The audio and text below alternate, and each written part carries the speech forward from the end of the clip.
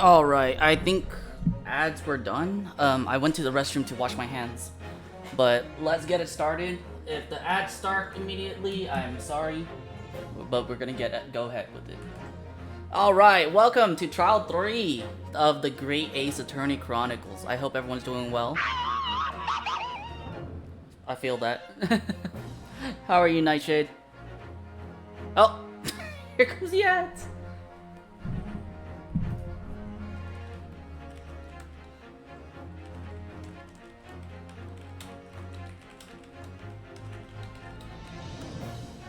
I'll wait for the ads to end. Bum, bum, bum, bum, bum, bum, bum, bum, bum, bum, bum, bum, bum, bum. Oh, my cat's in the way. Hi. Can I help you? I don't see the ads? Really? Then you're lucky. Wait, maybe I don't know. Do you have did you get gifted a sub recently? I don't know. Maybe not. All right. Let's get No? Okay. That's weird. Anyway, let's get it started. If you say that you don't see the ads, we're going to get things started. All right. Episode 3, The Adventure of the Runaway Room. In the last episode, our friend died. We met Harlock Sholmes and we got accused of murder again. Crazy how that happens. Glancing over my records of the late last century, I am faced by the events of a certain bitter winter. A murder in a carriage as it sped through dense London fog in the dead of night. Though the victim and the perpetrator were the only ones inside, there were multiple witnesses to the crime itself. However, none could have imagined at the time that such a seemingly obvious case as this would end in such a horrendous manner. My friend, Mr. Harlock Sholmes, once said of the incident, I believe that perhaps that case was indeed the prelude, the beginning of a long concerto that impressive Japanese student and I were to play together. Hey. They're talking about us.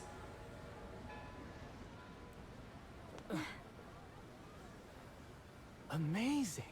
Is this really just a railway station? Railway station or not, I've never seen such an enormous building before. Why does she have an English Look at all accent? the steam locomotives. They're from Japan. At the very This country is incredible. they're from Japan to English. At the very least, you know, they would have differing accents of Great Britain, you know? Don't you think? I really do like the animation here. I'm a big fan of anime. I feel like I'm dreaming. So this is the capital of Great Britain. So, where to? Oh, hello. Climb aboard. I'll take you wherever you want to go. In that case, the Supreme Court in Whitehall, if you wouldn't mind. My pleasure. You know, if this was in Japanese, everyone would be speaking Visiting students from abroad, Japanese. eh? I wonder how the language barrier works. Thought so. Well then, I hope you enjoy your stay. And welcome to the centre of the world, Great Britain's mighty capital, London. My God, why would you do that to me?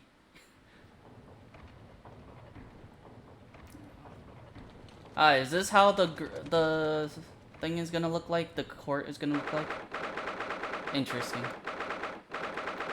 You're a nice bear. Objection! Hey, Nuke. How are you?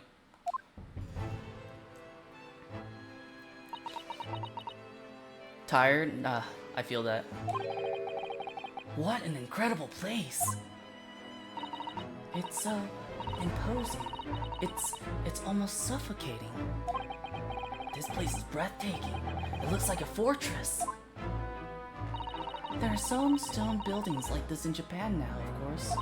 but they've only been built in the few short decades since we opened our borders to the outside world. An authentic example like this has quite a different impact, wouldn't you agree? A far cry from the wood and paper most of our buildings are constructed from. It's certainly unfamiliar. But I think there's more to the differences than just construction materials. What is this place again? This is the Lord Chief Justice's office, Naruhodo-san, in the Supreme Court of Great Britain. The Lord Chief Justice. We had instructions to report here at this time. If circumstances were different, we were supposed to let the Lord Chief Justice know that we had arrived from Japan. But Kazuma can't. No. So instead we are here in a different capacity, as envoys to report the news of Kazuma-sama's death. Yes. And having delivered his or her message, an envoy's duty is done. So, we'd have to return to Japan. If we want to remain here in Great Britain, I have to take Kazuma's place as the law student selected for the study tour. Yes, which means you need the requisite qualifications as a lawyer, which is what I've been studying for. Here in Great Britain, it is the Lord Chief Justice who appoints lawyers. So that's the second reason why we're here, to have you officially recognized as the lawyer. Alright. So, like, how have you been, by the way? It's been a long while. And by a long while, I mean, like, probably, like, half a year. I hope you've been doing well. I hope I'm up to scratch. Good morning. Sorry for keeping you.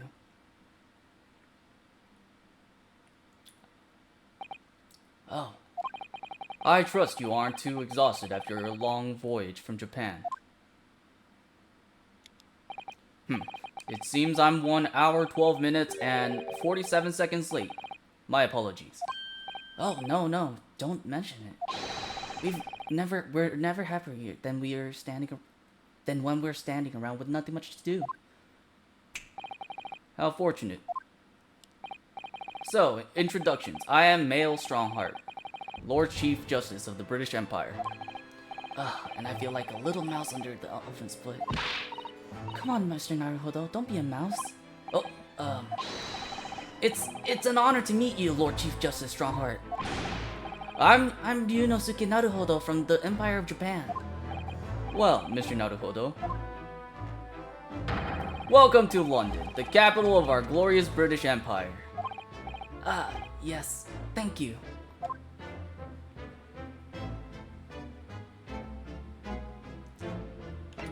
Can we examine some stuff? Hello? I couldn't move my cursor. I can't examine anything. I guess I have to converse. What can I present anything? Oh. So, what are your impressions of our capital so far? How do you like London? Help.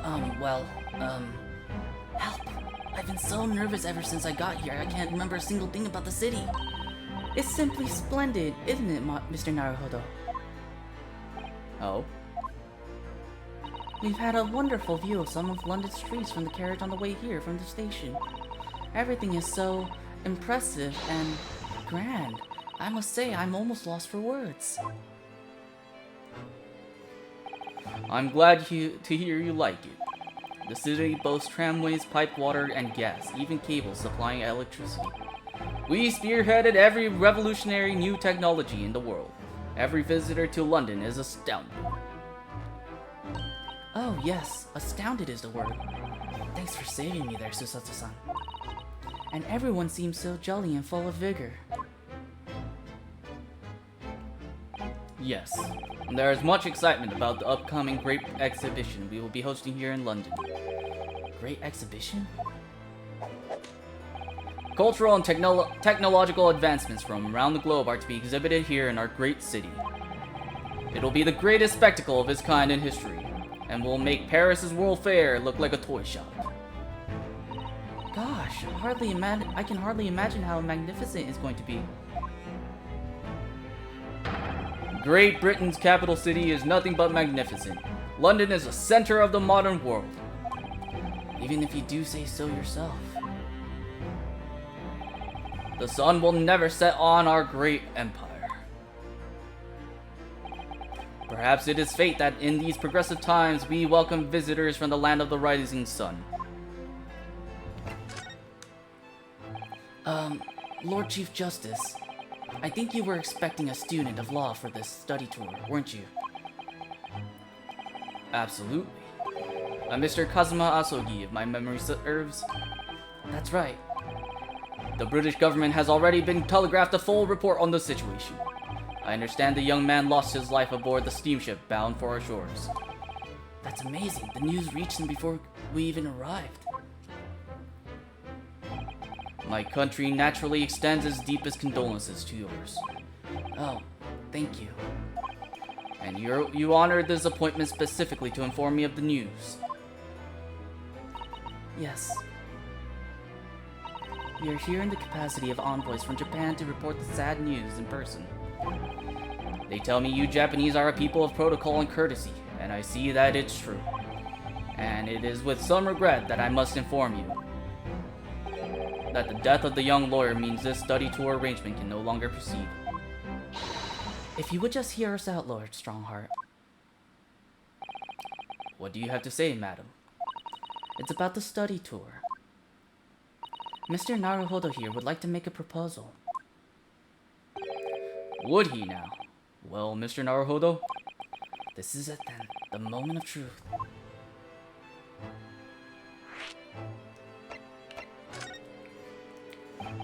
The thing is, Lord Justice, Lord Strongheart, I was wondering if perhaps you would consider allowing the study tour to go ahead. Don't misunderstand me. Britain would ideally like to see the tour go ahead, but without a lawyer from your country, there's nothing to be done. Well, in that case, what if there was someone else? Another lawyer from Japan, I mean. Is there something I don't know? Only a single lawyer was invited to Great Britain from your country, and that was Mr. Asogi. At least, that is what I've been led to understand. Well, the thing is, this really isn't going well at all. I just can't seem to find the right words to say to this man. Mr. Naruhodo, I could ruin things here if I'm not careful. What am I going to say? If there is someone else here from Japan who could be described as a lawyer, it's me. I can do it. Is that so? I mean, I don't actually have any qualifications as such, but... No qualifications, you say, and yet you still claim to be a lawyer. I have acted as a lawyer in court before. Only once, as it happens. And I had Kazuma to help me, and I was accused, but glossing over the details. I've been spending every spare moment on the journey here to Great Britain studying. I've learned all about British law and court proceedings while I was on board the SS Buria. The voyage from Japan is some 50 days, I believe. Not what you might call a full education. To become a qualified lawyer here in Britain, not only do you need a university degree in law, you must also complete several years of training. I realize it's far too short of a period of time, but I can't just go back to Japan. Kazuma, Mr. Asogi's journey had only just begun. Coming here on this study tour was all he thought about. I have to carry on and do everything he planned to do. I know it must sound like I have an overly inflated opinion of myself, but I would do anything to prove that I have what it takes. Any test you care to set me. Just one chance, that's all I'm asking for. Please. 31 seconds. Sorry? Your opening statement there, Mr. Naruhodo. It was 31 seconds long. Not too brief, not too protracted. A perfectly judged appeal, I would say. Which is a skill that would stand you in good stead as a lawyer. Oh, thanks. So, you're willing to put those words to trial, are you? Well, I'm all for entertainment. Huh? But let me ask you one thing first, sir. Yes. You say you intend to do everything Mr. Asogi planned to do. Are you firmly set on that path? Well, yes, that's my intention. I see. Am I imagining things? Or did his expression just alter a fraction there all of a sudden? Very well. You have your wish. I'll give you a chance. A test to become a specially certified lawyer.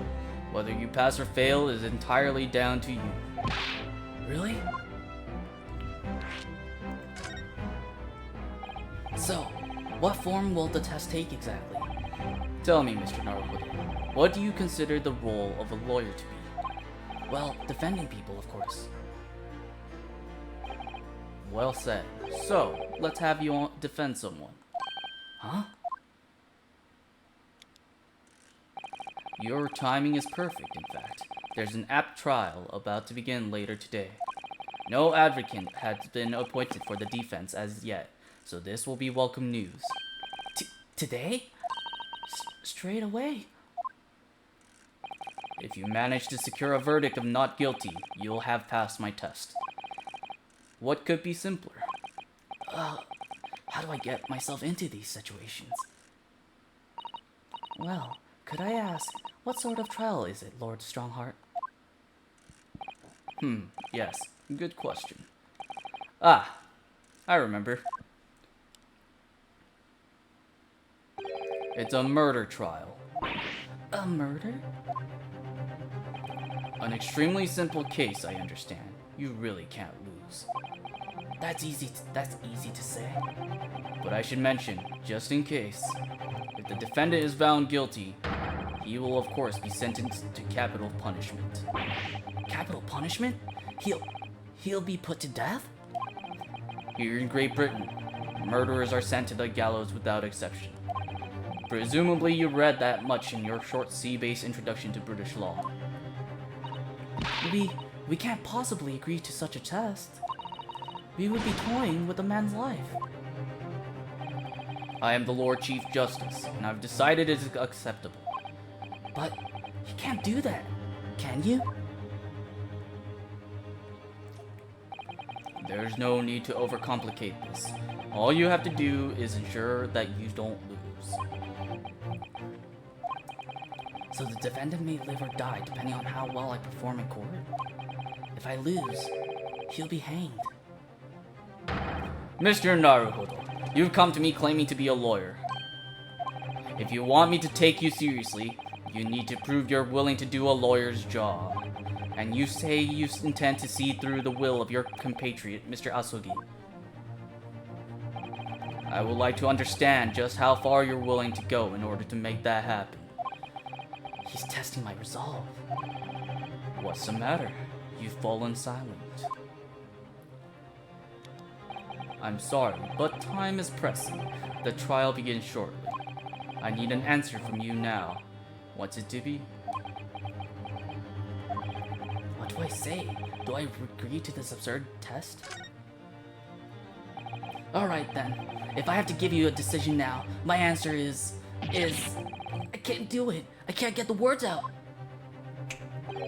15 seconds. Your decision making needs work if you want to be a lawyer. That was too slow. So, it's as I suspected, is it? Sorry? You have noble intentions, but lack the resolve to see them through. The test is cancelled. Thank you for stopping by. Go and acquire your ticket for passage back to the east tomorrow. This conversation is over. Yes, Lord Strongheart. Thank you for offering me a chance. Mr. Naruhodo. I'm sorry, Miss Susato, but what could I do? It's alright, I understand. You do? It's not an easy decision to choose whether to defend a man in these circumstances. Oh my god, Danbi. Come on, stop pulling on the wires. But resolve has absolutely nothing to do with it. What are you trying to say, madam? I think what Miss Susato means is that no matter how badly I like to be recognized as a lawyer and stay here in Great Britain, to risk another man's life by treating his one and only chance as a trial so trivially would be utterly unforgivable, and I feel exactly the same way. I'm sure the defendant won't see this trial as a test, as some kind of experiment. A lawyer may fight for his clients in court day after day, but for each one of those clients, the particular day they stand on the dock may be the only chance they have to fight to prove their innocence. No, I was wrong. I'm not qualified to do that job yet. I'm sorry for wasting your precious time, Lord Chief Justice. Wait, Mr. Naruhodo. Oh, was there something else? It's approximately 20 minutes by carriage to the Old Bailey from here. If you leave immediately, you should still be there in time. But I just said that. I was quite serious in what I told you. The defendant in this case has literally no one to advocate for him. What? At this point, he can't hope to find someone to represent him. The trial will begin without a defense. And if that happens, there's only one possible outcome. You will receive the most severe sentence the judge can pass down. But that's awful! But that is the truth. Why does it have to be like this? Please don't expect an answer to every question. The cold, hard truth of the matter is that there is only one person now with the chance to save this man from a very miserable end. And that is you. I'm really his only hope?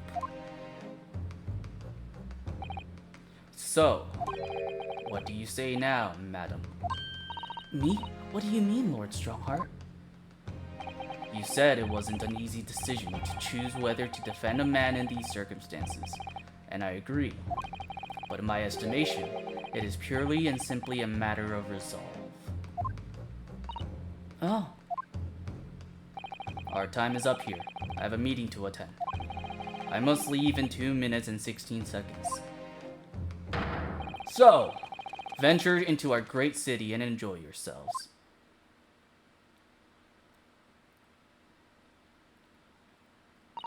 He's gone. The Old Bailey.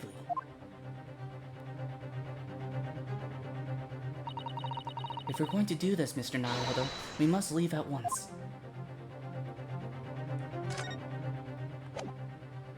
Can we move now?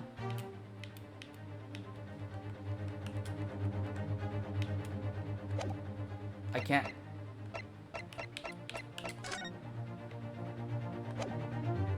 I guess I have to converse first. Miss Susato, can I just ask you something? Careful. From this position, I can perform Susato's takedown in an instant. I know. Mr. Naruhodo, you heard Lord Strongheart. The trial starts imminently. If I need to throw you, I will. You know, you could just say, I think we should hurry to the courtroom. If you need to ask me anything, you had better wait until we're at the Old Bailey.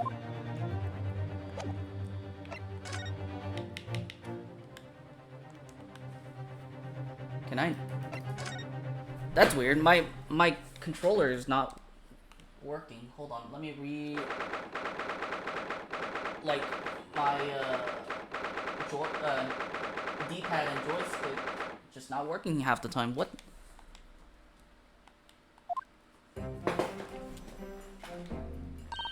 Oh, thank goodness. We're in time. There's still 15 minutes until the trial begins. I never knew a horse-drawn carriage could still go so fast. I thought my teeth were going to rattle loose. Wait till you feel cars, my dude. Did you hear what I said to the driver when we climbed aboard? Get us to our destination in 5 minutes, driver, and there's a guinea in it for you. It's one of my favorite lines from the Sherlock Holmes stories, and it worked quite perfectly. Hold on, check. My cat's in the way. I'm not sure why you're so pleased. I thought we were going to die, and we had to pay gold for the privilege. Well, at least we arrived here before the trial started. Yes, I suppose there's that. Anyway, I don't understand it. The court clerk says the defendant should be here, but there's no sign of him at all.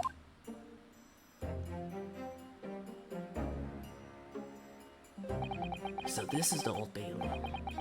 Even this room for defendants to wait in is grand. Are you alright, Mr. Naruhodo? I'm feeling tense, that's all. This place gives me the same sense of foreboding that I remember from the Supreme Court in Japan. An oppressive air, almost as if the building itself is going to crush whoever is about to be sentenced. It feels like only yesterday that I was the one about to be crushed. Yes, whoever the man you're to defend is, I imagine he's feeling very alone at this moment. Top of the morning to you, madam! Sir! Sorry. I saw that and the first thing I thought was freaking Jacksepticeye. Top of the morning to you, madam!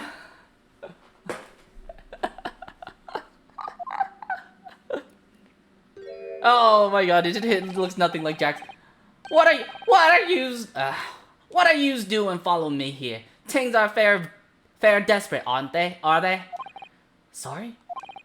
Would you look at those expressionless faces? From the east, are yous? We're from Japan, yes. Ah, Japan is it? Right, say no more. So, how much do yous need? No, we're just here because... No need to explain, fella. I've been there myself, so I have. No place to go, nothing to eat, barely a penny to your name, and all the while in a strange faraway land. Wait, I'm starting to sound like an Aussie. Well, actually, we haven't found a place to stay yet, no. 'Tis grand! Let me start by giving yous 1,000 guineas. Say nothing now. Why am I... Well, I'm trying to hit an Irish accent, but it's starting to become Aussie. 1,000 guineas? Please, Mr. Sato, you don't have to shout. But 1,000 guineas is enough to build an entire mansion in the most prestigious area of Tokyo. What? 'Tis nothing to me at all. I like to ensure that I have sufficient funds to weather a rainy day. You see? Thank you for the lark emotional bias. I hope you're having a good time. I have enough wealth to buy the entire city of London 2 or 3 times over. Could that much rain even fall in one day? Well, even so, we couldn't possibly accept such a large sum of money. Ah! That hit me in the eye. Dude, it looked like it would hit me in the eye. Don't get me wrong, fella. I'm not giving to you no strings attached. I'll be wanting you to do something for me. Oh? To be honest, 'tis a little embarrassing. The trial that's about to begin, you see, is for me good self here. I'll be in the dock. So now, what I want you to do is come along with me and stand there beside me. Officially, you'd be my lawyer, but that's just a little detail now. Oh, well, the thing is, don't worry about a thing. All you have to do is stand up there next to me, nothing more. Otherwise, you see, the trial's going to start without me having any kind of representation at all. So it was true. The Lord Chief Justice wasn't just making it all up. I'm terribly sorry to have to ask, but does that mean you're the defendant in this trial? Bloodstream blazes! Do yous not know who I am? Me, one of London's biggest names. No, sorry. We've only just arrived yet in the city, you see. I see. Suppose it isn't altogether impossible. Well, just next to Hyde Park, there in the center of London is another beautiful park. Sorry? A park? What? It's called McGilded Park. Full of blossoming flower. Dude, why am I turning into Australian, dude? Full of blossoming flowers in the spring and singing birds and whatnot. I donated to the city, so I did. An entire park in central London. A city of smiles. That's my vision for London. There's nothing Magnus McGilden wouldn't do for the city and its queer old people. That's amazing. I mean, really extraordinary. But now they've got the gall to say I'm a good-for-nothing criminal. Me, Magnus McGilden. What is the matter with the London police, I ask ya? Alright, don't pass out. Mr. Naruhodo. Perhaps now would be a good time to introduce ourselves while the gentleman catches his breath. Good idea.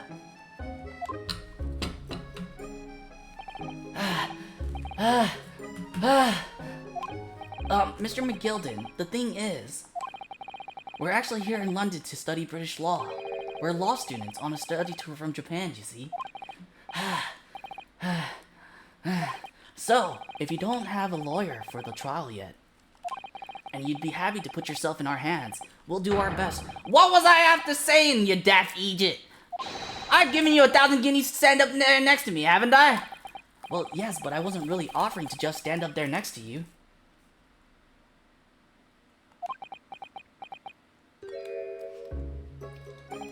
Oh, I think I see what's going on here. Sorry? I know what you're thinking. This chancellor of a fella claims to have more money than the queen. But if that's true, why the blazes can't he hire the finest lawyer in all England? Oh, whoops. Because he did it! That's the only explanation! Well,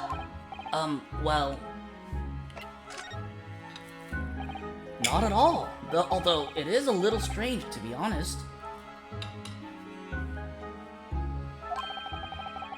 Why you don't have a lawyer, I mean?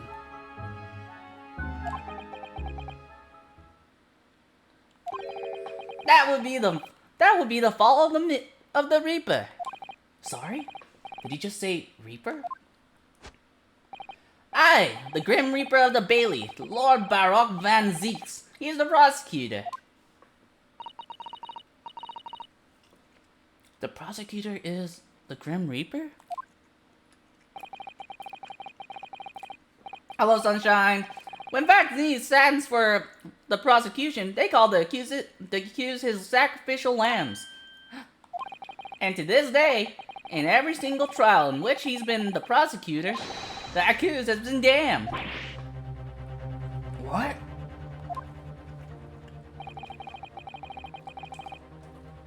So it's reached the desperate situation. Wait, there's no one willing to stand in defense against the fella at all. You could say he's a living legend of the Old Bailey. Goodness, Lord Barrack Van Zeeks. He must be an exceptionally talented prosecutor then. Talented isn't the word you're looking for, madam. It's cursed. Cursed? What on earth? The defendant is summoned, and his counsel. Please make your way into the courtroom. The trial is about to begin. His counsel? That would be me. Oh, 'tis time! Well then, fella, don't let me down. But, I mean, we're already gonna do it, but like... Gah! But I don't know anything about the case. You haven't told me what happened.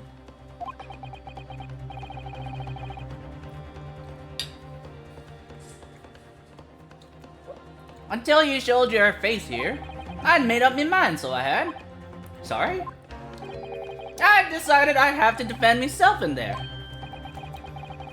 How would that have worked? But then you made an appearance. A student lawyer, wouldn't you know? 'Tis no accident, I can assure you of that. 'Tis fate. So don't get cold feet now, please. Hey, my English accents are bouncing everywhere.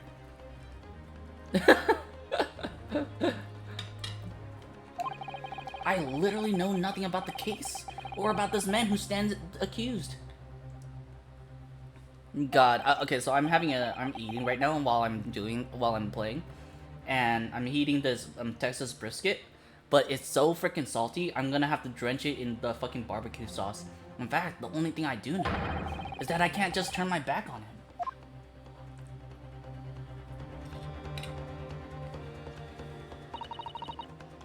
Mr. Naruhodo, the man has no one.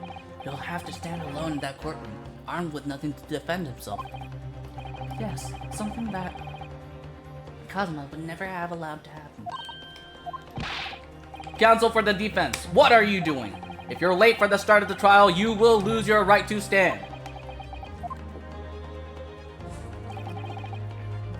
I'll be right there. It's happening then.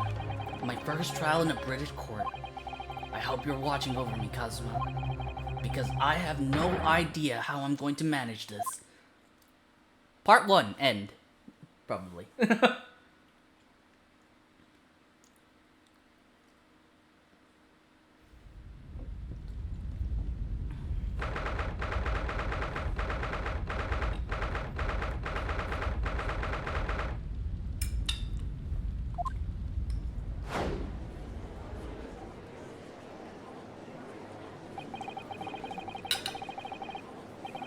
So this is the highest court in Great Britain, the Old Bailey.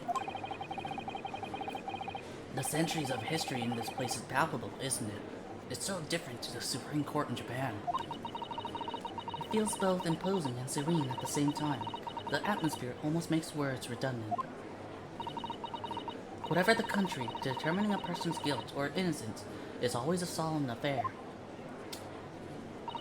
May I say something, Mr. Naruhodo? Oh, yes. What? Oh, he's worried. Oh my god.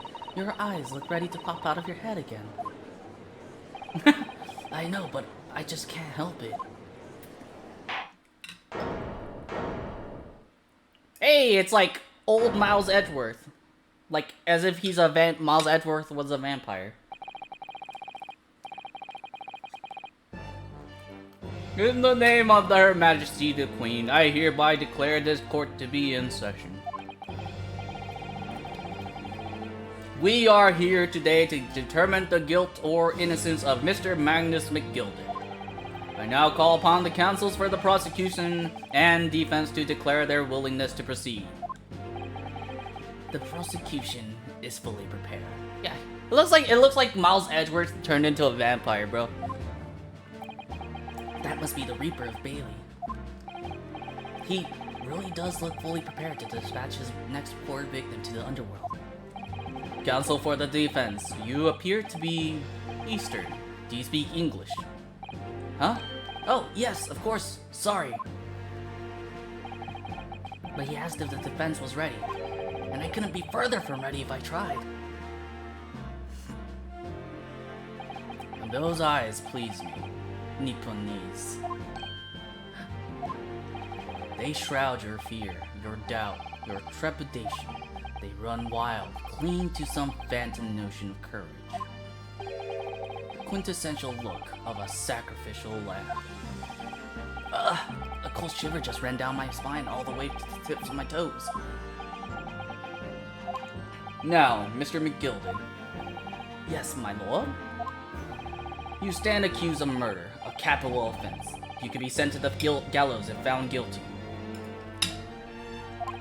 Are you quite sure you wish to entrust your defense to this foreigner?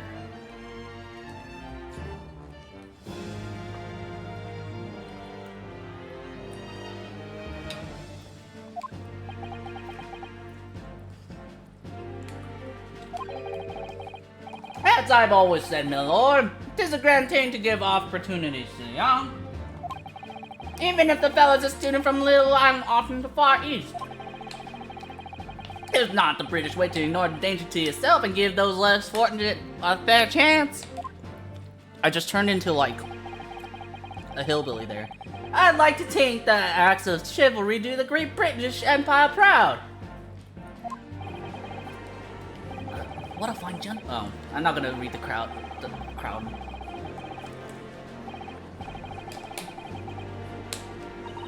It seems as though everyone in Public Gallery is firmly behind Mr. McGilden. That's definitely welcome news, and he certainly has a way with words. I'm surprised he couldn't convince anyone to defend him. Eloquently put, Mr. Gilden, and most laudable sentiments. Now, I can't figure out a voice for him. Ladies and gentlemen of the jury, I'm sure I need hardly remind you that you 6 members of the public have been selected for your impartiality. Are you ready to proceed? Yes, my lord. If the task is to send rotters to the gallows where they belong, I'm more than ready. And the manner, his lordship always says we should dispose of rubbish promptly. Naturally, I agree. Ha! Any criminals here will soon be wishing they never set eyes on me.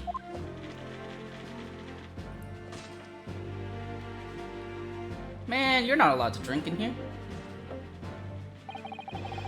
I feel a chill. Oh, don't mind me, my dears. I'll just be getting on with my knitting. Must finish these mitts for my grandson. Ah, Mr. Naruhodo, those people are the jury, yes. That's something we don't have in Japan yet. That's right, I've only read about it. Here in Great Britain, the court's final verdict depends on the opinions of these 6 jurors. The judge passes sentence according to the law, but the jurors determine the guilt based on common sense. So the defendant is ultimately judged from 2 completely different points of view. But how exactly do the jurors give their verdict? That I don't know, but I'm sure it will become clear as the trial progresses. Yes. I can't believe there's a This is what my friend was talking about. The jury. My lord. It's been a number of years since we've seen you here in the courtroom. I thought you renounced your fame. I'm known as the Reaper of the Bailey, my lord. Infamy rather than fame, I would say. But yes, 5 years have passed since I've last spread my wings in this capacity. So, what brings you back?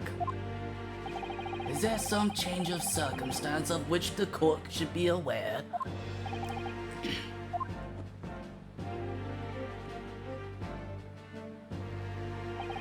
I leave that to your imagination, my lord.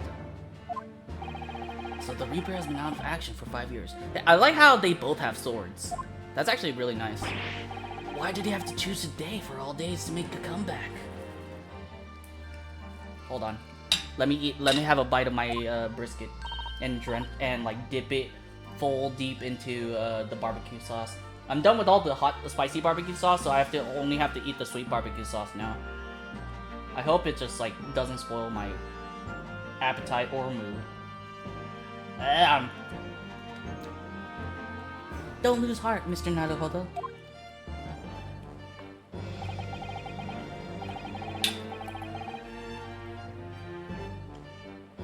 As you wish, sir. The court nevertheless welcomes your return. Now then, opening statements, I think. A summary of the case, if you please. Certainly, then. Certainly, my lord. As your lordship is aware, this is a case of overwhelming simplicity. You must be the only ones in here who aren't aware. The incident took place in the late evening, 3 days past. The hour was some minutes after 10. The victim was a maker of building bricks known in the community as thrice-fired mason. Sorry? Thrice? He was a very accomplished craftsman. The bricks he fired were said to be almost indestructible. Oh, I thought he meant fired as in like kicked out. The victim's corpse was discovered in an omnibus in service of the streets of London at the time. A dagger that had been thrust into the victim's abdomen is believed to be the ultimate cause of death. Here is the autopsy report from the investigating medical officer at Scotland Yard. Thank you, Counsel. I shall accept that and the photograph as evidence.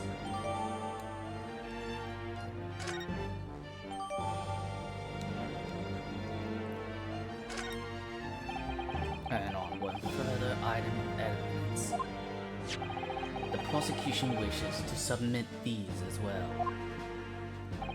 And these are... Good lord! Is that blood, Counsel? Yes, my lord. Seized by a policeman who arrived at the scene. These gore-soaked gloves were taken from the hands of the accused when he was arrested. What? Mr. McGilded's gloves had blood on them?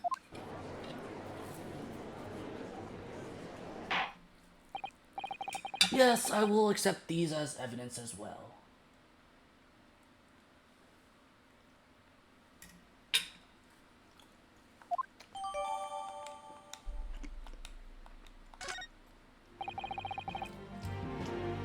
How did I get into this? I'm backed into the corner before I've even started. Continuing. According to the driver of the omnibus, there were only 2 passengers traveling inside this vehicle at the time. Only 2? Obviously, one of the passengers was the deceased brickmaker, Mr. Mason. The other was the accused, Magnus McGilded. Well, rather damning circumstances to say the least. Defendant, what say you?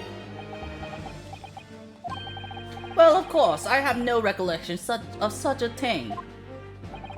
Mr. McGilded. To be sure, I rode the omnibus that evening. But whenever I'm in a carriage, I'm taken with a fierce tiredness, and I always succumb to it. Are you claiming to have been asleep? 'Tis the motion of the carriage, my lord, lilting so it is. And when I opened my eyes again, 'twas a desperate sight before me, the body of a man I never laid eyes on before in my life. Now I ask you, what good-hearted soul wouldn't rush to help a fella bleeding from his stomach? I wasn't about to start worrying about me gloves now, was I? I reached out. Hey, buddy. Hey, FC. How are you? I came back to Val. Good to hear. Welcome back. I hope you're getting all those dubs, getting more aces. I reached out to give the man a hand. So the blood got onto the gloves then, after the man had been killed. Unfortunately, that statement of the driver is only the beginning. What? That's not all of it? There were multiple witnesses to the precise moment at which the brickmaker was fatally stabbed. I'm already hating the jury. Order! Order! Order! When the killing took place, only the victim and the accused were inside the carriage. How can there be so many witnesses? There were only the victim and the accused.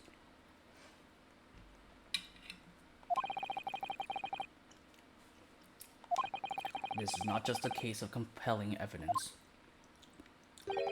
It's the nail in the coffin for the accused.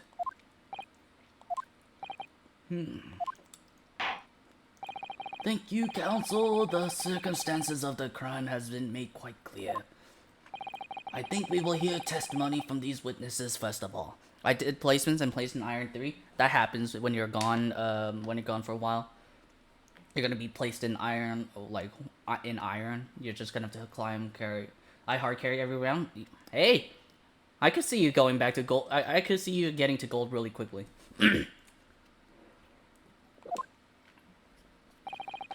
Your wish is my command. Bailiff, bring the witnesses in at once.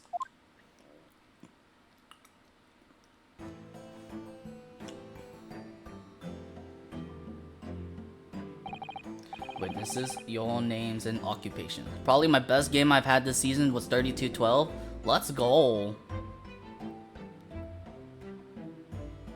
3212. Really nice. My name is, well, everyone calls me Beppo. I drive an omnibus in the East End. Bruce Fairplay. I'm a banker in the city. My name's First, Lady First. I make hats for gents. Let's begin by confirming the facts. 3 days ago, at a short time after 10 o'clock in the evening, the KO pop flashes are 2 OP. All of you present in the stand were in an omnibus and witness to the aforementioned incident. Nice. I respect and hate the KO pop flashes, or like any pop flashes. It just means that they've like practiced enough to like not blind themselves while blinding the enemy team. So good on you. You're working hard. I could tell.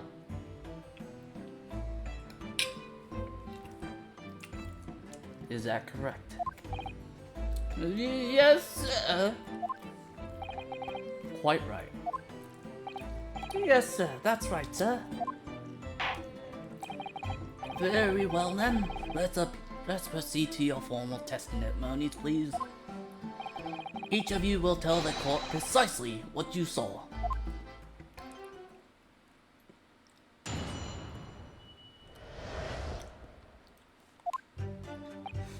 It was the last buzz of the evening, so I had few customers. I remember it well.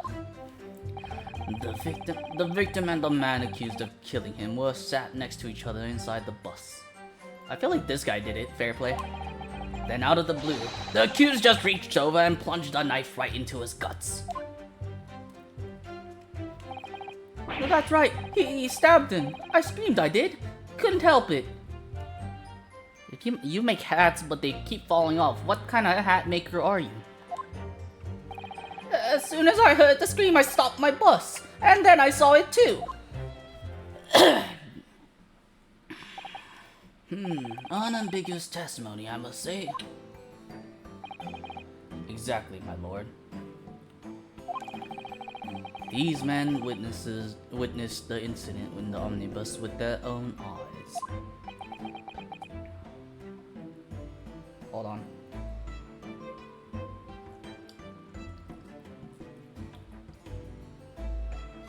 Hold on, chat. I'm eating. I'd like to ask a question, if I may. Yes, counsel. Well, this testimony makes absolutely no sense to me whatsoever. Why not? Well, the incident took place inside a moving carriage, didn't it? As has been clearly stated from the outset, yes. Well, in that case, how could those two witnesses possibly have seen what happened? There's no way they could have seen the inside of the moving carriage.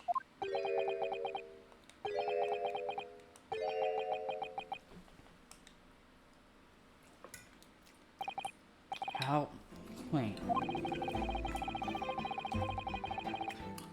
Depends. If you're in bronze, you can only play together in if you're in bronze, silver, and gold, I think you can only play one higher or one lower. If you're in plat, diamond, immortal, at least, it can be 2 up or 2 down. Actually, no. Yeah, I think that's it.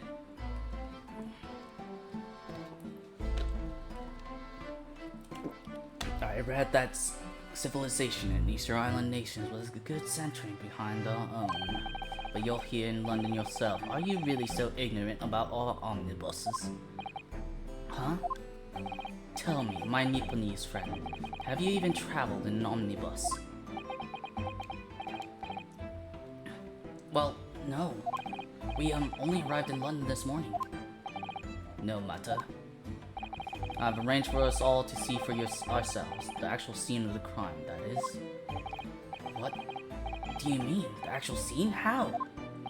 The carriage is designed to be moved, after all, presumably you understand that much.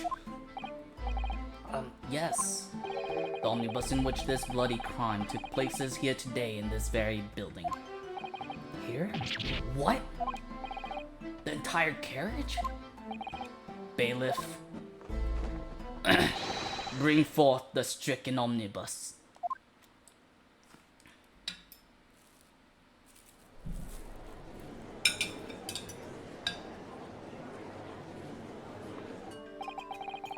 So that's an omnibus. The omnibus. I can't believe they could bring something so enormous in here. Great Britain's courtrooms are amazing. As you can see, the omnibus is pulled by 2 horses and can carry up to 8 passengers. 4 passengers seated inside in the enclosed cabin and another 4 on the rooftop deck above. Every Londoner knows how the best views of the city architecture and sights are to be had from the top of an omnibus. And I should point out to our foreign guests that there is a skylight in the roof allowing a view of the interior from the seats above. Ah, the skylight. Oh! The penny drops at last, I see. These 2 gentlemen were occupying the rooftop seats on this omnibus when the murder took place. And that is how they came to witness the grim incident. Through the skylight. That makes perfect sense. Well, counsel, this is a first. In all my years behind the bench, I've never expected the crime scene itself being brought into the courtroom. There are a number of important clues remaining inside the carriage, my lord. I would like to submit the omnibus itself as evidence. That is the prosecution's wish. Okay. That means we get to look at it ourselves. Very well. I see no reason why not. The omnibus is here, formally accepted as evidence. Okay, let's do a little bit of investigating, chat.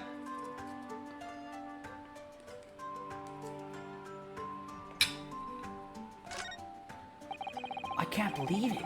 The entire crime scene entered as evidence? Yes, Great Britain is simply extraordinary. I could help myself a lot by giving down yet thorough examination, seeing as it's here. Let us continue with proceedings then. Your cross-examination, counsel. Pray don't expect this Nippon stray to understand the intricacies of the British court's cross-examination rights.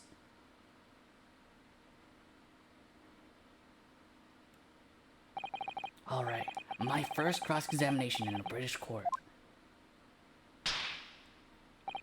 Focus, Ryunosuke. Focus! Well, first off, before we get to the testimony, I want to check some stuff out. Thrice Fire Mason,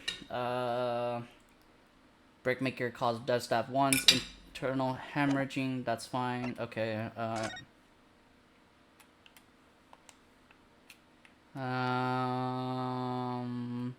there's a button missing here. Hey, I was wondering if you got your photos printed? Vocals printed?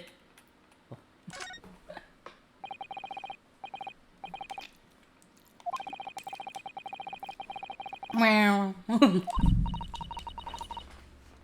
how I'm out grumbling now. No. By the way, is Mr. McGilded right-handed? Yes, I believe so. He was toying with the coin in his right hand a little earlier. Ah, pity. If only he'd been left-handed. I think blood on either glove would be fairly incriminating, really.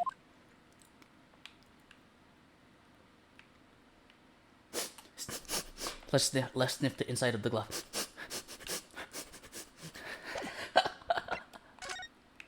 Oh. Alright. Let's do some examinations. How are you, Rose? I hope you're doing well. Well, let's go open the door and go inside, shall we?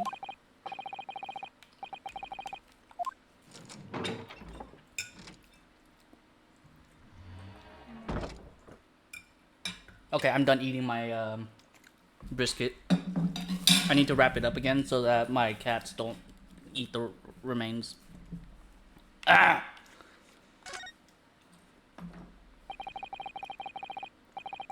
I really love the taste of barbecue sauce. It's the molasses that does it for me. That's blood that's soaked into the seat. The victims, obviously. Yes, and that seat would be clearly visible from the roof deck. Would you really stab somebody and feel full view of the other passengers like that, I wonder? Well, it was after dark, and there was a lamp on in here, so perhaps the culprit couldn't see anything outside through the skylight. Whichever way you look at it, it doesn't seem like it was a planned attack.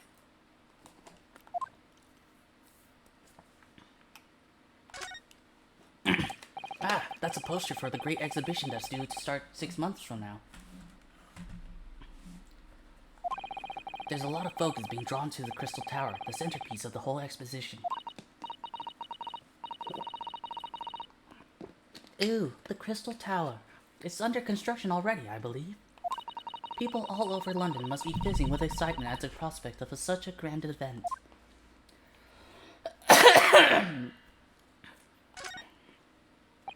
This seat has a handle, it seems.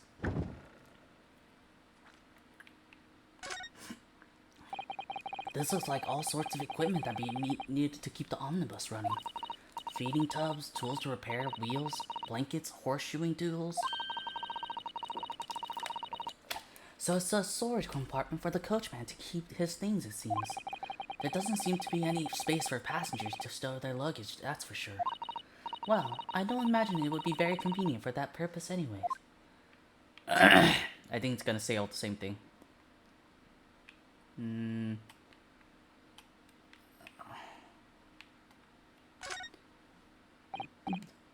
Oh. We already have that dialogue. It's quite a large skylight, isn't it? Yes, quite large enough to afford a good view into the cabin from the roof dock. And there doesn't appear to be a handle or catch of any description. So I suppose it can't be opened from inside the cabin at least.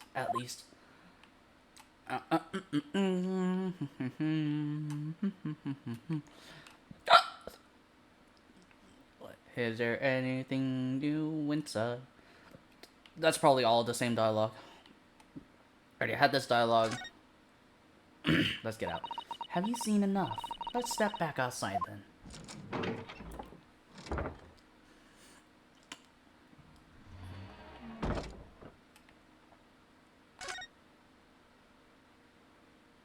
So this is the roof deck of an omnibus. Oh, you must have a wonderful view of London streets from up here. So people sit all the way up here on bitter winter nights with the cold air rushing past them? And they have to pay money to do so? Grr, I can't imagine how cold it must feel. That just made me think of something horrible. Can you imagine being dragged around the city in freezing cold as a punishment? Perhaps that is the real price you pay to stay out late. I wanted to just check out the... Hey! It's called Phoenix Wright Omnibus! Ah, that's nice. That's cute. That's really cute.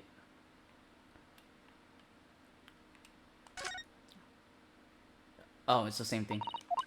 My bad. I wanted to see the step for this, like the seating area. You can certainly see inside the carriage through this opening, that's for sure. Yes, and there's a lamp in the enclosed cabin, so I'm sure the witnesses would have been able to see quite clearly. That's not good for us. Wait, I see a latch.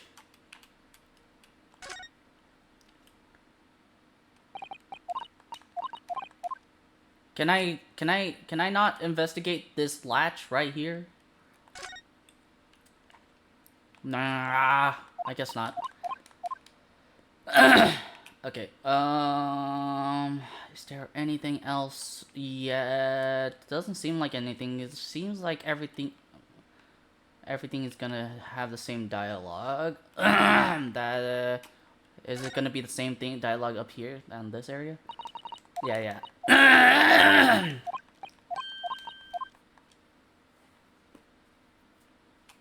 Okay, I think that's it. For now. It was the last bus of the evening, so I had a few customers. I remember it well. Hold it! Yes, I think it was sometime after 10, wasn't it? Oh, yes, sir. That's right, sir. Yes, ever so cold. It was freezing, sir. It was freezing, in fact. And you had 4 passengers on board at the time, is that correct? Yes, that's right, sir. Not all traveling in the same parts of the bus, of course. No. And there were no other passengers when the incident took place. No one alighted, for example. You're quite right with that, sir. No other passengers like that. No, none. So nobody fled the scene of the crime then. I have to say, the boss insists on running it. He does every evening. That last bus of the day. Aw, but I do wonder sometimes if it's altogether worthwhile. Yes, sorry to say.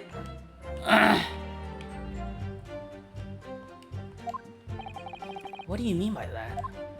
Well, what with it being so cold and everything, and only making 20 pence on the run, you see? Yes, I spend that much at the pub on the way home, just trying to warm up again. The victim and the man accused of killing him were sat next to each other inside the bus. Hold it! And you saw them through the skylight in the roof of the carriage. Right, when you sit up on the top deck, the window's right there at your feet. There was a lamp on inside, so I had a pretty good view. The 2 of them were wearing hats, and I couldn't exactly make out their faces. Wait, there could be one person sitting across, but there's not a shred of doubt in my mind that it was Mr. McGilton.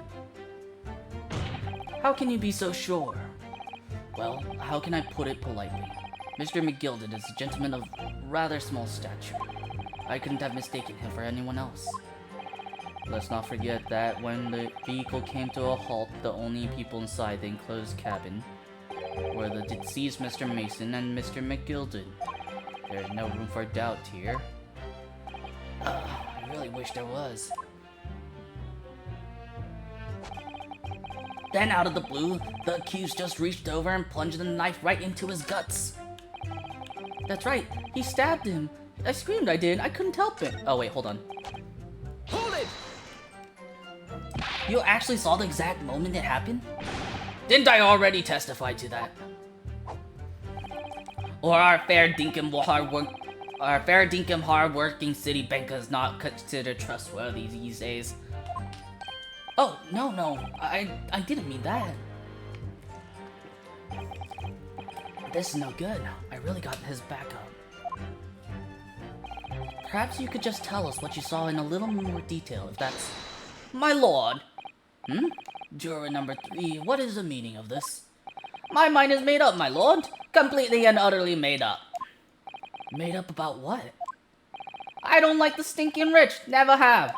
They're always up to something or another that they shouldn't be. Every one of them. And that little leprechaun of a man is no exception. Well, he can't fool me. Is this a jury system we're talking about? If we take too long of a time, there's no point wasting time listening to any more of this. That's my opinion on the matter anyway. That is precisely what I was about to say. As the foreman of the jury, it is my duty to set a good example to my fellow jurors.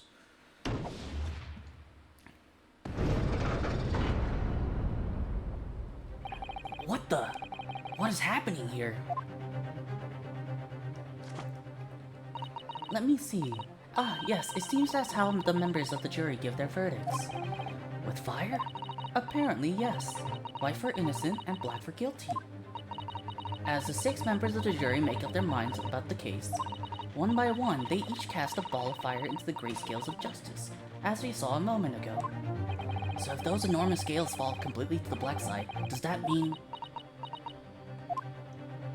Let's do our very best to make sure that doesn't happen. Now I'm even more worried than I was before. Very well, the court acknowledges the change in the jury's stance. Counsel for the defense, please continue with your cross-examination. This is a nightmare. Well, let's do a little bit of saving. That's right, he stabbed and I screamed, couldn't help it.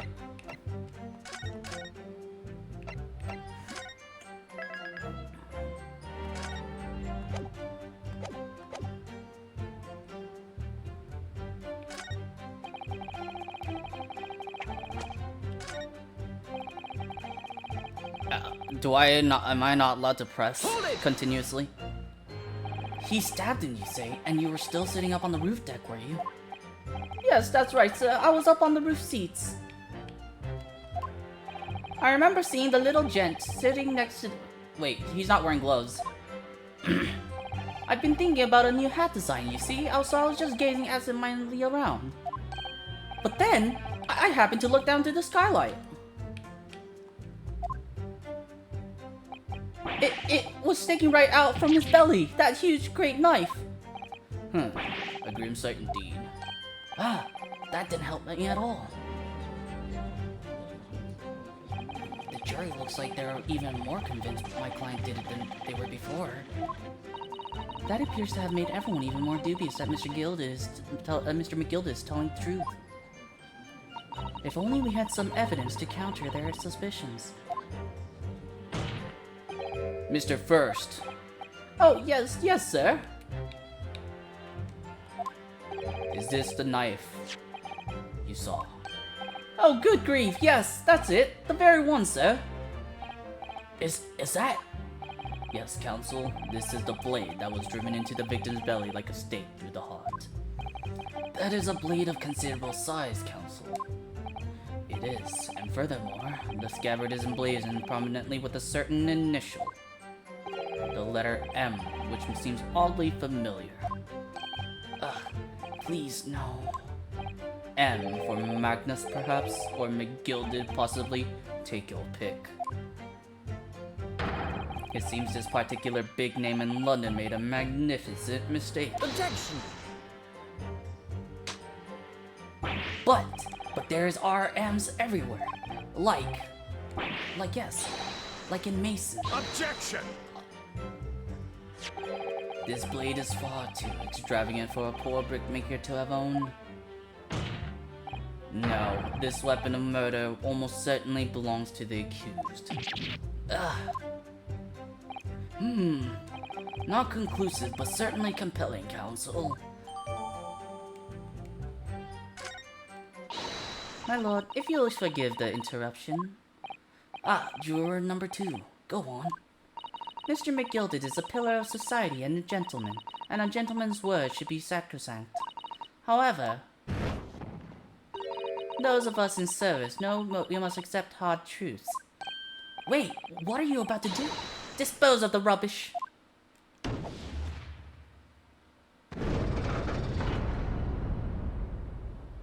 No! I don't wish to cause offense, but I do like to eradicate all traces of filth and grime. Hold it.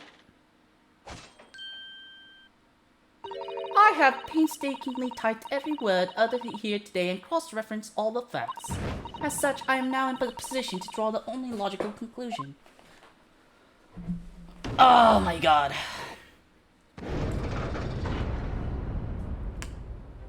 Not again. That's 4 out of 6 jury members who proposed a guilty verdict. There are only 2 left. We've had it. Every time I press these witnesses for more information, I just make the situation worse. Nevertheless, what we need more than anything at the moment is more information. We're still very much in the dark. I suppose I'll just have to keep pressing the witnesses, knowing that more sparks may well fly. We must give it hope that we'll uncover something that will give us a way to fight back. But... alright, I'll keep trying. I can't give up. I just need to keep calm and listen to the witnesses' statements again.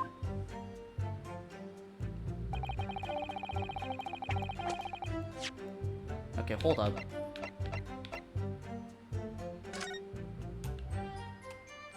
That could be a W.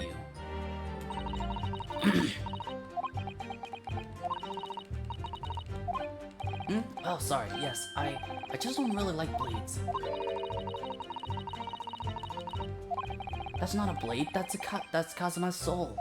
Anyway, there's no sense in delaying it. Let's see what the blade looks like.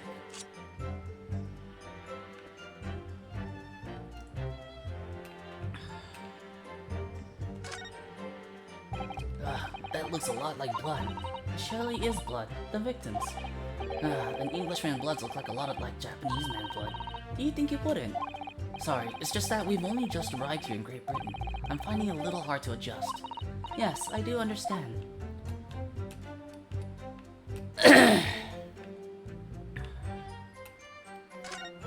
Are you sure that's an M? An ornate letter M, undeniably Magnus McGilda's initial.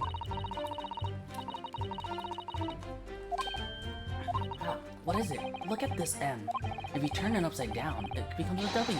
This could change everything. A W? Yes, this is one of those, you know, turnabout cases. I'm sure of it. I'm afraid I don't know at all. But what I'm sure of is that this is an M. Oh.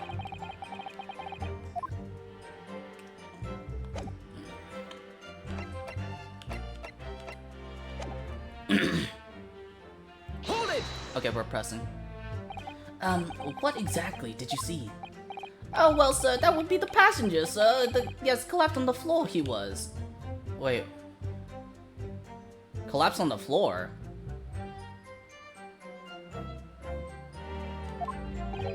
And by the passenger, obviously you are referring to the victim, Mr. Mason, the brickmaker. And then the other passenger that had his knife in his hand, like this. By the other passenger, obviously you are referring to the accused, Mr. We can't present at the moment, okay. And then he plunged it down like this, stabbing the other passenger in the belly. Wait. Wait.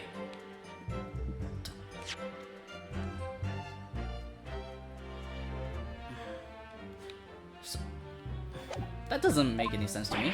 What?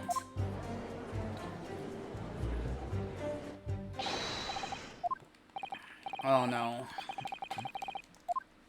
As the master of the London Guild of Coachmen, the idea of a murder being committed in one of the serious carriages up there. Poor. Dude, I'm getting tired of this jury.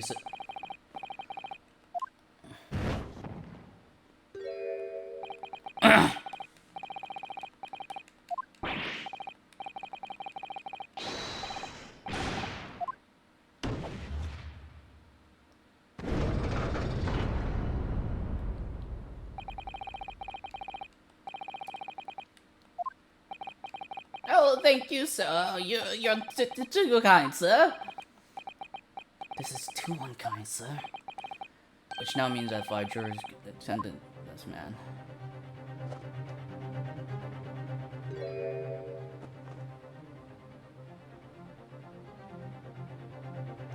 Madam Juror number 6. Yes, dear. What can I do for you? You have heard the testimonies of the witnesses in stand. Oh, yes, I certainly have. I still got my hearing, you know. Then, pray tell, why are you yet to pronounce your leaning? Well, dear, the thing is, I'm a creature of habit, me. I always go to the park at around this time of day and sit on a nice bench and get on with my knitting. There's a lovely little park just near where I live. It's McGilded Park, it's called.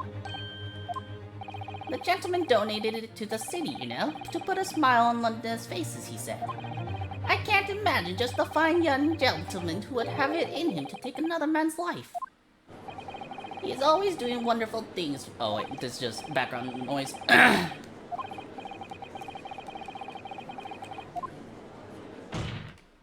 How many Londoners live with their heads in the clouds? Do you people not know what kind of a man Magnus McGilden really is?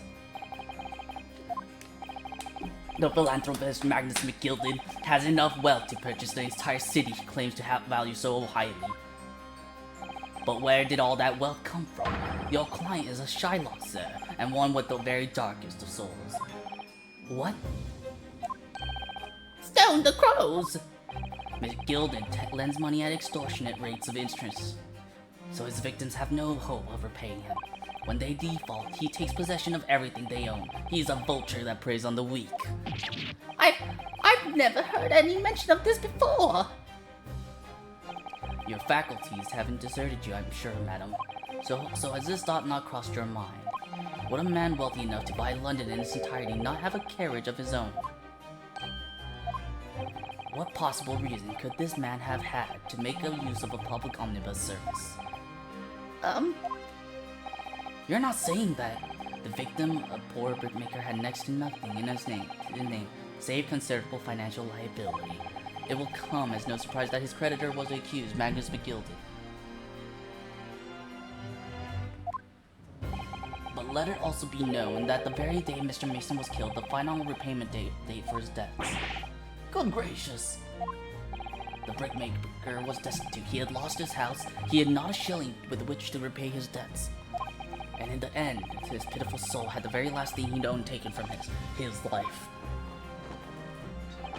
By the merciless philanthropist pretender Magnus McGilded.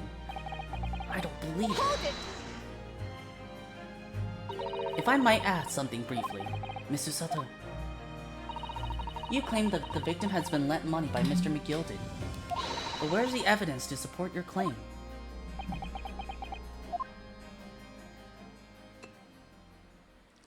You're allowed to drink wine in the courtroom?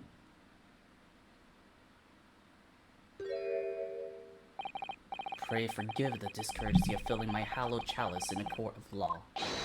Aha, there it is, the Lord Zanzique's hallowed chalice. How can this be considered acceptable? But I find myself in unexpectedly good humor. I've heard ladies from the Far East can show great courage, but I didn't expect to experience it myself. As judicial assistant to the defense, I am simply doing my job. What a pity that your display of courage is in vain. This is a debtor's ledger, which details all monies loaned by the accused. You will find the victim's name clearly recorded inside. Oh.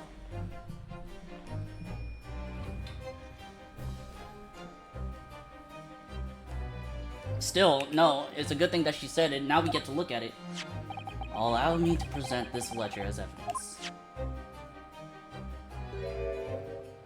And pray forgive the discourtesy of raising my chalice in a toast to the enigmatic East at the same time. A marvelous toast, Counsel. I will gladly accept this new evidence. Hi, NB.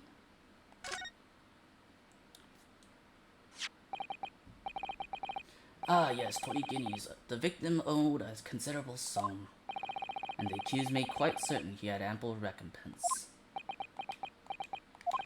Well, it would seem I've had the wool pulled over my eyes. Regrettably, madam, that is the modus operandi of the accused. And it's such pretty little pot, too. What a scoundrel.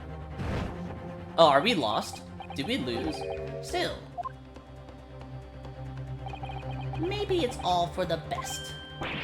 Wait a minute. Let's think about this a little. I don't stand for nonsense. Well, we failed. That was it. The last juror's decision.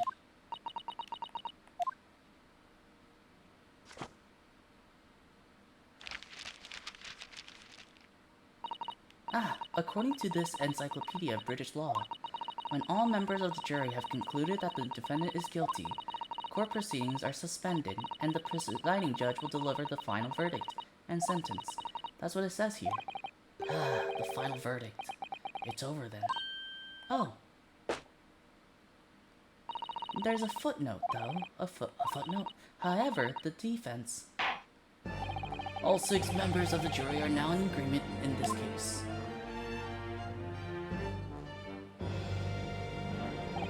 Allow me to convey my respect for your swift and righteous decision. According to the laws of this country, I will now conclude the trial by delivering my final verdict. I trust there are no objections. Mrs. Sato, just tell me one thing. Oh, yes. You were in the middle of saying something before. The footnote in your encyclopedia of British law. However, the defense. What did it say next? Oh, yes, of course. One moment. When all members of the jury have concluded that the defendant is guilty, court proceedings are suspended, and the presiding judge will deliver the final verdict and sentence. Then the footnote says, however, the defense has the right to demand a summation examination of the jurors at this point. A summation? Examination? Objection! A summation examination. From which century has that tome you have there been resurrected? Ah. Judging from the binding, I would say that book is at least 50 years old. Any modern text on British law wouldn't give such an antiquated procedure a mention. It is a relic, long forgotten and certainly no longer practiced. So you're out of luck. Oh. What even is it, Mr. Sato? The so-called summation examination. Oh, one moment, and I'll read about it. You would demand the right to a procedure before you even understand what it entails. Typical Nipponese. Alright, Mr. Naruhodo, I think I understand. It seems that under this procedure, we will be able to appeal to the members of the jury. To do what, exactly? Appeal to them to change their leaning and reverse their decisions. And it says here that, if successful, the proceedings of the trial must be resumed. Make them reverse their decisions? Yes, in times gone by, barristers would use a summation examination to attempt to influence a jury's decision. But that procedure became something of a formality with no practical benefit, really, so it rather fell out of use. I wonder why. Because it was devoid of purpose. Changing just one member of the jury's mind would be hard enough, let alone several. No self-respecting defense barrister would even assert his right to try it in its day and age. Still, I don't see any mention of the procedure actually being formally revoked. What are you suggesting? I'm suggesting that although it may be antiquated and largely forgotten, it isn't yet extinct. What do you think, Mr. Naruhodo? A summation examination, our last possible option. Do we assert our right to carry it out? Assert our right, of course! If we admit defeat, we already lost. Might as well try. The defense wishes to assert its right to a summation examination, my lord. Objection! Objection. London is the capital city of the most powerful nation on earth. We have a duty to the world to exemplify the very highest standards of judicial procedure. Summation examinations are an embarrassment that should remain buried. Objection! Objection. But if it's our right, it's our right. I believe it could prove vital in this trial. The defense's petition is perfectly valid. The court will proceed with the summation examination. This is madness. No! This is Sparta! Sorry. Foreman, are you and the remainder of the jury ready? Huh? Well, I'm not, there was no mention of this in the letter I received, you see, so all members of the jury will be asked to explain on what grounds they have reached their decision. On what grounds? You must all justify your decisions to explain why you believe the defendant to be guilty. Well, my lord, you're rather putting us on the spot. This is most irregular. No mention of this was made of this before. I don't really hold with all this justifying lark. That seems to have thrown the jurors off. It seems none of them have experienced this before. Alright then, the summation examination. A defense procedure no practicing lawyer has ever attempted for years. Is it? Well, just maybe. It might be the opportunity we've been looking for to turn this trial around. So be it then. Ladies and gentlemen of the jury, the court hereby calls upon you to state the grounds on which you find the defendant Magnus McGilda guilty of this most serious crime. Okay, Dumbledore.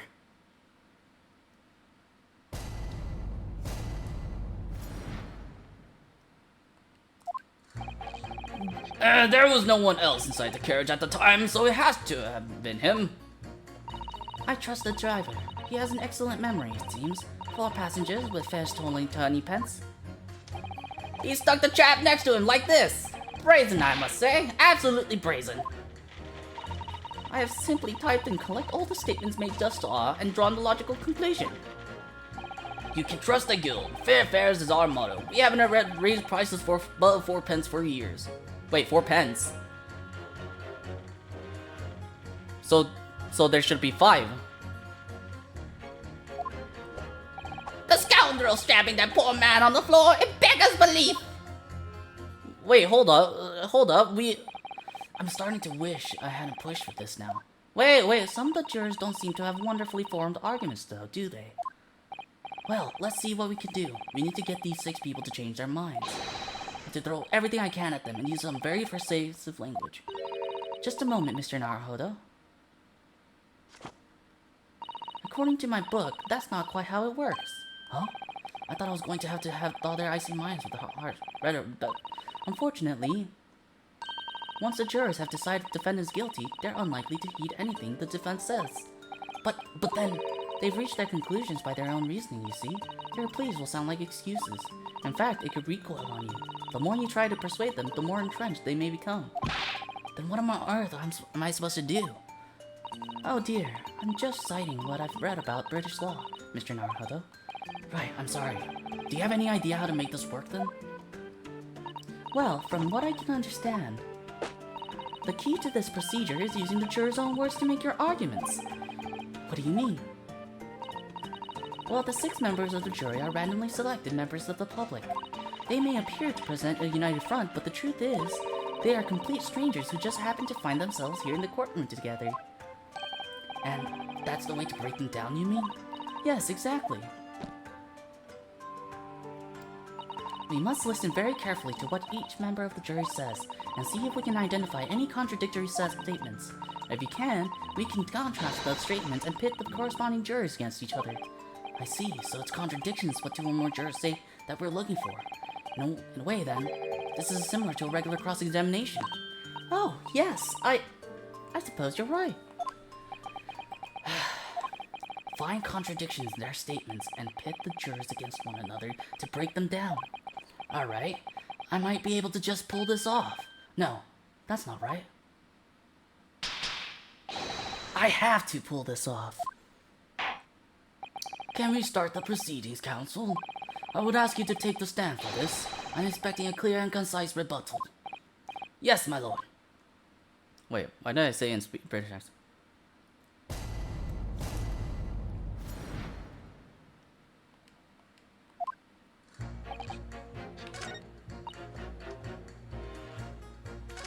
Wait, how do I pit? Okay.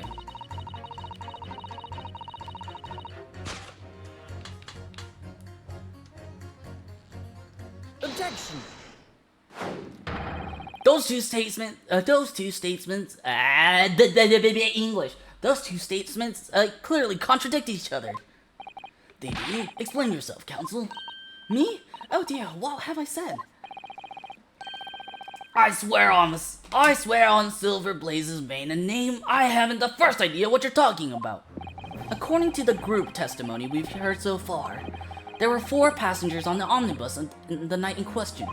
And according to the coachman, Mr. Beppo, he took 20 pence in fares. That's quite right. I have those precise details typed neatly here in front of me. And juror number 5 also told us the following. The fare for the omnibus is always 4 pence.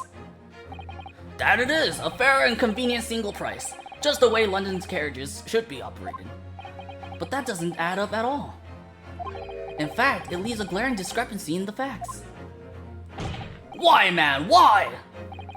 4 passengers paying 4 pence each. If you do the multiplication, it would be 16 pence. Exactly. As I said, it doesn't add up. The figures are different. By 4 pence, in fact. Or precisely 1 person's fare. 1 person's fare. Yes, in other words, on the omnibus that night, it's distinctly possible there was another passenger we've heard nothing about. Good gracious! This can't be right! The coachmen of the guild are good, honest men, one and all. Trustworthiness is our watchword.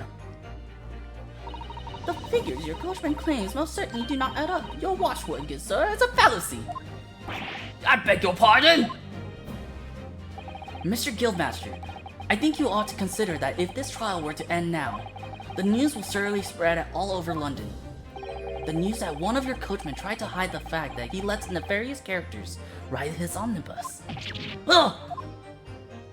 Alright then, how do I make it so this miserable trial doesn't end, Well, according to my book here, if you simply launch a ball of fire into the innocent side of the set of scales.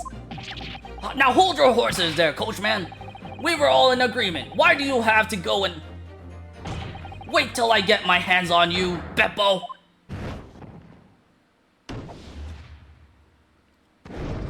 Yeah! Ah, this is all very irritating. Begging your pardon, sir, I'm going to do the same. Hey, now we're 4-2. For the love of Mike, not you as well. A penny can be the difference between a smile and a tear, after all. I certainly can't put my trust in someone who doesn't follow my exacting standards in financial matters. Oh, really? I, for one, think it's only proper that we hear from the witnesses again. Oh, well done, Mr. Naruto. You did it! We did it, guys. So dramatic, I know. If we can manage to change 2 more jurors' minds, we can force the trial to continue. 2 more, actually. There is something else that's bothering me about a couple of their assertions. Then that's where you must strike next. So I need to pit 2 more jurors against each other and show there's another contradiction in their assertions. Exactly. You can do it. What? Okay, you know what? This made it actually so much easier. Well, the scales of justice have shifted, but they still weigh heavy on the side of guilt. Counsel, you have the floor again. Continuing with your summation examination. How is this easier? Because pitting people against each other is so fucking easy. I mean, like, I guess not for the game, but for in real life. If you think about it, you have the jury all decided on one thing for one reason or another. You have those 2 people argue with their decisions against each other. They came to the same conclusion that this guy was guilty, but not the reason why. So if you poke at their reasons, they start to argue against each other. They do the jobs for us. Honestly, I was hoping for just the girl, the maid, to do it, but we convinced the guildmaster, and making the guildmaster he was like, okay, to make our reputation good, we're gonna put innocent at the moment. We're gonna reverse our decision, and I thought that would be it for at first, and then the maid comes in. The maid says, yeah, you know what? We're gonna reverse our decision too. That's 2 with 1 argument. I really like the summation examination. I really do. Again, it's just cross examination, but for the jury, and the jury is much easier to pick at because, well, technically they should have no coaching from the prosecution. So, unlike the witnesses, they probably had some coaching by the prosecutors and such. Like, basically, we had in the first trial, we had then the witnesses tried not to mention the woman at all, but we what's his name again? The chief inspector, and it was really hard to pick at it, but these people, the jury, they're easier to pick at. They don't know each other. So, if we can get one person mad at the other person, we could eventually actually turn the whole group against that one person in the jury.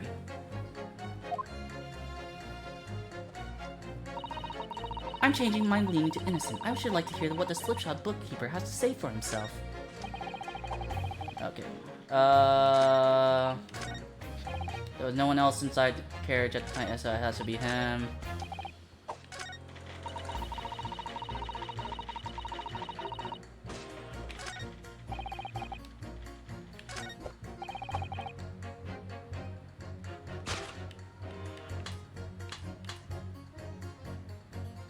Yeah, they did not on the floor.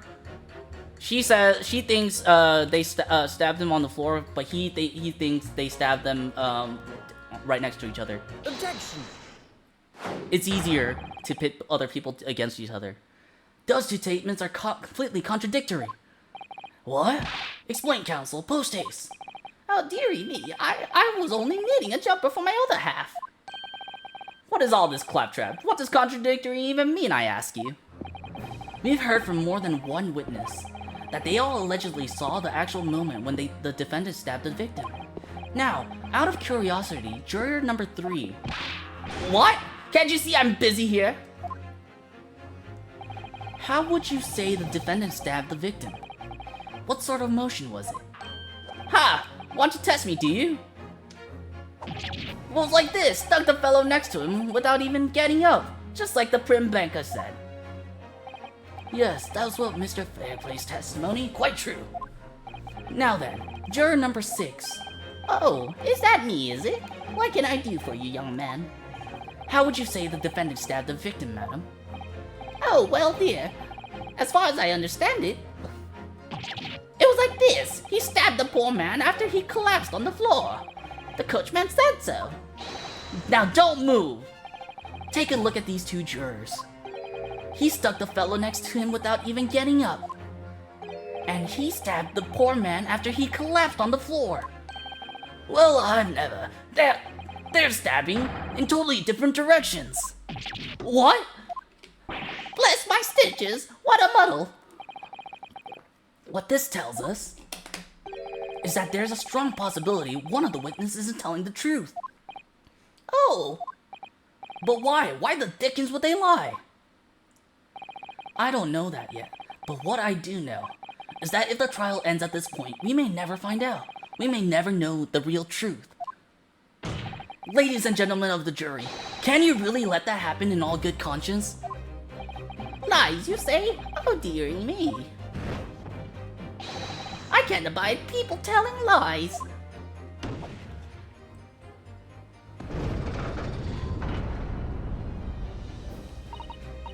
The scales. I don't believe it.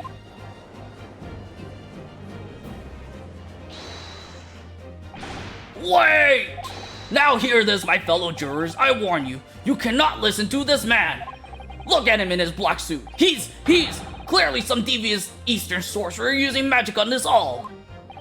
If I could use magic, do you think I'd be putting myself through all this?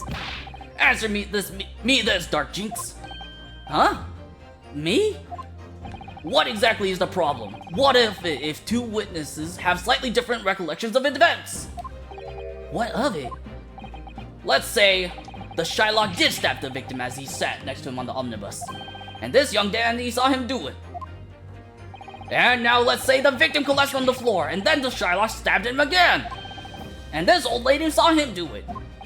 Well, what's to say it didn't happen like that, Well, we have the court record. Single stab wound to the abdomen. What were you calling dandy, sir? Why, I should take this knife to you. Who are you calling old? Why, I should take this needle to you. See? Exactly. That's exactly what I'm talking about. We pit two people against each other. And now it's those two against each other. But then this guy had to speak. And now it's 2 against 1.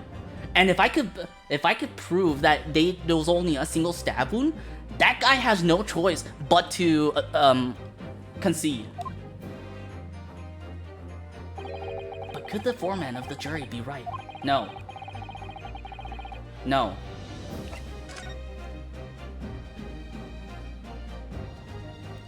That's why it's easier. Unfortunately, Mr. Foreman. What is it, you dark jinx? Come on, out with it. What you're suggesting is impossible. It's out of the question. What? What are you talking about, man? How can you possibly say that? You do realize that I'm only doing my job. As foreman of the jury, I have a responsibility to steer everyone in the right direction. My voice is going. So where's your evidence, man? That's what we want to see. I say the two witnesses saw two different moments of the same crime. If you say that's out of the question, show me some proof. Sorry, I realized my voice was supposed to be that. It looks like the only way I'm going to convince him is to present him with something he can't dismiss. Yeah, give me some infuriable hard evidence. As you wish. What? What? I'll give you the proof. It's out of the question that the two witnesses saw two different moments at the same time, as proven by the autopsy report. I'm not gonna hit A, I'm hitting Y. Take that! This is the victim's autopsy report. According to what's written here, Mr. Mason was stabbed in the abdomen only once. Huh? Only once? It's quite simple. The victim was stabbed precisely one time. Which means these witnesses can possibly have seen it happen 2 different times. Alright, I concede defeat.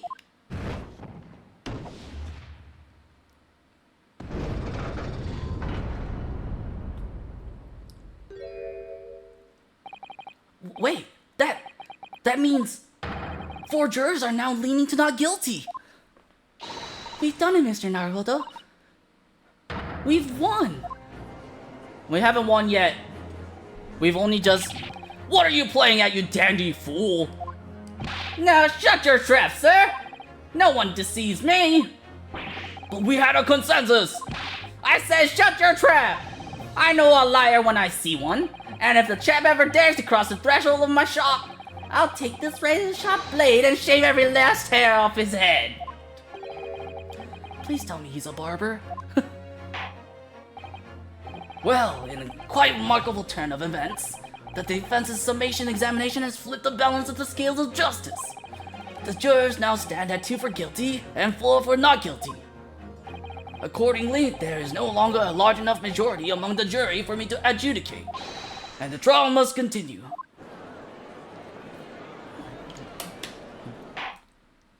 I hereby ask the defense, prosecution, and witnesses to return to their places.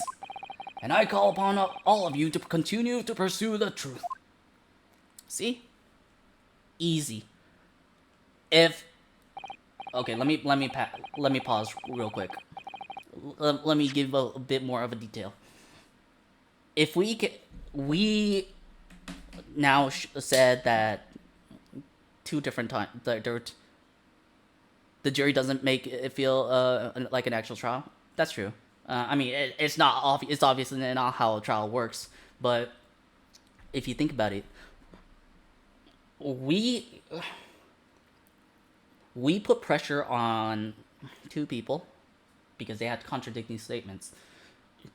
Now, as long as we get one person to take back their guilty claim, it pressures the other person to also take back their guilty claim.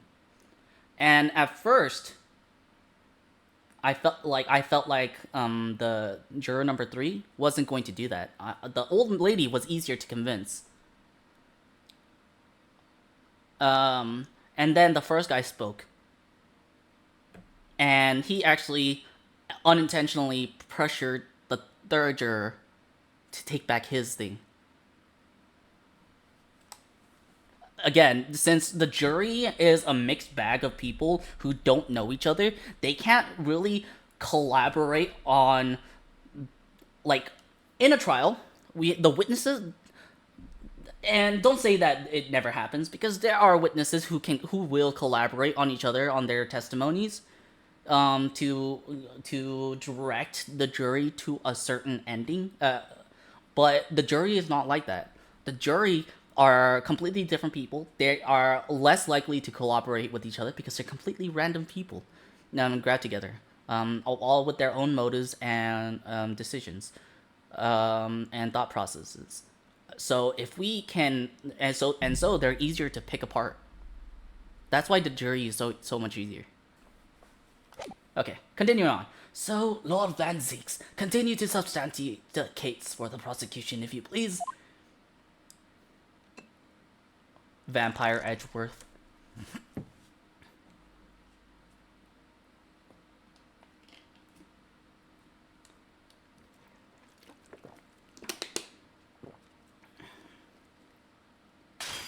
Oh shit!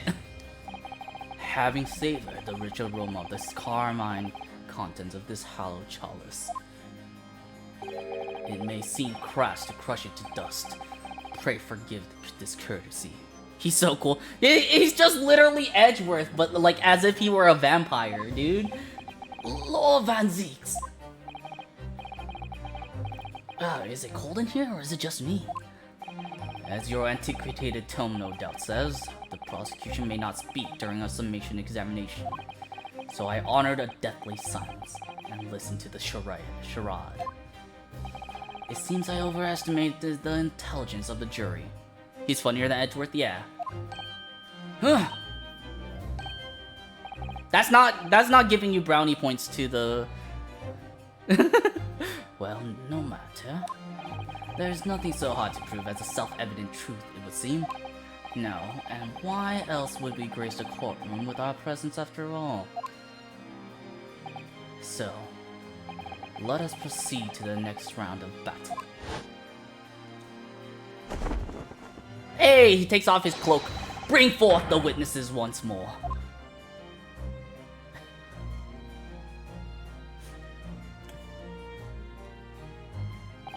Witnesses, I trust you heard the summation examination we have just had to endure. Oh, yes, that I did, sir. Of course I heard it. Oh, yes, sir. I heard it. You, sir, on the end, the coachman. I believe it's Beppo. Yes, sir, my lord, sir. If it transpires that in your previous testimony, you were attempting to veil the presence of a fifth passenger on your omnibus, you will be found guilty of perjury. You are advised to bear that in mind, sir. Oh, mio Dio, Now then, witnesses, I hereby call on you to testify before the court again. You will explain the various misgivings brought to our attention by the defense's summation examination. Yeah, and you know, the most unreliable witness was Beppo. Like, if we say if we say Beppo was lying, then no, like, okay, let's say Beppo was telling the truth, right? That means he either hit a he scammed 4 people out of money, and the guild magister is really not gonna like that. And he's gonna say it, and that also means that those two, let me bring out my mouse. Those two are lying.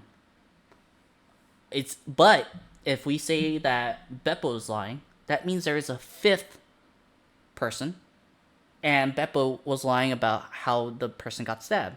It's easier to convince the people that Beppo to convince the jury that one person was lying. So we need to poke at Beppo. I only carried 4 passengers that night, I swear, but, Well, I for one was told I had to pay 5 pence for the bus. He fiddled us on the fare, he did, and then I saw that blood curdle on his side as well. It's all too much. I tell you, I saw Mr. McGilda stabbing that man. Everything I said before stands. Oh, yes, he stabbed, and yes, he did. I think so, yes. We're gonna press on that I think so. Counsel, makes sense for me, please. The phantom 5th passenger conjured into existence by my learned Eastern friend never existed. The confusion has arisen from the coachman's sly little cousinage. Beppo, explain yourself! I'm terribly sorry, Guildmaster. The guild's fare is 4 pence across the board. You know that. Am I to understand that you've been overcharging our passengers by a penny's of fare? It's so cold, and the last run of the day is always half empty. You have been dishonest, Coachman. Oh, I'm sorry. You're a disgrace, Beppo! A disgrace! And your selfish actions have brought dishonor on the entire guild! If I may, sir, I had to pay 10 pence on the bus just last week. What?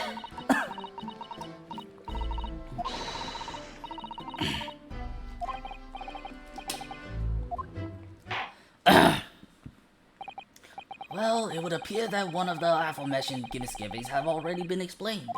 So, counsel for the defense, your cross-examination, if you please. We've already had the pleasure of a protracted summation examination today. I see you intend to continue the parlor games. Absolutely. Yeah, stick up for yourself. Okay, the first.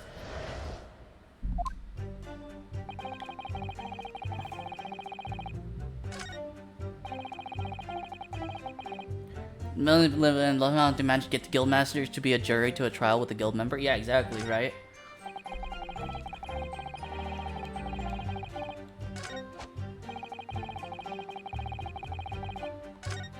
Okay, we're gonna press this. Hold it! Earlier, you testified that you saw the moment when the defendant allegedly slapped the victim, didn't you? Oh yes, that's right. You said that the victim was on the floor and described the assailant holding a knife in an ice pick grip.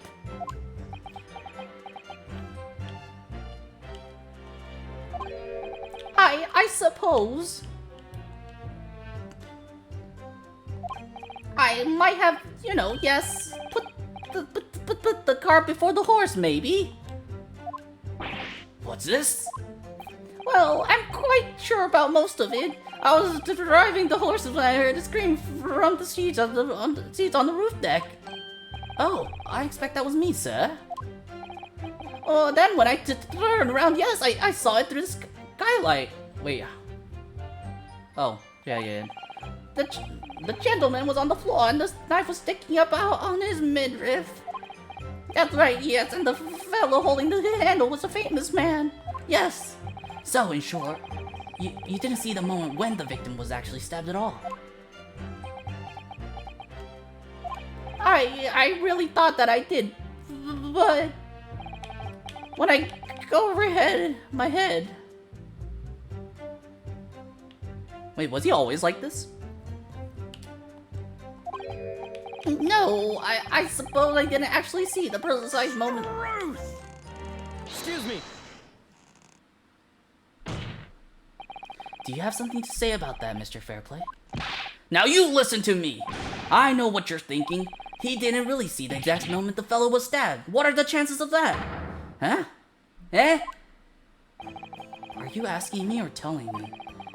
Getting flustered. I might be able to extract some new information from him if I answer him cleverly.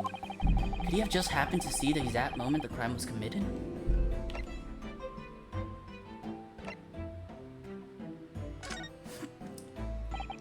Well, it is a little hard to believe, certainly. Unless you spend your time peeping through a skylight on top of an omnibus, that is. Peeping! I'm a respectable city banker, I'll have you know. And I know what I saw. I remember it as clear as a Ballarat day. It was a grim scene, I don't mind telling you. Thank you, Mr. Fairplay. Oh, excuse me if I was getting a little hot under the collar there, my lord. I would ask you to supplement your testimony with a clear statement about exactly what you saw. Oh, I can do that all right. I'll tell you just how grim it was. Do you think I'd forget the sight of those blood-soaked hands after that butcher stabbed the man? Wait.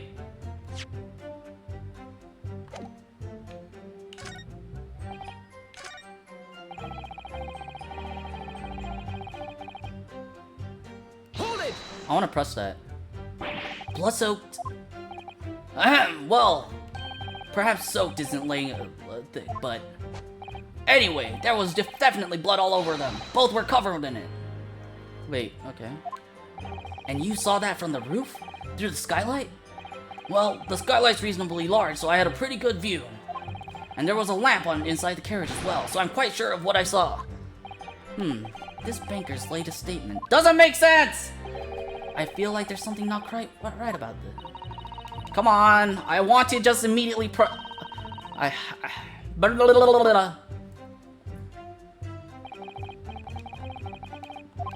Somehow, we've managed to keep our chances alive here. I can't waste this cross-examination. I had to use it to bring some new facts to light. If you're not careful when you press these witnesses, the danger is that the jury will end up believing something unhelpful as they did before. Maybe, but we can't let the fear of that happening stop us from uncovering important new information. Yes, you're so right. I need to pay careful attention here. I don't want to miss even a flicker of a reaction among these witnesses. Remember, if you happen to spot one of the witnesses reacting in a strange way,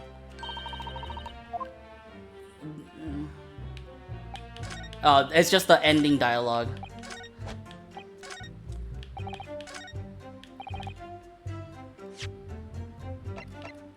Objection!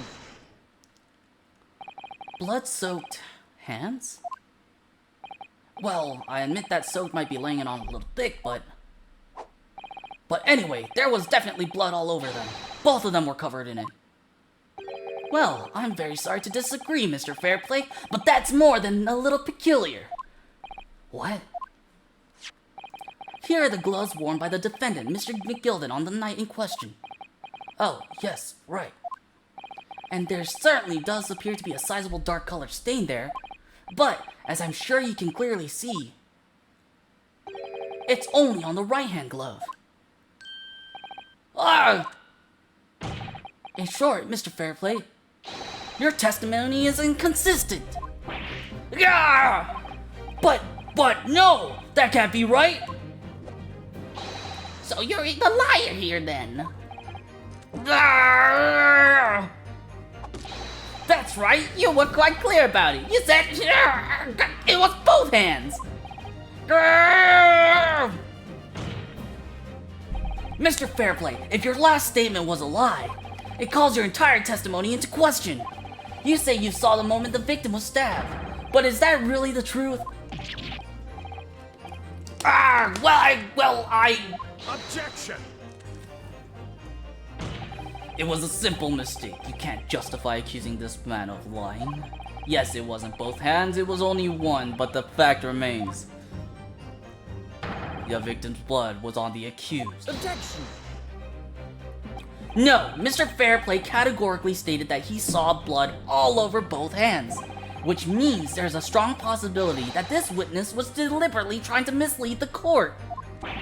God! Why? I'm a city banker, for pity's sake. My word should be the gold standard. I'm a gentleman, not some gutter snipe. Upstanding members of society don't prevaricate. He's claiming to have no reason to lie. But is that really the case? Wait, hold up. I haven't examined the debtor's ledger. Oh dear, do you really think we ought to look inside? Well, it's not as though we know any of London gentry personally, is it? Apart from our great detective friend, perhaps. Actually, I wonder. I should... well, let's see what we find.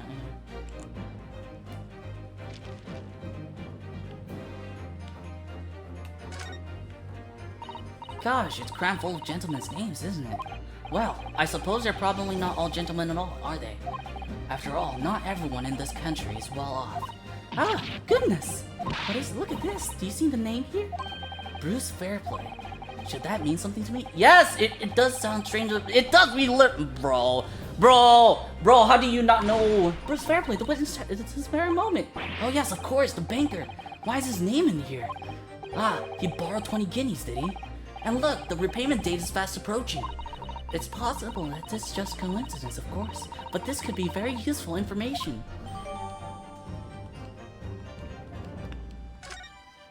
Okay. Well! Mr. Naruhodo, if we had some evidence to explain why Mr. Fairplay might be lying, it could turn the tide in this trial completely. So... yeah, boy, I have evidence, boy! My lord! Yes, counsel. The defense is ready to present evidence. By Jove, are you sure? Yes, evidence. It's always weird to see the extra dialogue when checking evidence. Yeah, it kind of is. Evidence that will clearly demonstrate why Mr. Fairplay had reason to lie in his testimony. Because sometimes, usually, I mean, to be fair, I wanted to check the court record immediately after we got that ledger, but I think we got distracted by the summation examination, so I completely forgot about it until Susato said something. And I think, personally, I think the game makers were planning on us to look at the court record when we're supposed to be presenting evidence, not during the middle of the dialogue. So that's kind of on me for being out of order. Garr! Very, very well. I hereby call on the defense to present its evidence. Details at the exact moment when they're asked to present evidence. Oh yeah, you know what? That's fair. That's a fair thing. Motive for the witness's alleged deception of the court. Take that! This is a list of the debtors who owe money to Mr. McGilded. Yes, a list of innocent victims crippled by the accused extortion. The point is, among the names of these debtors is your name, Mr. Bruce Fairplay. What? Mr. Fairplay, are you currently indebted financially to the accused? No, well, it's barely worthy of being called a debt. According to this ledger, you owe 20 guineas. Not an inconsiderable sum of money, wouldn't you say? Well, what of it? Let's suppose Mr. McGilded were to be found guilty of murder. What would become of your debt in that case? These documents state that the loan agreement is forged between two individual parties. Therefore, were the creditor, the defendant here, be sentenced to a capital punishment, all outstanding debts which were owed to him would be annulled. They would cease to exist. Cease to exist? Mr. Fairplay, is it not the case that you claimed in your testimony to have seen something you never in fact saw? In a devious attempt to annul your debt of 20 guineas to the defendant? Ah!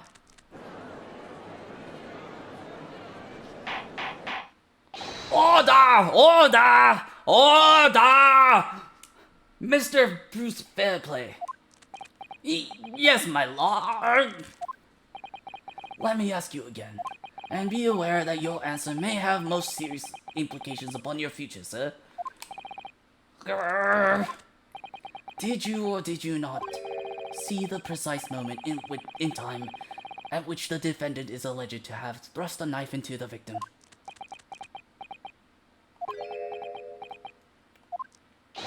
Your silence speaks volumes.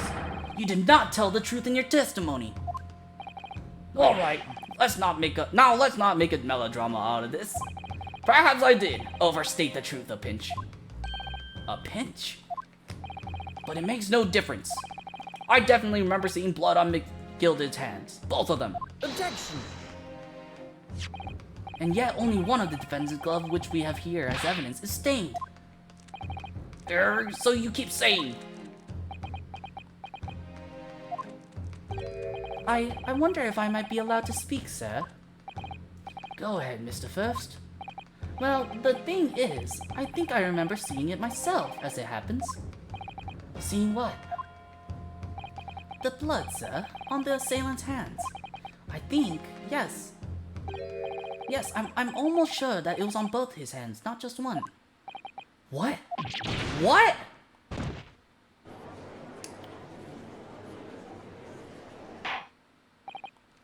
It would appear that we are going to need further testimony from all you witnesses. This time, I would like to know precisely what you did and what you did not see. Do I make myself perfectly clear? Yes! Mr. Naruhodo, this is good news. The course of the trial seems to have shifted slightly at last.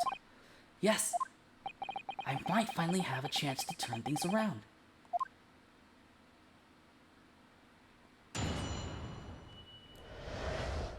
what the witnesses really saw. Okay. However, I suppose you might say that I didn't see the exact moment the stabbing transpired, if that matters. I remember seeing the knife, and I remember seeing both of the attackers' hands with blood on them. I didn't actually see anything myself, no, not until I heard that scream. Anyway, the fact remains, there can't have been anyone else that we all would have seen. I mean...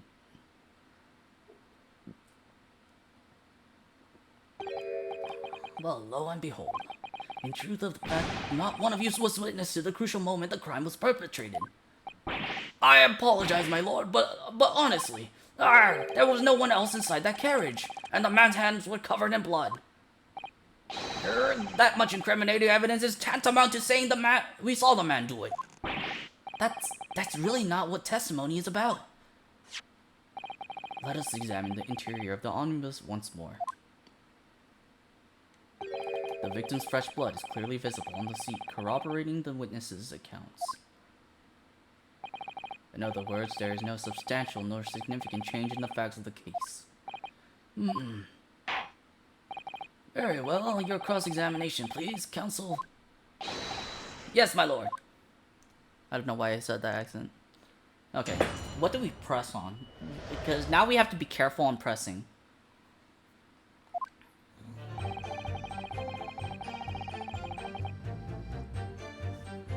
Okay.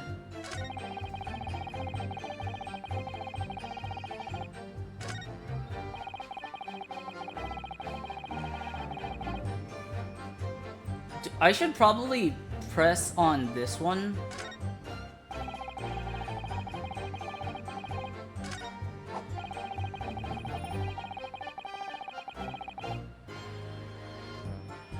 Actually, I might press on this one.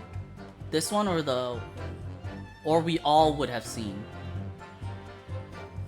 You all would have seen. Are you guys? Wait, hold on.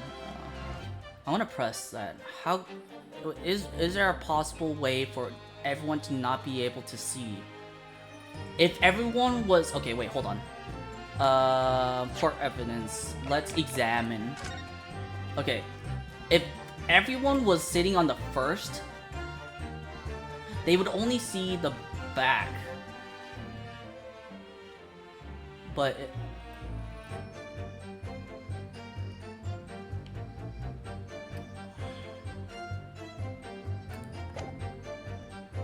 I'm gonna press this. Hold it! And everything you saw of the incidents was through the skylight on the roof of the omnibus. That's right. It was seriously cold that night, but the glass wasn't frosted over. Oh yes, I remember the shivering. It was so bitter.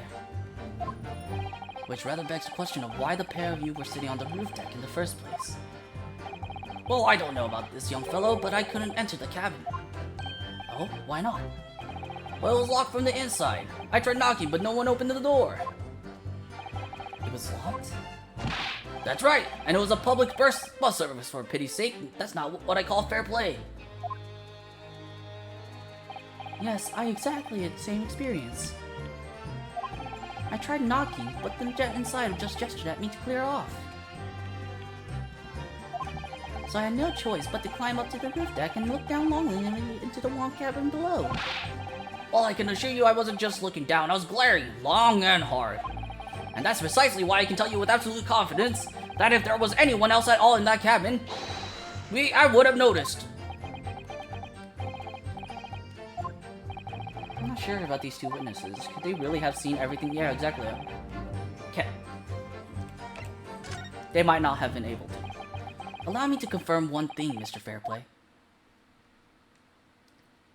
You were riding this omnibus and witnessed the events in the cabin through the skylight in the floor of the upper deck. Is that right? That's right, yes. In that case, there is a portion of the cabin interior that would have been out of sight from you. What? By golly, really? Obviously, at this stage, we can't say for sure. But the possibility cannot be denied that at the time of the incident, there could have been another passenger in the closed cabin of the omnibus. Objection! Enough hypothetical meandering, my Nipponese friend. The prosecution demands that you substantiate your claims. After all, the scene of the crime is here in the flesh. Very well, I will hope to uphold the prosecution's demand. You will identify the area on this cross-sectional plan of the omnibus. Where exactly in the omnibus are you suggesting that the potential has... Okay, wait, let me look at this again. There was no... Yeah, okay, so... There's no freaking way you can see right under them.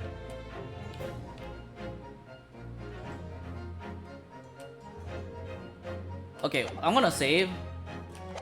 Because we don't know... Because we don't know if... well, we're gonna save... Okay, I'm saving.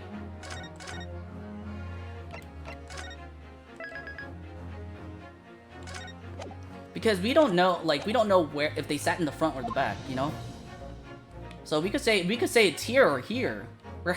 We'd be half correct. Because, like, if they were sitting here, they would have a sightline of this, but if they were sitting here, they would have sightline of this.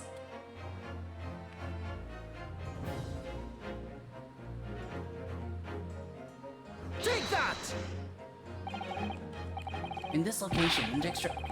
Objection!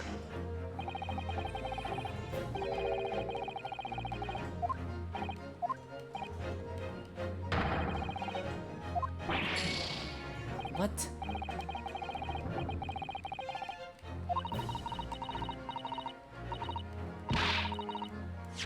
Okay, hold on. Let me look at it again. Let me look at the inside again. I don't need this. I don't need the thing.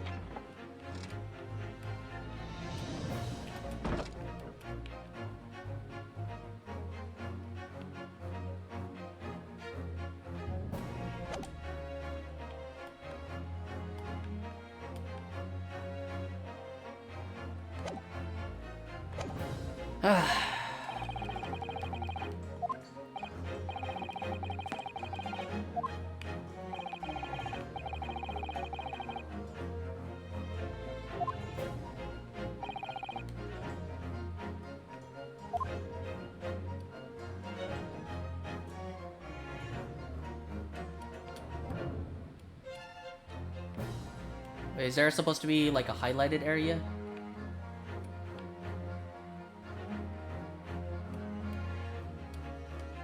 Take that! Face in direction of travel. Whereas the seats in the closed cabin face each other, which means if the visible part of the cabin which passengers on roof deck can see through the skylight, as I've drawn here. That's right, my lord. As you can see, the seat opposite on the one on which victim escaped from free. In other words, if someone had been sitting on that seat, it's quite possible that these witnesses would have been completely unaware of it. Yeah!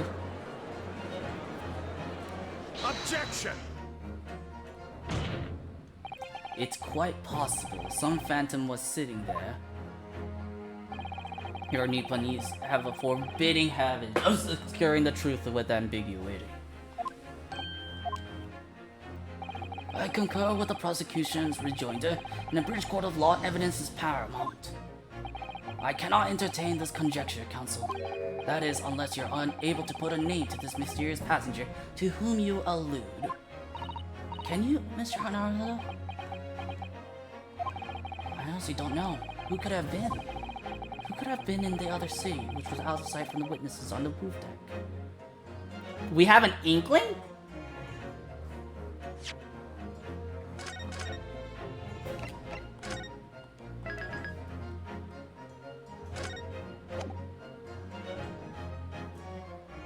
We have an inkling. We have an inkling it might be one of... I understand, my lord. The defense would like to put forward a name. You are a fool. That response was a desperate attempt by a man who has no notion of his own limitation. How did he get another hollow chalice? A toast To hard lessons, not yet led. Let us not delay, Council. The defense is still to name the passenger in the other seat. This could be it. This could be the chance I've been waiting to turn the trial in my favor. On that night of the murder, the person occupying a seat in the omnibus cabin that was obscured from view was... Male Stronghorn. Okay.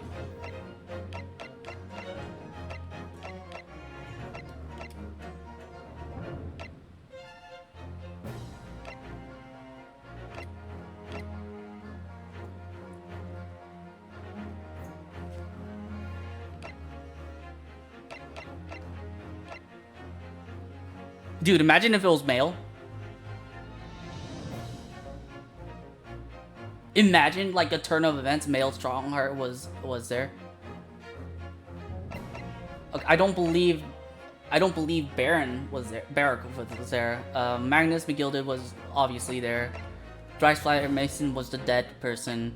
Beppo was driving. Bruce Fairplay was, and Lady First was together, sitting. So the only thing I could think of would be, actually, only thing I can think of is Baron and male. I mean, it's not Susato. Dude, imagine. I'm gonna hit it. I'm gonna hit it out of a hunch. Take that! Yes, concealed in the blind spot of the cabin that night. No, it wasn't. okay. That was... It was not.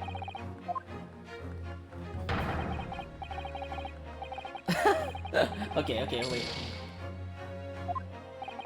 I mean, it could be Van Ziels himself. I mean, technically. I hope it's not. I'm hoping out of everything. I'm hoping over everything that it's not him. But,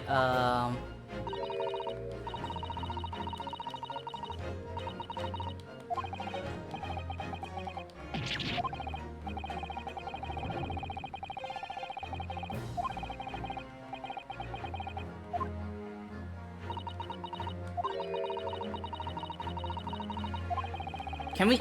I wish we could look at the ledger a bit more. Like... Can we see more? Can we see more people's names? Not just Bruce. Oh, whoops. Well, that's awkward.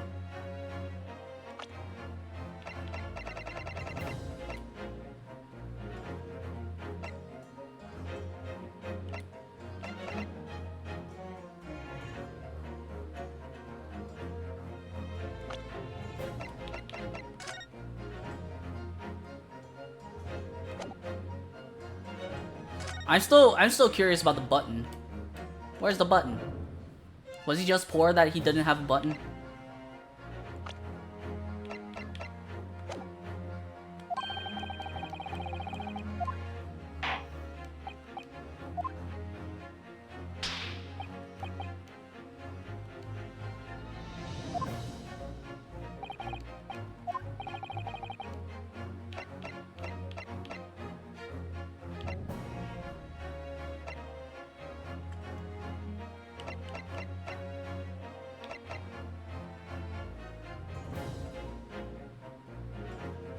Actually, nah, it can't be Beppo himself. Yeah, the only person I can think of is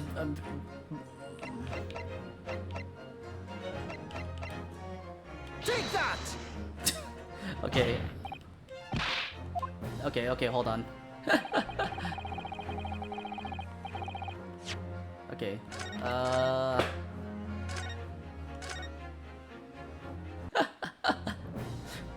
Okay. The only thing I haven't. Yeah, okay. You know what? I think it's that person, Beppo. I think it's Beppo.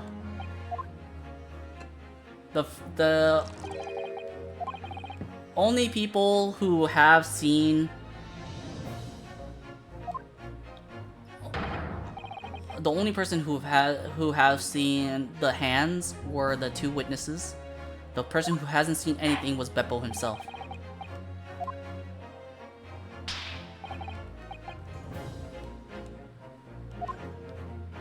I mean, he's the only one who had.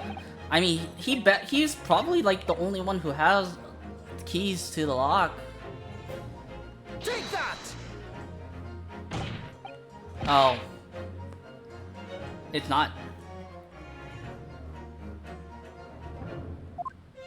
Wait, so who is it?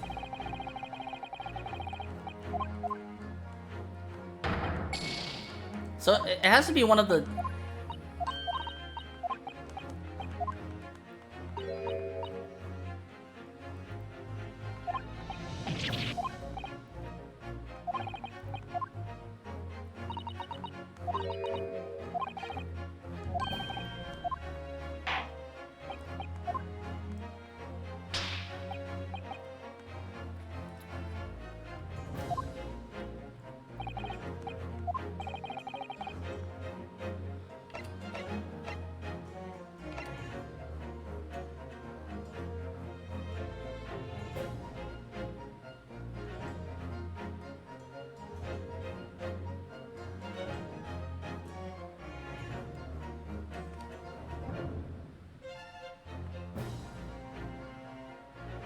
I honestly don't know. This guy.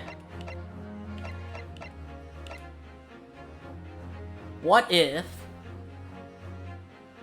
Wait, hold on.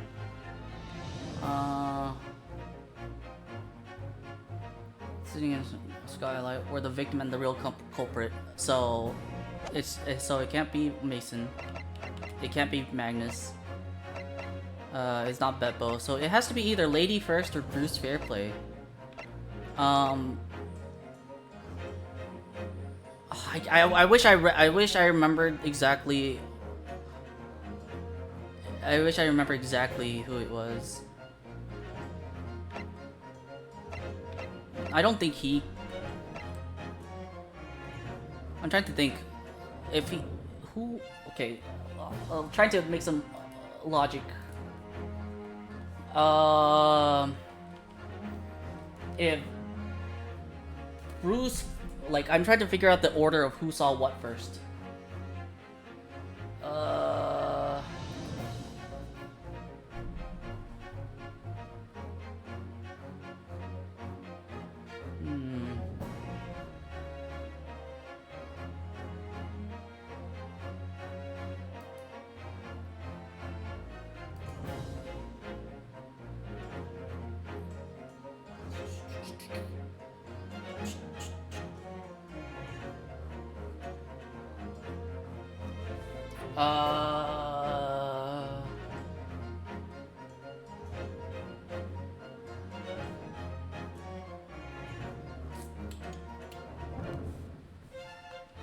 Okay, wait. I think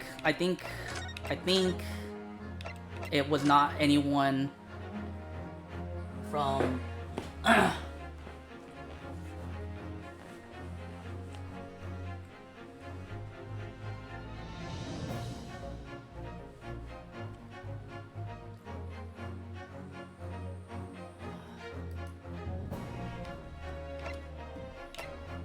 I don't think it's anyone in this court at the moment.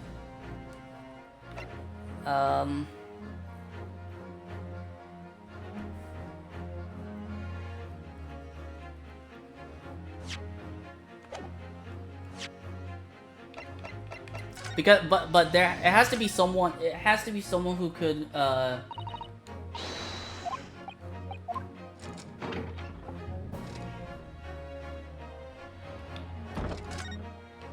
like someone who had to have like been hiding in there, right?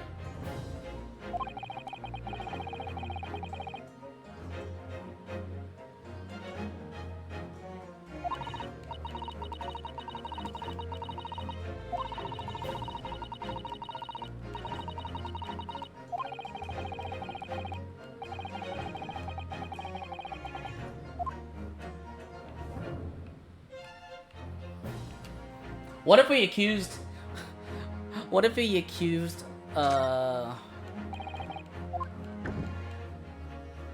What if we accused,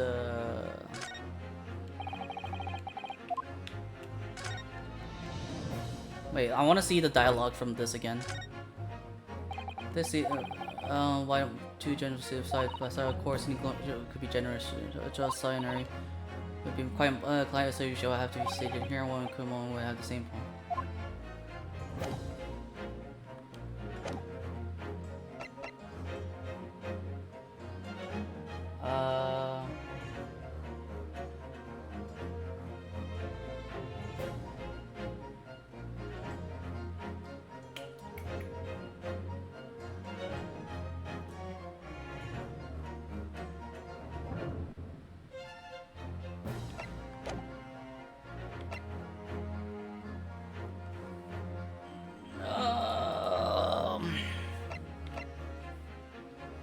I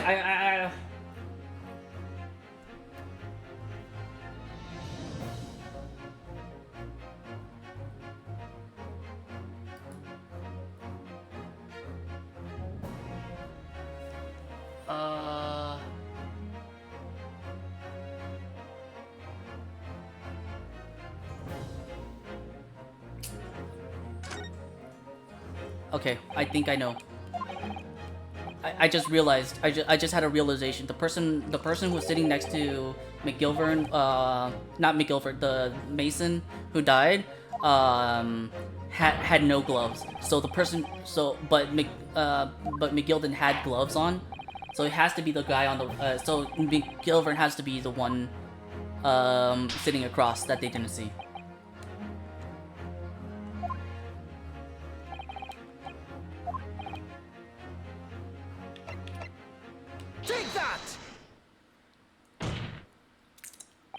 The passenger in the closed cabin that the witnesses on the roof decks failed to see has to have been Mr. Magnus McGilded.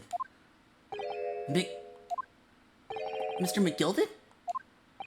What are you talking about, counsel? That's the name of the defendant. Objection! If I desecrate this chamber by smashing my hollow chalice, do forgive the discourtesy. Lord Van Ziegs. People talk of those tiny island nations in the Far East as having a learning and culture of their own, but I see they use those terms ill-advisedly. What are you trying to say? Let me explain in terms that even a student of an artless backwater such as yourself might understand. When the bloody scene unfolded, the victim and his assailant were sitting side by side. Multiple witnesses have attested to the fact. It's the very premise on which this case is built. Objection!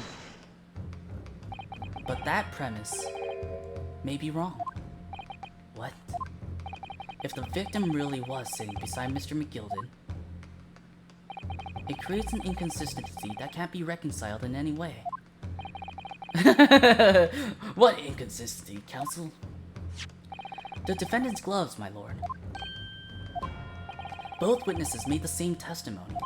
They claimed that there was blood on both hands of the person sitting next to the victim. Objection! Yet we know the truth to be otherwise. Only one glove bears the gory remains. Objection! The point is, even in the face of this irrefutable evidence, both witnesses have maintained their stance. Yes, their testimony remains unchanged. Exactly. They both adamantly swear that they clearly remember seeing blood on both hands of the assailant. In short, their memory of events is correct, and their testimony reveals the truth. It was somebody else sitting beside the victim that night, a third party we have yet to identify. And the victim's blood was on that passenger's hands, both of them. Objection! And who was this third party? Obviously, the true culprit.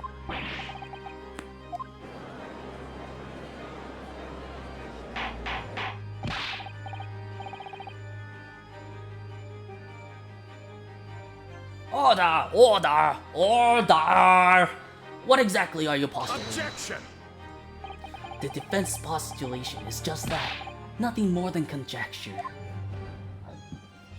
The witnesses have clearly stated that they saw the accused. Objection!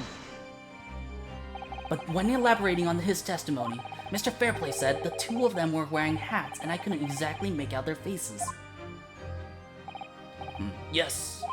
The tops of their heads were obscured by the roof. I could see the rest of them though. Yes, that's right. Both gentlemen most certainly had it. Hatters do tend to notice such things, sir. And what particular styles of hat did the two gentlemen sport, Mr. First? I'm afraid I don't remember. And you call yourself a hatter?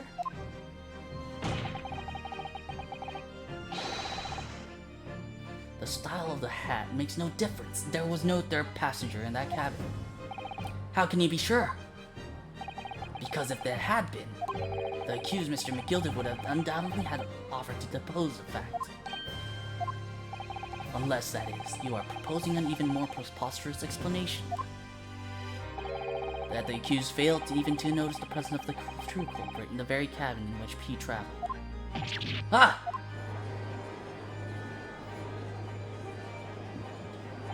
He's right. If there was another person traveling in the enclosed area, it's inconceivable that Mr. McGilded would have been unaware of it.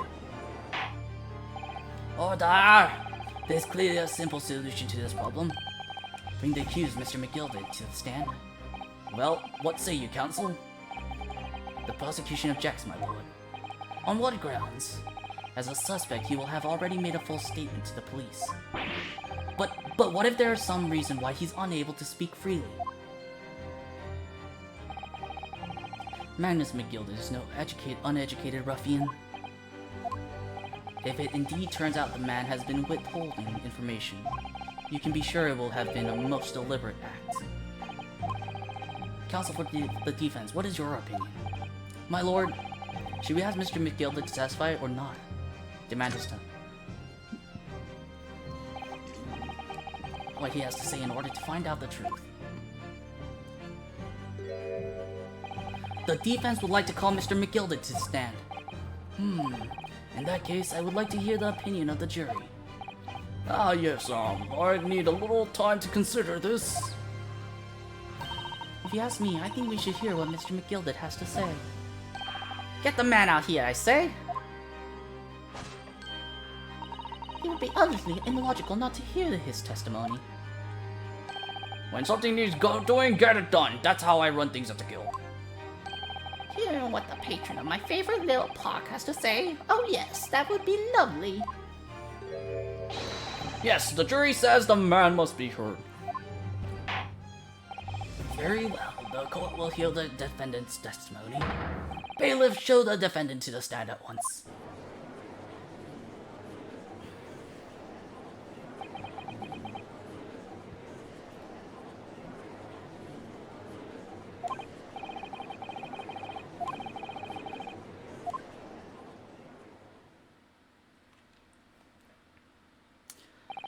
Let proceedings be resumed. Mr. McGilded, have you been listening to the discourse of the day? To be sure I have, my lord. There are now two matters on which the court decides to hear from you. The first is whether or not there was a third party with you in the omnibus cabin as proposed by the defense. The second is that if such a person was indeed present, why did you conceal the fact from the police? Egad, no, tis not in my nature to hide anything at all. Just answer the questions, please. The truth of the matter is, I've been desperate about this all along. Do I tell yous all or keep my mouth shut? Tell us what, Mr. McGilded? The fine fella representing me is absolutely right. In the carriage on the night with myself and the other man, there was another passenger. It's true! Aye, and 'twas me who helped the little urchin get away after all happened. You. What?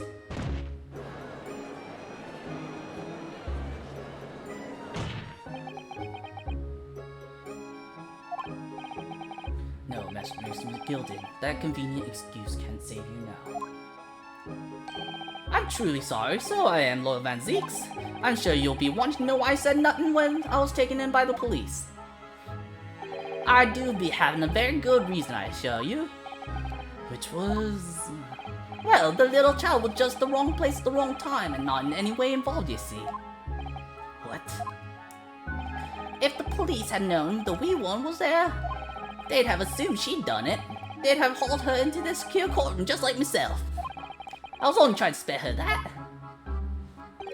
The young hearts and young minds are easily damaged, my lord. And who was it, this young child of whom you speak? That I don't know. You don't know? Aye, well, the wee teen just happened to be in the carriage that night. I never saw her before or since. Objection! We have absolutely no reason to believe this man. The prosecution calls for the witness statements to be disregarded by the court. You know, I wouldn't be surprised if the urchin isn't here in this courtroom as we speak, listening to the proceedings.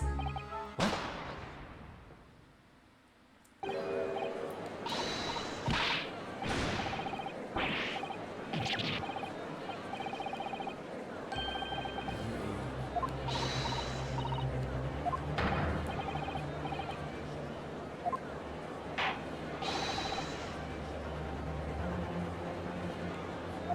Bailiff, enjoy the defense's custody and clear the courtroom.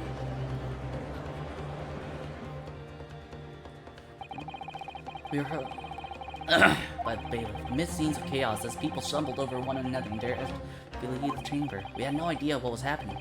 All we knew was that, for the time being at least, the trial was suspended.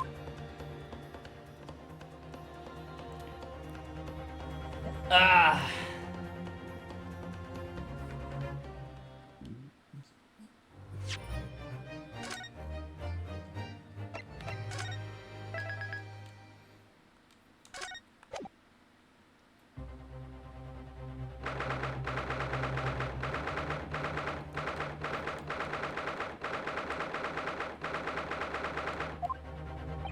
What on earth just happened in there? Mr. Naruhodo, I managed to find out what happened. Miss Susato, I was told it was an advanced form of smoke grenade, a type of exploding device that releases smoke. A smoke grenade? It sounds like the sort of thing ninja use. They're just making sure everything is safe now. I think the trial will start again before long. But who would have done something like that? The police managed to catch someone who was trying to flee the courtroom, apparently. Flee the courtroom? Why? Well, it's a young girl of around 15, I hear. A young girl? Then, could it be the other passenger that Mr. McGilded was just talking about? My thoughts exactly. So he wasn't lying. Oh, what's become of Mr. McGilded, actually? There are so many things I need to ask him about, but he's not here. I think he was summoned to the prosecutor's antechamber to answer questions, along with a young girl. Who is she? Who is she, I wonder? She was taking a huge risk and what for possible event. Sorry. The 20 pence. Oh, according to the coachman, Mr. Beppo, he took 4 passengers that night at a fare of 5 pence each. That comes to a total of 20 pence exactly. But now it seems there were in fact 5 passengers, which means the figures don't seem to add up again. She's right. That is true.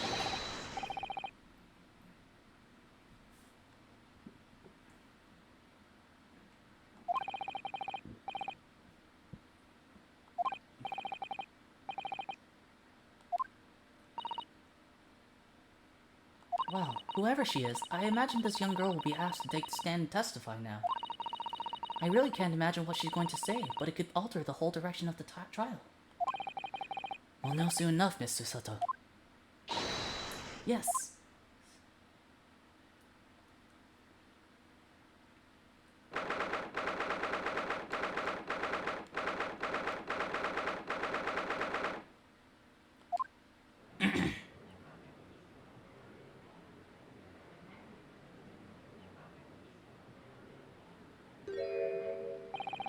There's a young girl next to Mr. McGilded. Look.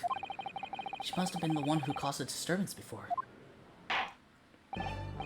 Well, after that rather eventful recess, the court will now resume the trial of Mr. Magnus McGilded. Now then, Lord Van Zakes.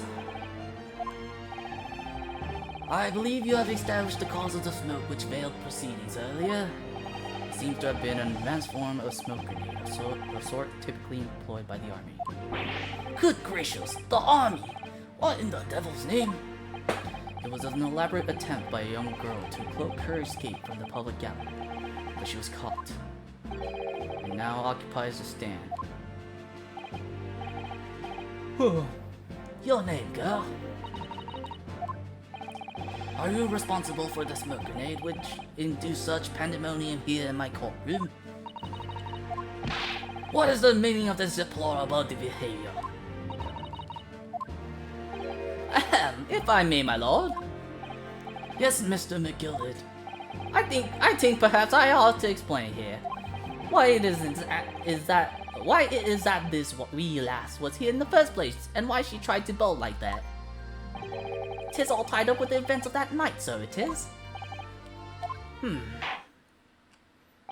Very well, Mr. McGilded, give your testimony. You will explain to the court exactly how this young woman is involved in this case. Just what did happen that night? It's not like a defense lawyer needs that information or anything. Or anything, you know? On the night in question, I took the back seat in the omnibus and promptly nodded off. Then, begorra, a loud thud and a wee scream woke me up with a fair start. There was a fella collapsed on the floor at me feet, so I sat him up on the seat across from me. Then I turned to find out where that scream had come from. And bless my soul, what did I find? There was a child in there, all cut up in a ball, hiding her wee self away. That doesn't make sense. I remain somewhat baffled, I confess, but from what I gather, on the night in question, this young girl was indeed riding in the omnibus. Is that correct? Tis exactly as the defense counsel said. This last was a fifth passenger, my lord.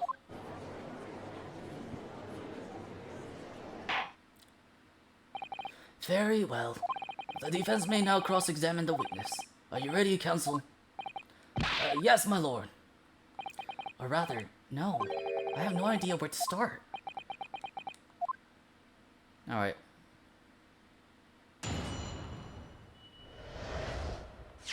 Let me save a quick second.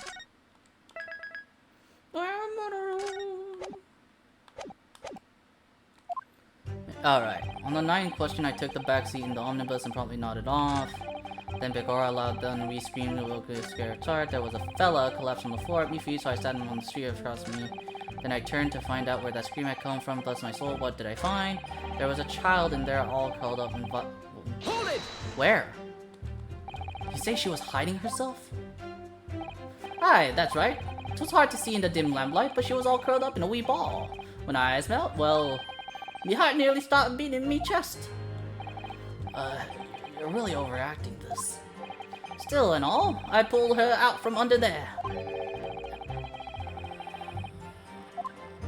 The seat opposite. That's right, just next to the judges.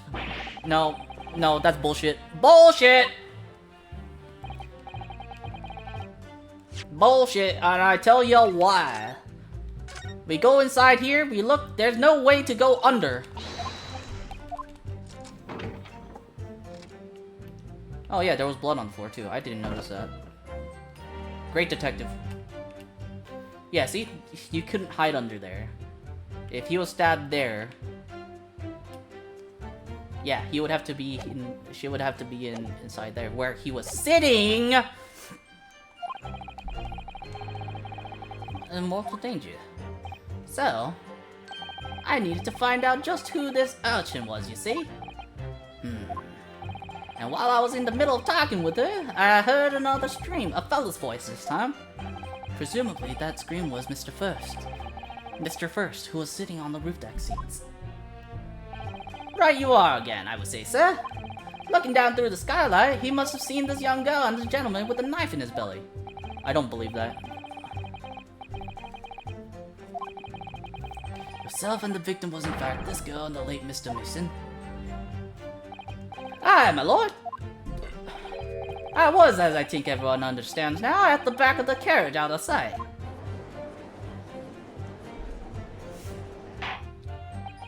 It is certainly plausible.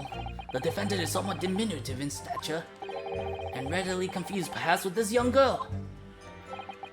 After that, of course, with the scream from the gentleman over us, the driver realized something was wrong and pulled up the horses. I can't think of an Irish accent.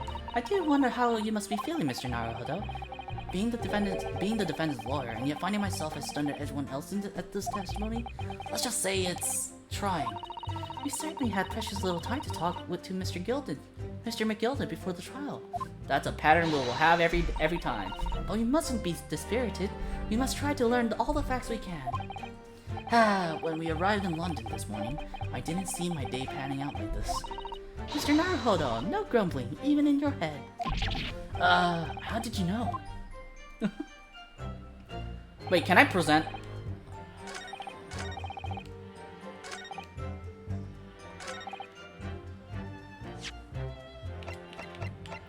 Objection! Does that not count? That doesn't count?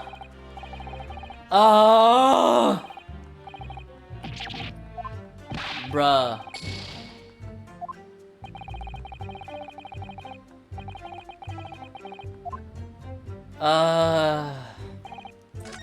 Oh shoot, I didn't mean to do that.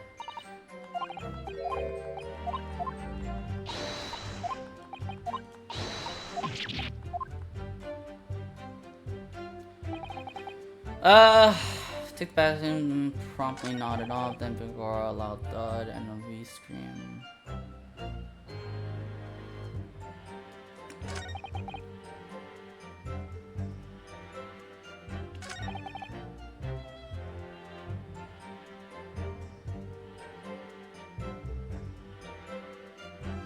Hold it!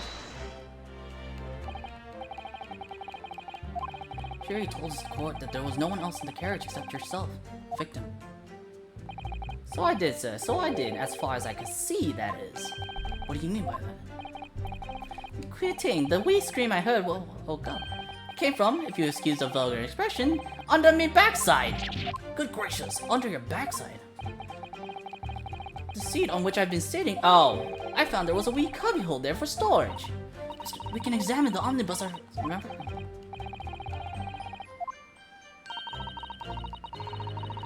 We already... I mean, we'll look at it again, I guess. Will there be new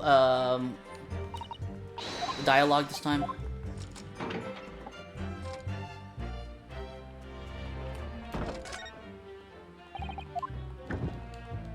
Wait, why is it empty? Why is it empty?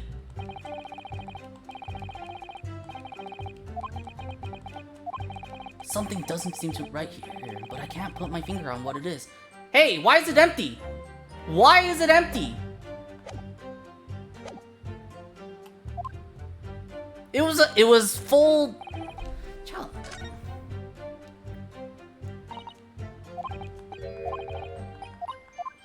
Wait.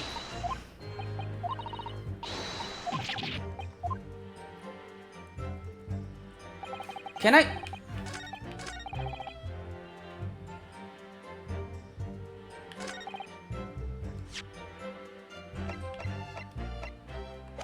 Okay, you know what? I'm gonna press everything else. Hold it!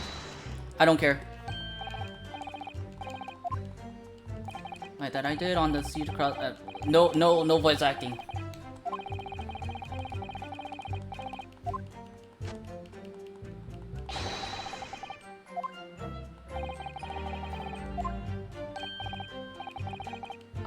Ara? He said Ara? Ara! Ara! What?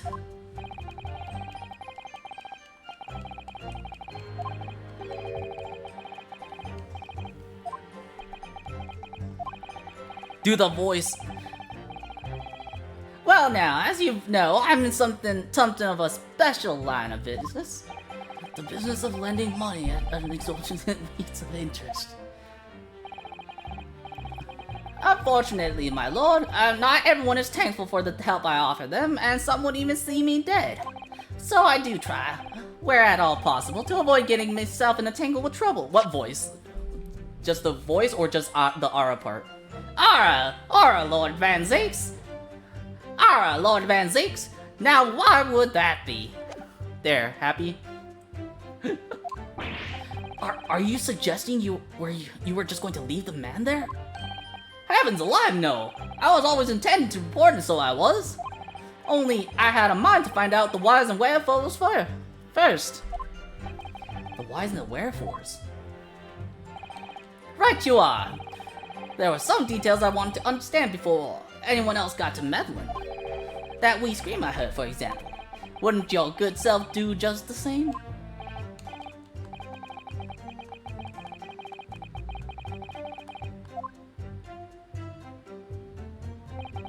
Okay, I feel like...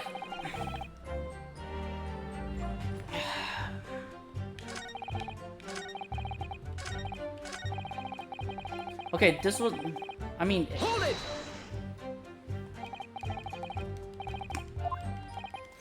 That's right. How can I explain it? 'Twas like the sound of someone falling to the ground. That sort of noise. Think the sound of Mr. Mason on the floor having been stabbed? Well now, you'll remember I was asleep at the time, so I wouldn't like to say, and when the sound woke me and I opened my eyes, there was a soul to be seen in the carriage but the fellow on the floor. You didn't see anyone, but at the same moment you did hear a scream.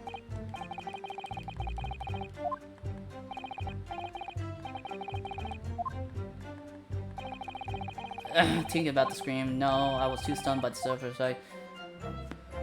Okay, Hold it!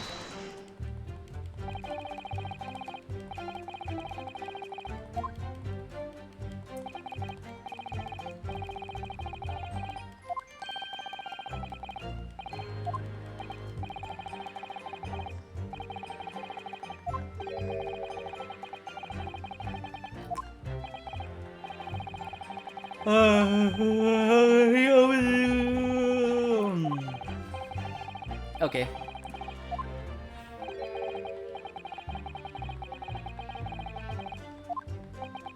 Wait, hold on.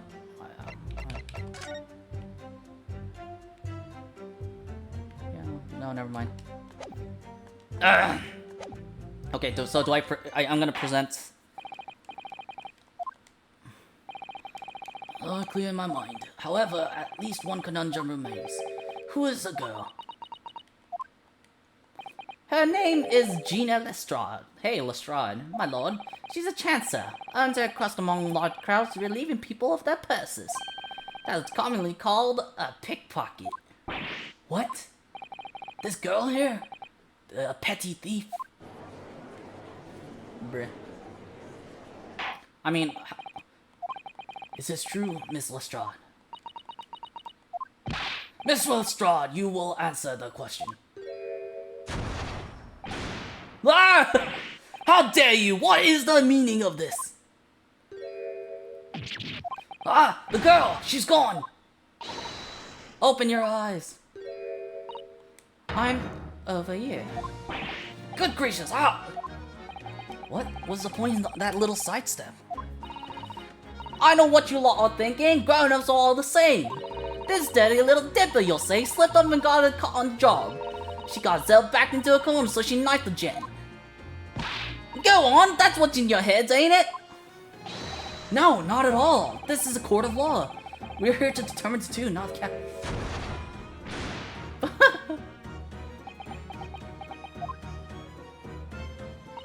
Look, knives are for cowards. Only thugs use weapons like that, and all I need for what I do is his fingers. I'm a professional, alright? Maybe not in your eyes, but I got pride in what I do. How's that for an English accent? I could do that one at least, not like a better one. Let me guess, you don't count smoke guns among the weapons for thugs. Oh, this? Yeah, this was in a bag I lifted the other day, down where they keep the four-wheel drags. It's nice, isn't it? I like the pink best. Ah, do not wave that thing in my direction again. Hey, it's, Sherlock Holmes and stuff. So, you admit that you were riding the omnibus on the night in question.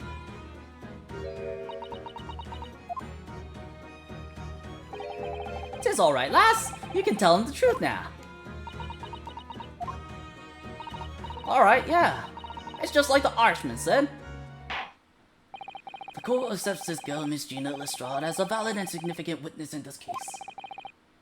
Accordingly, young lady, we will now hear your testimony, if you please. You will tell the court exactly what happened in the omnibus in the night in question. Alright, if I have to.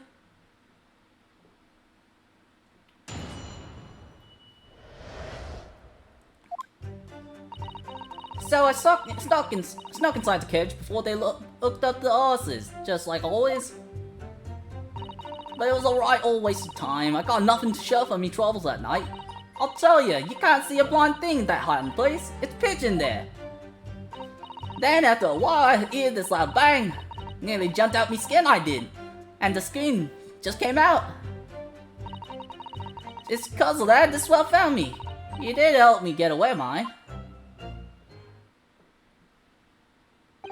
Yes, he let you go. I fail to understand why you would let the street urchin go, Mr. McGilded. Oh, 'tis simplicity itself, my lord. You see, she couldn't possibly have killed the other passenger.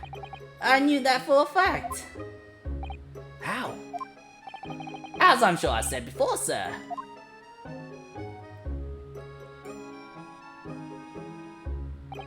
I was sitting right on top of the place where she was hiding herself. I think a demonstration called for. This is where I sat last night. And the cubbyhole of which you have spoken is and the cubbyhole of which you have spoken is underneath this seat, I presume.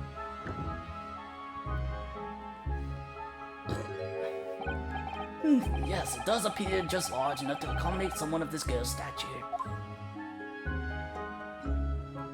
Aye, but of course, the wee lass was stuck in there, 'cause I'd parked myself on the seat for the duration. Ah, so you see, that's why I let the lass bolt. I knew that if the police found her there, they'd automatically assume she'd done it. But I couldn't live with myself if a young life was ruined when all the time I knew she was innocent. Even though you must have realized your action would result in your own innocence being called into question. Not at all, my lord. Not at all. I knew in my own heart that I was innocent. So I thought it was worth taking a punt on my own good name for the sake of this less fortunate lass. My goodness. What a perfect gentleman.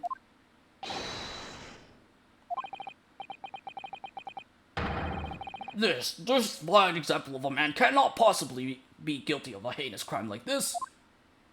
I'm ashamed of myself for ever doubting you, sir.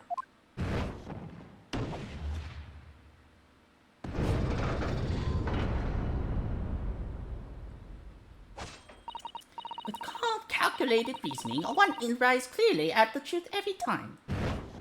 Weren't you the one who voted guilty in the first place? Saints alive! All 6 members of the jury consensual in their leaning to a verdict of non-guilty. Then who did it? Mr. Naruhodo, well, it must mean what? That we're victorious. We've won? Are you sure? Objection! What? If the sight of my iron-heeled Wellington offends, pray do forgive the discourtesy. You know, it's only fair. This really is a consummate example of the one monumental flaw in British judicial practices. Where evidence and reasoning should be paramount, emotion rules the day. Yeah, exactly. If I did that, bam! If my feet had touched that table, I'm sorry. Emotion. The witness's latest statement gives clear insight into his true nature. What do you mean, his true nature? Do you really think Scotland Yard would have made such a glaring omission? After the incident, the omnibus was comprehensively searched by the officers of the police.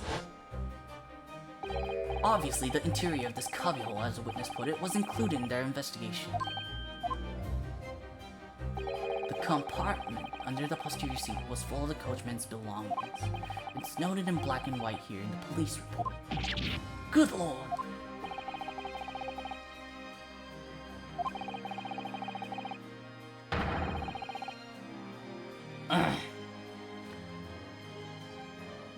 In order to corroborate Mr. McGilda's story, someone has unlawfully removed everything from under the seat. What? Yeah.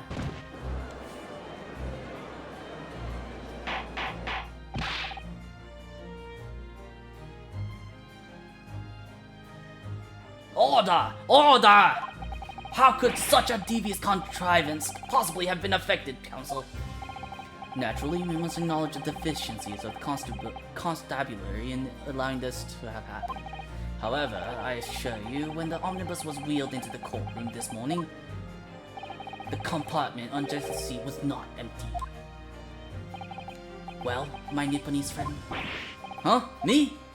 When the carriage was submitted as evidence, doubtless you examined it in fine detail, as would any self-respecting practitioner of the law. Pray, what did you find the condition of the underseat compartment to be? Oh, to be sure, the young gentleman will be able to clear this up in a jiffy. Sorry? Go ahead, you tell the court now, fella. How this is all an elaborate excuse by the desperate Lord Van Zakes. Well, Counsel, do you have something to say on this matter? Tell the truth. How am I supposed to answer? What can I say about the state of that little compartment under the seat? Tell the truth. It wasn't empty. I really don't know if giving this answer is helping my cause as counsel for the defense. But as far as I remember, at least, when I first examined the compartment, I'm fairly certain there were a number of articles inside it, yes. Oh, are you sure, Counsel? Ah! Be wise! Ah! Be wise! What are you saying now, you daft dog? I thought you were on my side here. That's me, Naruhodo, guys! What game are you playing? Your task is to defend a man in the stand. Why would you say something to compromise his position?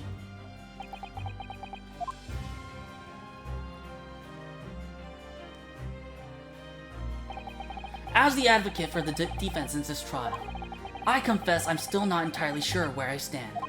But it seems to me that I should state the facts I do know as clearly and honestly as possible.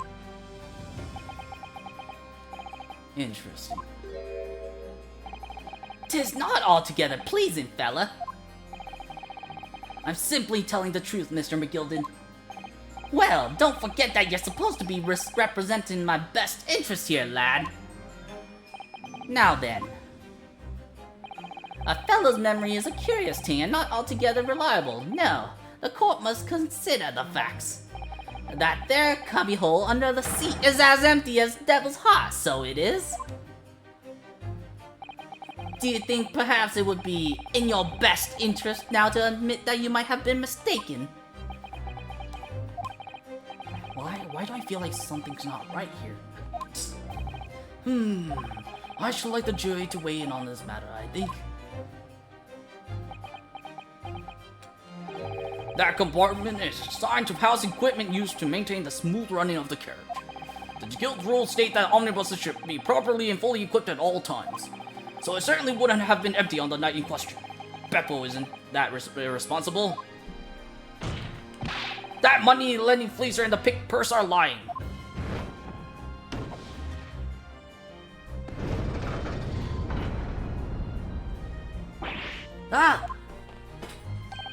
I can't believe I was nearly taken in.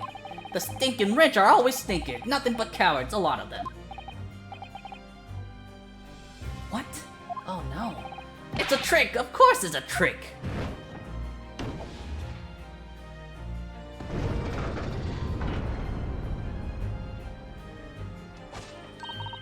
Quite so. I must concur here.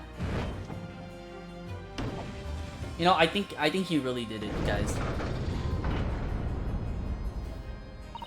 With calm, calculated reasoning, one arrives clearly at the truth every time. Yes, but every time a different truth, it seems.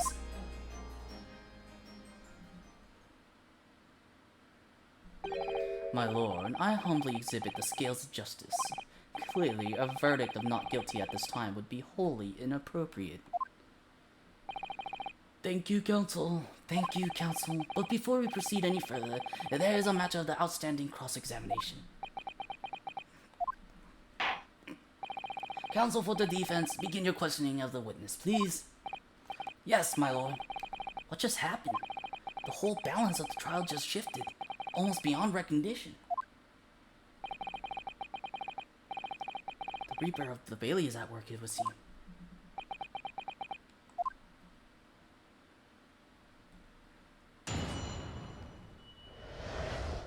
What the girl saw. So I snuck inside the carriage before the like always, but it was a right old waste of time. Got nothing to show for me troubles at night. Tell you can't see a blind thing in that hiding place. It's pitching there.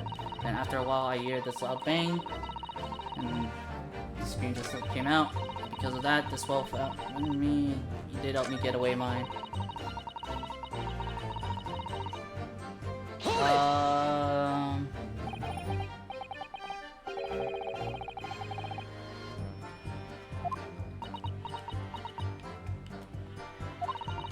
Could have been, I suppose. I don't remember so well. Point is, it made me jump.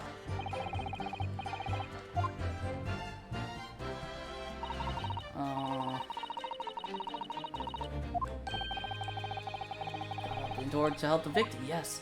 Or not. It could equally have been the moment the accused stood ordered to stab his victim, could it not? Well, bro, did you see what happened at the crucial moment? Yeah, I saw it. I pushed up the cushion and had a quick butcher while I had the chance, didn't I? The Irishman was sitting up the blow. Had fallen on the floor in the seat opposite. That matches the mixture. But then the fellow looked right at me. I should never risk looking. Okay. Hold it! Swell guy, swell guy. Hiding place. Yeah, stiff I was. He dragged me out there and sat me down on the seat and all. Next to the victim, Mr. Mason. Yeah, the bloke had a knife in his gut. He was still bleeding. Then the carriage lurched a bit and he ended up falling onto me. How awful. Both my hands got covered in blood. It made me feel sick as a dog. Both her hands covered in blood. That must be what the rooftop passenger saw. After that, I believe you talked with Mr. McGilded for a while. Is that correct? Yeah, he asked me some stuff. Wanted to know me name and what I was up to and all and that. Then I heard something from up above. Someone screamed. Yes, Mr. First on the roof deck, one was presumed. Well, I didn't want no one seeing my face, so I didn't look up.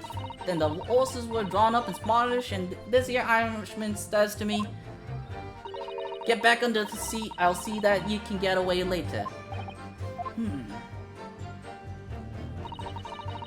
I decided the defendant was innocent. For one brief shining moment, yes. It's clear that they are still very unsure. If we could just find some conclusive piece of evidence among this news testimony. Yes, I think you're right. Something's bothering me, but I just can't quite put my finger on it. Oh wait, whoops. We're gonna press everything. Hold it! I think we're safe out of the jury's thing.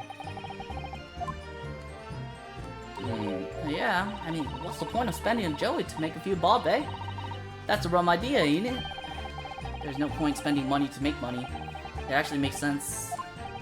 Council, may I remind you that this girl is a petty thief. Kindly refrain from entertaining her tenants. Well, that does clear up my little mystery affairs and all. 4 paying passenger, 5 pence apiece, making the 20 to which the cabman testified, and 1 little scapegrace riding for free. The red conch of a driver always goes for some grub before his last run, see?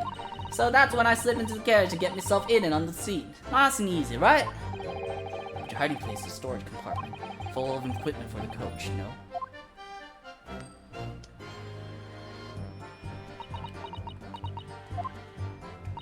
Yeah, there's brushes and buckets and whatnot in there, sure. I always chuck all that out and cram it in the corner somewhere. No one ever seems to bother much.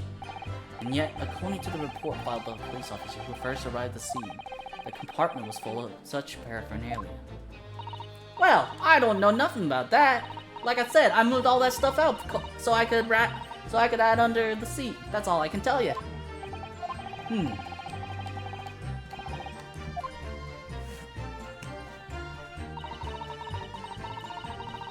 It's so disturbing, the view of the cross-examination. This view of the cross-examination? How is it disturbing? Hold it! A waste of time? Why is that? Well, most nights I'm on my own in the God permit, at least some of the time. I beg your pardon, did you say God permit? Oh yeah, well that's what my kind call it. You say the omnibus, suppose? Point is, any normal run, the carriage ain't got no one in it for a while. And that's when you come out of your hiding place and get away. That's it. Only that night, this cove was sat on me seat from the start. And he didn't bulge the whole way, did he? Not a 1 inch. I was totally stuck. Was that you were present in the carriage for the duration? You were under the seat the entire time while events unfolded in the enclosed cabin. McGilded staring at the right. Nah. It's fine. To be sure, I was shocked as anyone. You don't expect to lift the cushion you've been sat on and find a child now, do you? So this Miss Lestrade couldn't possibly be the culprit then.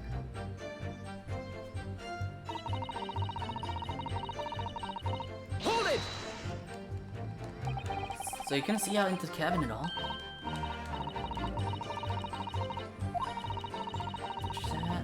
And I gotta have a butcher's at who I'm gonna fiddle. I thought you were a pickpocket, not a butcher. I mean, I can have a look. The seat I get under ain't as plush as the other one, see? So most of the time, the passengers find themselves the opposite. But for some reason that night, this here Irishman spent the whole journey right over me head. And for that reason, you weren't able to peek out, I see. Truth is, I ain't too happy in small tight places. Feels too much like being thrown in the clean. Excuse me. Is something wrong, Mr. McGilton? Oh, I do apologize. Was there something the matter, Counsel? I'm just wondering if Mr. Lestrade's last comment made something occur to you, perhaps. You seem to be thinking something to yourself. Oh, no. 'Twas nothing important. I was feeling bad for the poor lass, is all. I remember feeling desperate myself as a young lad, shut up in the dark. 'Twas terrifying, so it was. I see, yes, I'm sure we can all sympathize. I'm still scared of the dark now. Aye, and I don't know about yourself, but I find that the darkness seems to make everything you hear seem that much louder as well. Yeah. I suppose it does. Maybe. Miss Lestrade, did you hear something that night? Anything? An unusual noise, perhaps?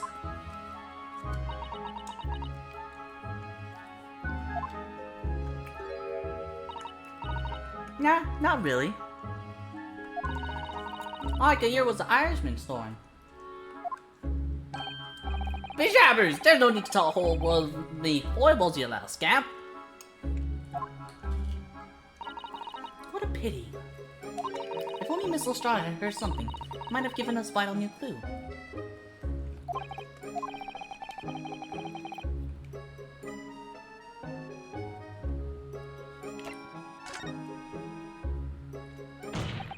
My lord! I believe the statement just made by the witness is profoundly important.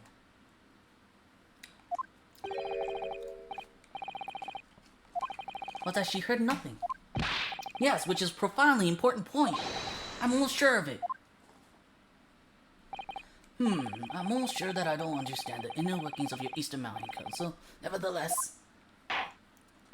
Miss Gina Lestrade, you will supplement your formal testimony by repeating that last statement, please.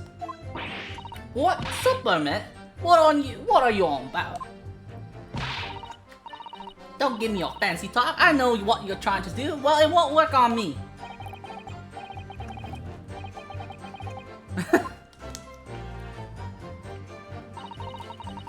Work out what was going on, but all I hear was snowing.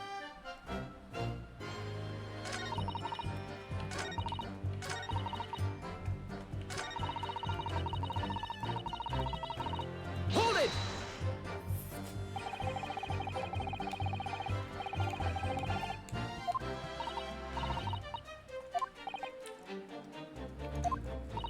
Well, there was no one in the cabin to start with.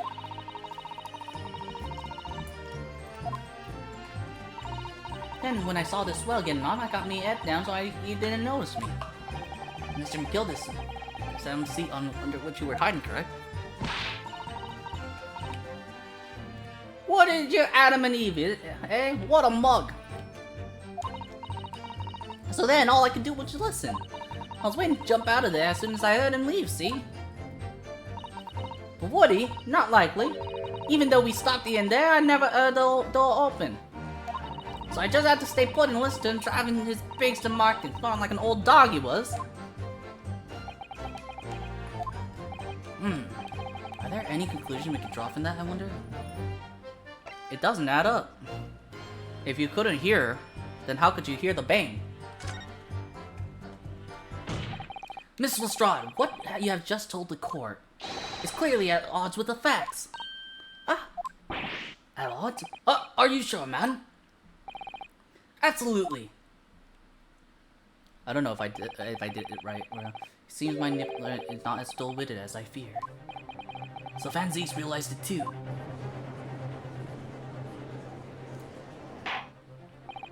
Counsel, I must insist that you bolster your claim with evidence or some complicit party's name in the very least. Yes, my lord. I expect you to demonstrate this. According to Miss Lestrade, while she was hiding in the omnibus that night, she heard nothing but the sound of Mr. McGillis snoring. But think, Ryunosuke, think! There's something else she should have heard.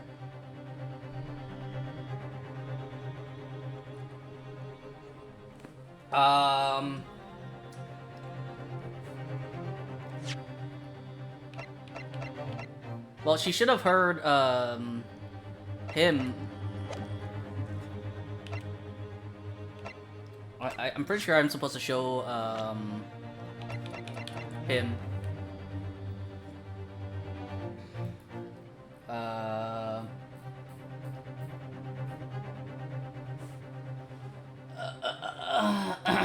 Sorry.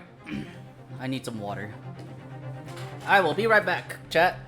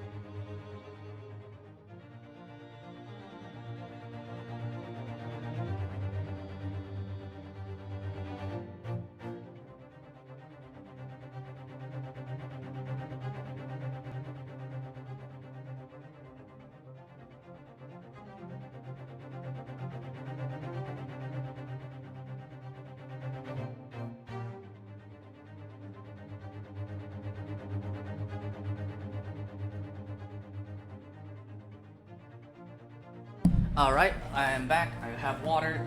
Please do some hydration for yourself. Uh...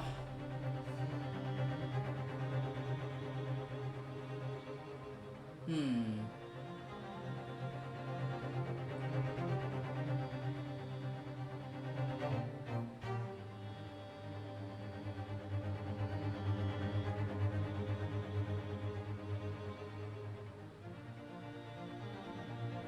Yeah, I'm thinking it's Mason.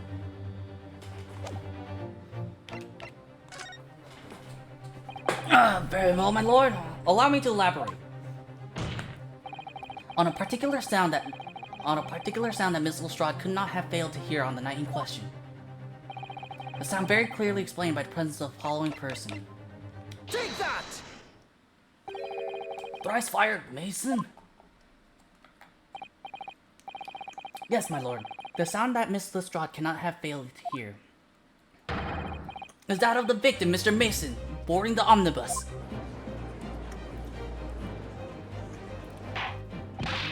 Hold up! Explain your reason, counsel. Miss Lestrade, allow me to confirm something. You claimed earlier you were the first person on board the omnibus. Is that correct? Yeah, of course I was. Got on while the driver was in the pub, didn't I? And the next person to board the omnibus was Mr. McGilded? That it was. Not a soul was in the cabin when I climbed aboard. At least not in plain sight. So you were, to all intents and purposes, alone in the enclosed cabin of the omnibus at that time. Did I not just say as much? I wasn't traveling with anyone else, if that's what you mean. Yeah, I saw him get on, remember? There's a crack under the seat cushion. He was on his own for sure. And from what we've heard, the carriage made a number of stops after that on its onward journey. During which time, did you not hear the door opening and closing at all? Nah, I never heard it. That's exactly what I was listening for, wasn't it? Waiting for the swell to leave. In which case, when and how did the victim end up in the carriage? Huh? We know that the victim collapsed inside the enclosed cabin of the omnibus. Therefore, Miss Lestrade's statement about what she did or did not hear is at odds with the facts. Huh? Yes, this petty thief's statement was clearly flawed. Lord Van Zeeks. Yes, he knew all too well that there was an inconsistency in Mr. Lestrade's statement. It would seem words of thanks are in order for my learned friend. What are you talking about? You have demonstrated matters impeccably. This witness and her colorful statements are entirely unreliable. Her words are convenient untruths, nothing more.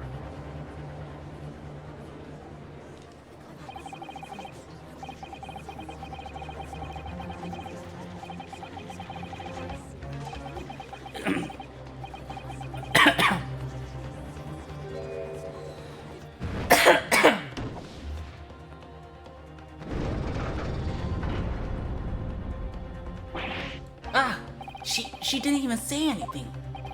I didn't want to judge the dear little mite just because she has some rather naughty ways. But I must say,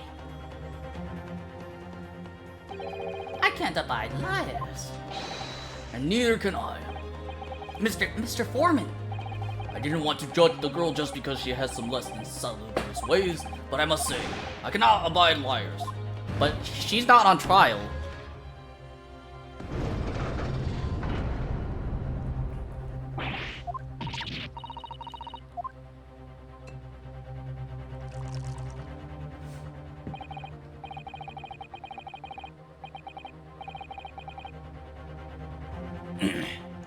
Refreshing, my Japanese friend. To the considerable troubles you have spared me.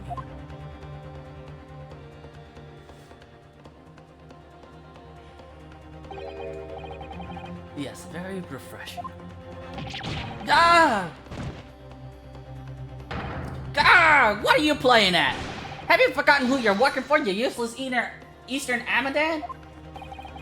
This carnage is perfect! There's only one left.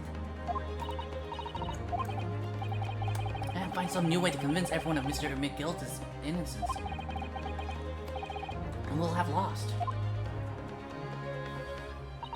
I very much wanted to believe the words of London's most respected gentleman, but those of us in service know we must accept hard truths. Hold it!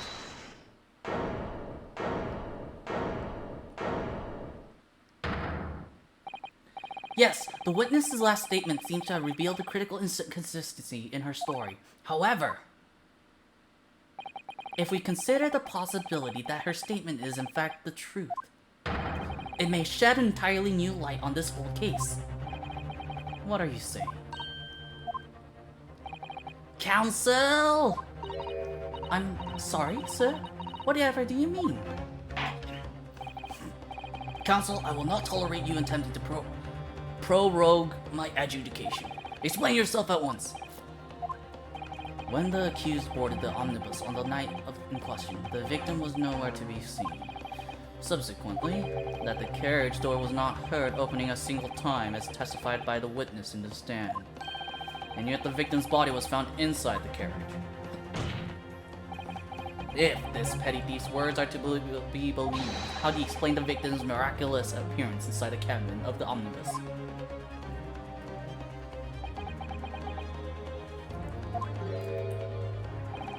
There's only one way to explain how the victim came to be inside the carriage. I almost hit A immediately. If the door wasn't open even once, the only explanation is that the victim entered the enclosed cabin some other way. Objection! I wonder what new fantasy you would come up with in your blind panic. But behold, the omnibus is here for all to see. Only one side of the enclosed cabin is furnished with a door. The other only has only windows. Fixed windows which cannot possibly open. In short, there's no entrance to the cabin other than the door. Objection! But there could be. There's one possibility you haven't considered. Oh, really? Yes, one other way inside that isn't the door. Another opening, the use of which allowed the victim to appear inside the enclosed cabin. Alright, counsel. The defense will identify the location for the court.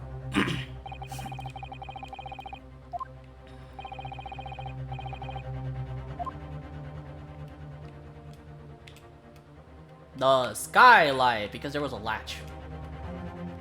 Take that! I wanted to make sure the crosshair was immediately in the center. It can only have been the skylight. I say, the skylight!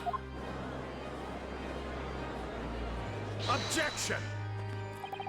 Your ludicrous proposal almost has me lost for words. However, Objection! the skylight may well be large enough for someone to pass through. Objection! So you claim. But do you have a shred of evidence to support your addle-brain theory? Both Mr. McGilda and Miss Lestrade said in their testimonies. They each claimed to have heard a loud thud, such as a noise made by someone falling to the floor. Yes, which has already been explained, as the sound of the victim falling from his seat having been assaulted with a dagger. Yes, it has, but would a man slipping from the seat onto the floor really have made such a loud noise as the witnesses described? A noise loud enough to cause Miss Lestrade to let out an involuntary cry, in fact. Good gracious! Perhaps, in fact, that was the moment that the victim made his entrance into the cabin. No, let me rephrase that. The victim didn't enter the cabin as such. He fell into it! Objection! You're now suggesting that the victim fell from the skylight into the cabin.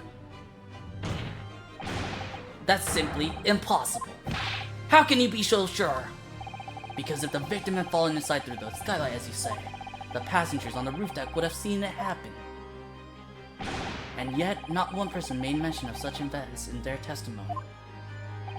Well, yes, that's true, but...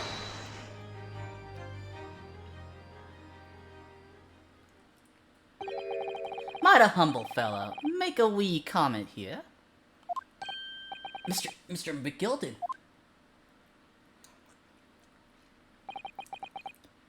To be sure now, the two fellows who were sat on the roof that testified afore said nothing of the victim falling through the skylight. But it seems to me, my lord, that 'tis not so much a case of them not saying, but... Aye. 'Tis a case of them being unable to say. What? I think perhaps the two fellas do be having something of a compelling reason not to mention what happened. Would you not agree, fine ladies and gentlemen of the jury?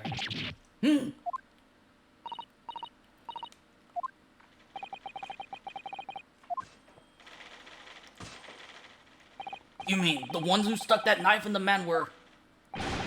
Ah!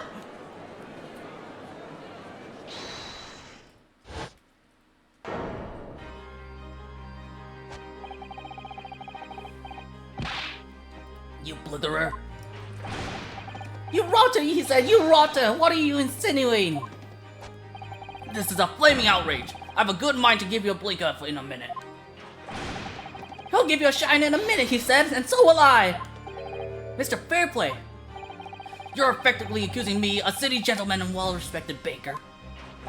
And me, a very angry hatter, Suggesting that someone like me could have stabbed that man in the guts. It's a disgrace, it's scandalous, it's... Arr! I protest in the strongest possible terms.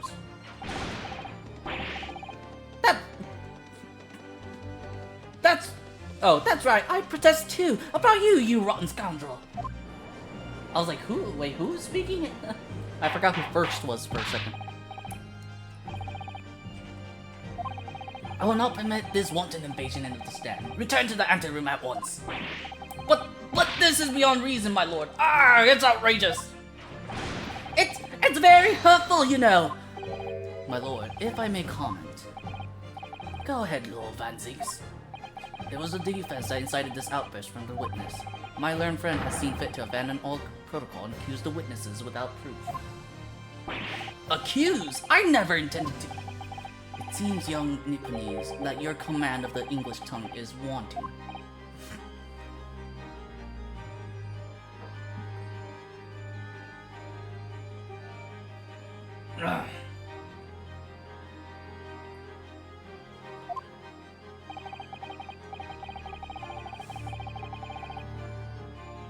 He proposed to this court that the victim fell through the skylight from the roof deck of the omnibus.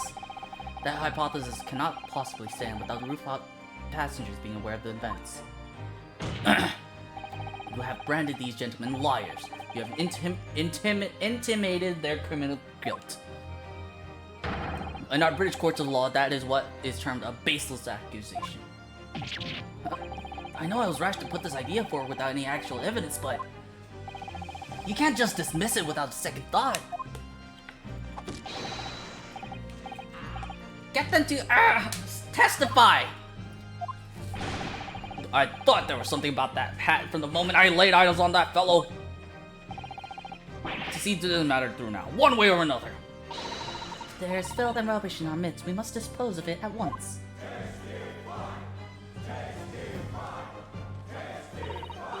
What's happening, Mr. Naruhodo? In the public gallery art, they're in complete frenzy. My lord, you will take the stand again to make another formal testimony. In reference to the indictment brought by the defense. Yes, my lord. I didn't come here for this. There's no time to think this through. All I can do is keeping pushing forward. I think that the English is wrong, but I'm not an English major.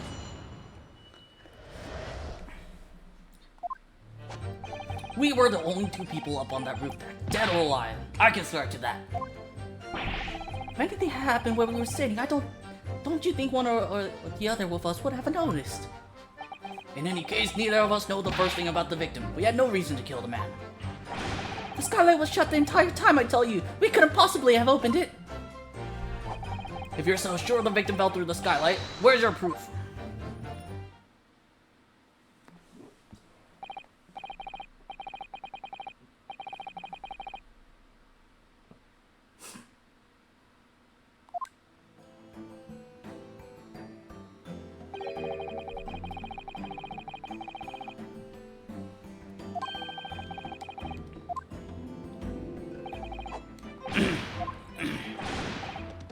witness it, I tell you.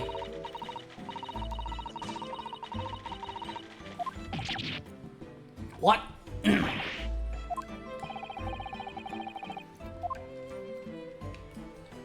The two witnesses share no common dealings. Any more than I trust the stinking rich. Something doesn't feel right here. Trial's going in our favor, really. So why do I feel so uneasy? Counsel for your defense, over to you. Your cross-examination, please. Oh, yes, yes, my lord.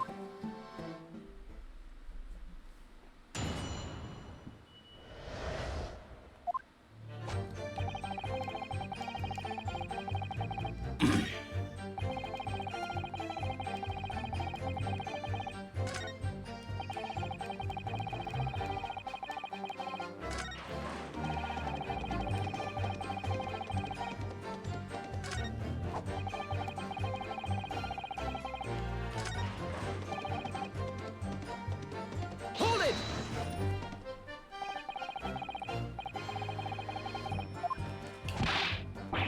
Lose my block with you in a minute. Sorry, I was drinking. He's going to lose his rag with you in a minute. That's what he said. Take a look for yourself. Go on.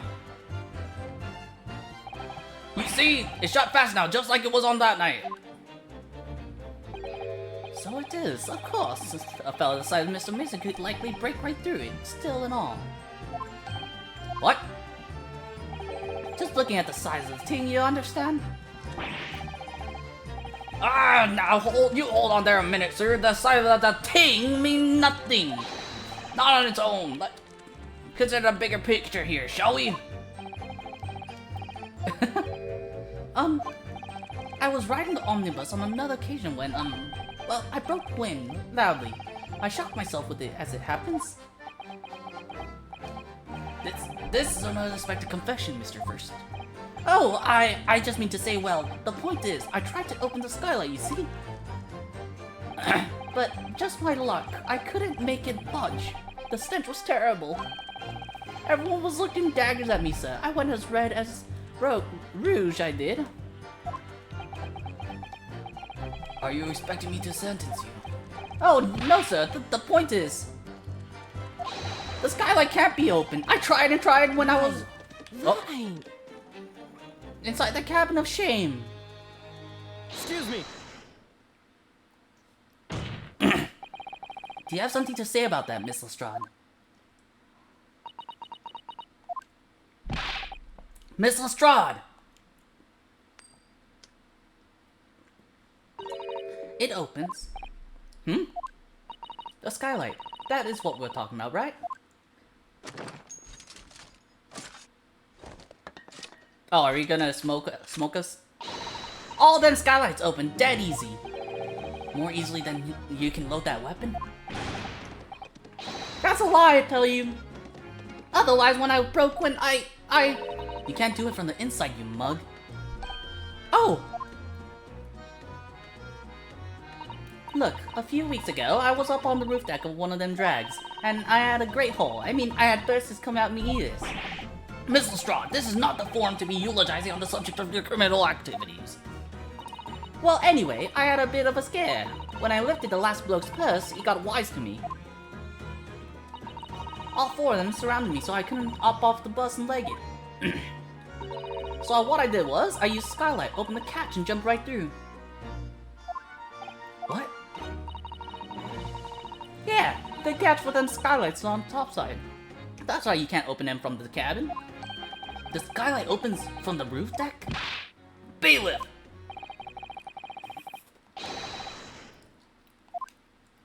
Imagine, I wish we could see the bailiff actually like opening it and trying to drop through.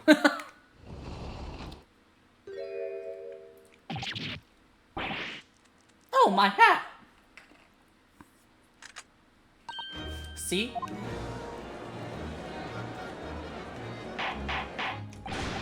Order! So, it appears that this street girl statement is quite true. I don't believe it. The skylight opens. And from the roof deck. Mr. Naruhodo. This could be the clue we've been looking for. Well, counsel for the defense, please continue with your cross-examination. So, the skylight opens. Perhaps I should investigate for myself. Yes, please. Can we...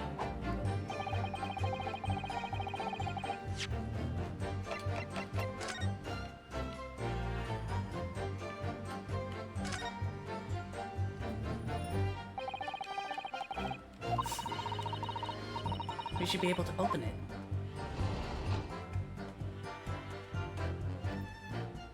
Hey, what do we see here? What are your thoughts about this case so far? I actually still don't know who did it. Omnibus. I thought McGill still did it at first, and then they postulated that he fell from the ceiling, but already stabbed. So I'm just like, interesting. I think Lestrade. I'm pretty sure Lestrade is an important character because Lestrade is one of the detectives in the British police. Ah, that's not what I was. That's not what I was. That's not what I was picking at, dude.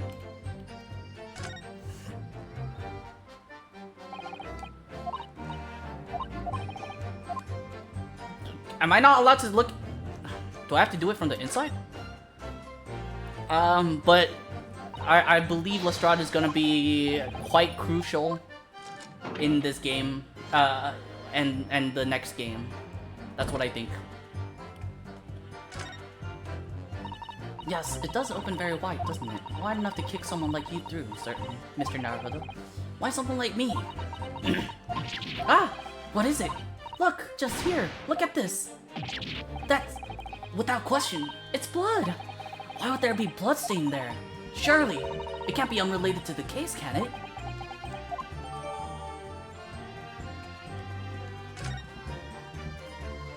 Okay, now... If you're so sure the victim fell through the skylight, where's your proof? Here's our proof. On the night in question, the victim was fatally stabbed in the stomach. And immediately afterwards, the victim's body was pushed through the skylight into the cabin below. Those are the facts. And the irrefutable proof remains clearly visible in the omnibus that stands before us today in the very courtroom. What? I actually thought it was either fair play or at first in the game, I thought it was either fair play or first who did it. And then I thought McGill did it. And now I don't know what to believe. We gotta see. That's utter humbug. You can't possibly have any evidence. No, you can't. I mean, we didn't do what I tell you. It's impossible. Irrefutable proof here in this courtroom. Counsel, my lord.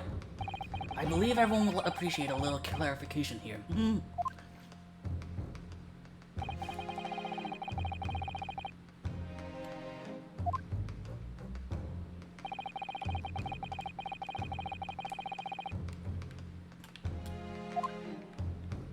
Wee boop, wee woo, wee woo, wee woo. It's been a while, chat. It's been a while since I accidentally hit A instead of present, Y for present. It's the first time today, okay?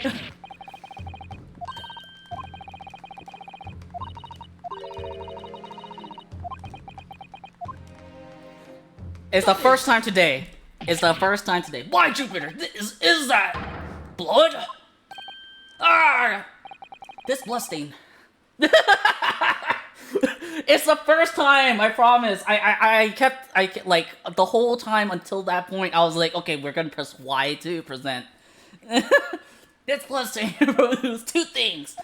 Firstly, when the incident occurred, the skylight of the omnibus was open. What? And secondly, the victim was already bleeding when he fell through the opening. Oh my. And so it follows that Mr. McGilded, who was inside the enclosed cabin himself at the time, cannot possibly be guilty of this crime. No!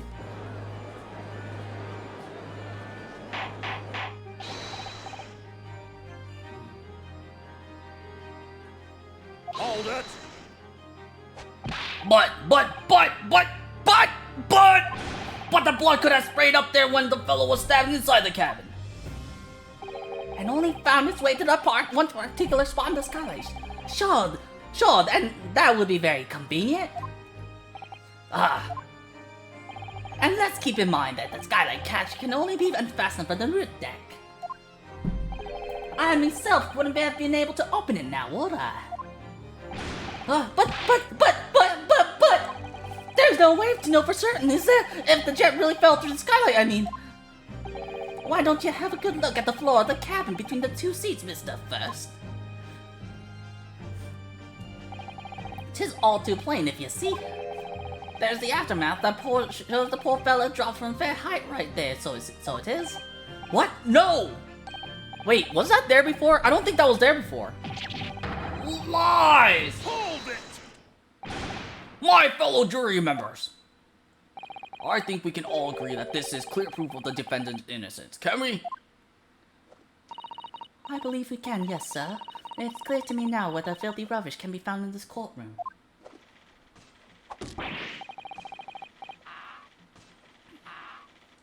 So they thought they could pull the wool over my eyes, did they?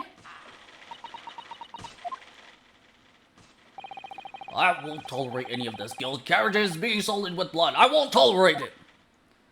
Oh, I always knew that nice gentleman who gave us that delightful park couldn't have done such a thing. On three then. Everyone, 1, 2, 3. Wait, what? Objection!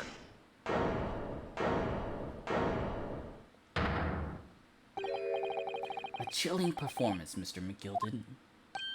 Oh, and what would you be referring to there now, Lord Van Zakes? A blood stain on the frame of the skylight. Such evidence is null and void. What? Why? For one extremely simple reason. That smear of blood never existed. Objection! What? What are you talking about? It's all there. It's there for all to see, and it's clearly blood. Objection! I personally attended Scotland Yard's investigation of the omnibus. The officers involved went over the carriage with a fine-toothed comb. So I can state with absolute surety. No such smear of blood existed in the carriage. At least, not until this trial began. But... are you suggesting, Lord Van Zeeks, that this stain of blood was... fabricated, my lord? Yes, and while this court has been in session. What?!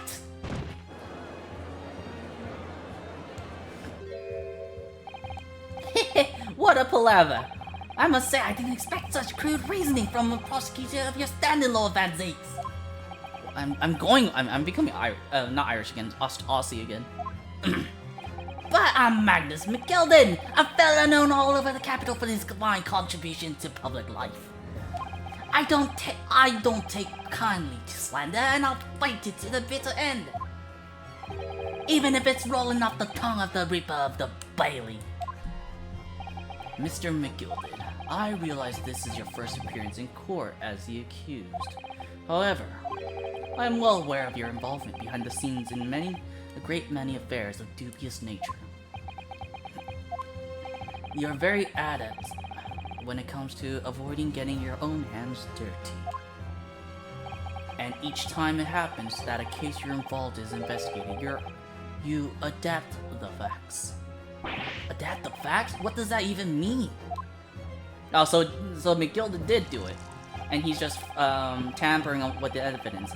When you wield a fortune the size of Mr. McGilden's, however ill-gotten it may be, nothing is impossible. Tampering with evidence, manipulating the scene of a crime, bribing witnesses. I toast your ability to concoct the most convenient of stories, sir. Tut, Lord Van Zeeks, this will not do, to be sure. Will it now, counsel? Huh? Oh, no! I think it's fair to say this does all sound like a rather far-fetched excuse by a desperate man. The blood on the skylight didn't exist, you say? But, if you will cast all your minds back, is it not true that the omnibus there has been in the courtroom the entire time? How could anyone possibly have put a smear of blood in it without the world and his wife seeing? Isn't that right now, Council? I've followed you the entire time the court has been in session. My learned friend. Here's to hearing your opinion on this matter, in your own words. As you wish. Could someone has tampered with the omnibus during the trial? If you're asking me, I think it could have been possible. As a defense lawyer, it's my job to advocate for the defendant as best as I can. But still, I feel as though there's something even more important at stake here. There's no evidence to suggest that the defendant did as my learned friend suggests. However, in terms of having the opportunity to carry out the alleged tampering, there's one possibility. Oh, good gracious. Explain yourself, Counsel.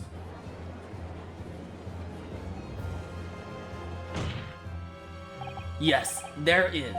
It seems my learned Nipponese friend has no intention of running from this deceit. Deceit? I'm sure everyone still remembers clearly the recess that we were forced to take. As a result of the smoke grenade fired by the witness currently in the stand, Miss Gina Lestrade.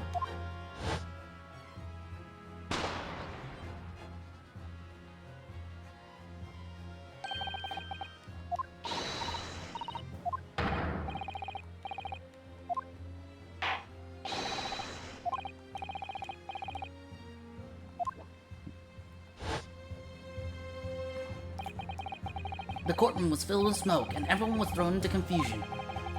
All of us were made to leave this chamber. In that brief interval, under the veil of smoke and in all the chaos, it could have been possible to steal inside the omnibus.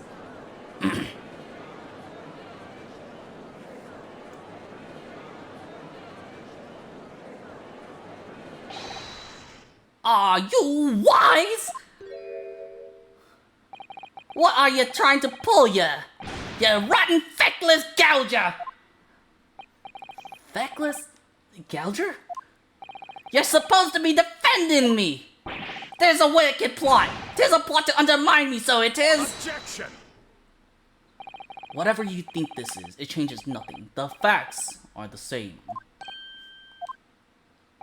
After this courtroom was evacuated earlier as a result of the smoke grenade, a number of inconsistencies materialized in relation to the omnibus. Inconsistencies such as... To start with, the storage compartment underneath the rear passenger seat. When the police investigated the omnibus, this compartment was full of the driver's items. Secondly, we have the smear of blood on the edge of the skylight. As I have said, this was not present at the start of the trial this morning. Unfortunately, Lord Van Zieks, no one is able to corroborate your claims. That's true. When the omnibus was first wheeled out, both the storage compartment and the skylight were shut. Accordingly, I'm afraid to say we cannot establish with any certainty if this evidence is a result of tampering or not. Indeed, my lord. No doubt there was not a single person who saw fit to verify such thing. What do you think? Sorry? About the omnibus. Is there anything else unusual about the omnibus? Wasn't there...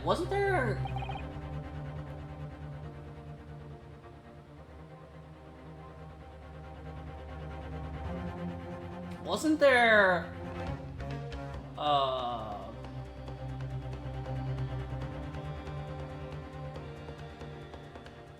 Yeah, wasn't the I'm pretty sure the stain on the floor, the blood stain on the floor, wasn't there before. What? What in the devil's name are you going to say now?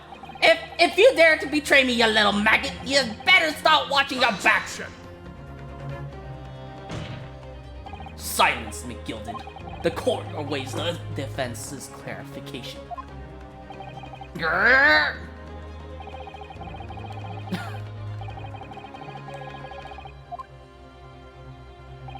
What am I supposed to believe here? I shall have to ask you to elaborate, counsel.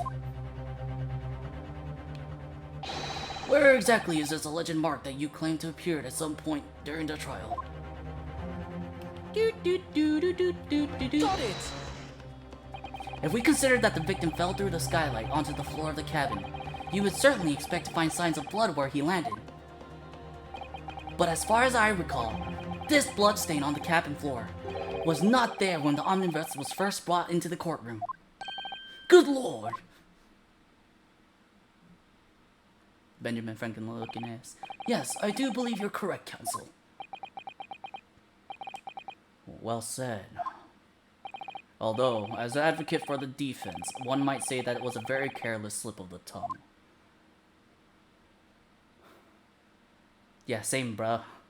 I believe that bloodstain on the floor is a decisive piece of evidence. But if the question is whether that evidence is genuine or whether it was unlawfully fabricated by someone, I feel compelled to admit that there is at least a possibility that the evidence is fake.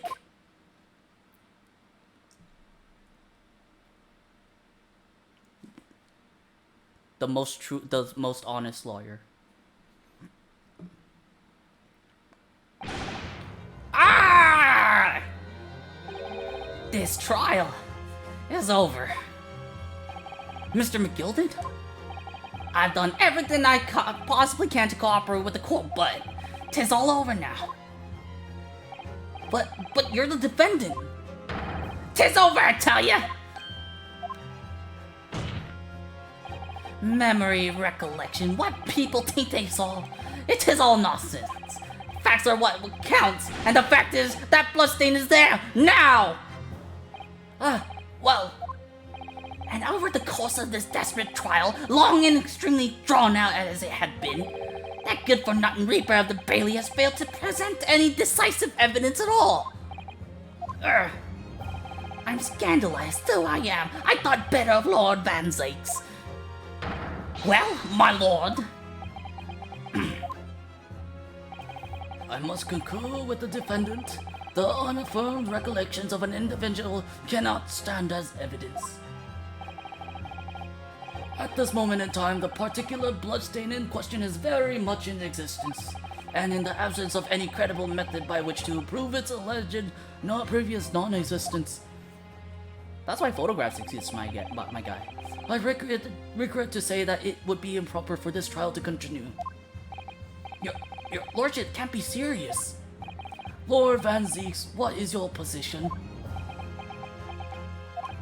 The prosecution, my lord, has no further witnesses or evidence to present. Very well. In that case, as I believe we have explored every possible avenue in this matter, I shall proceed to my adjudication.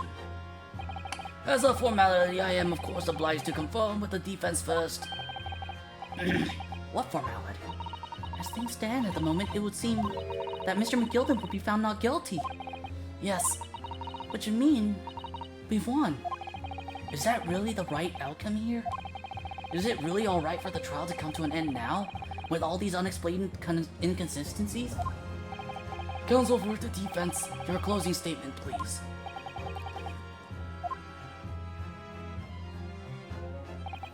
Yes, my lord. The defense believes.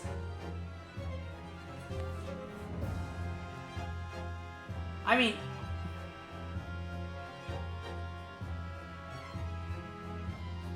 I think he's guilty.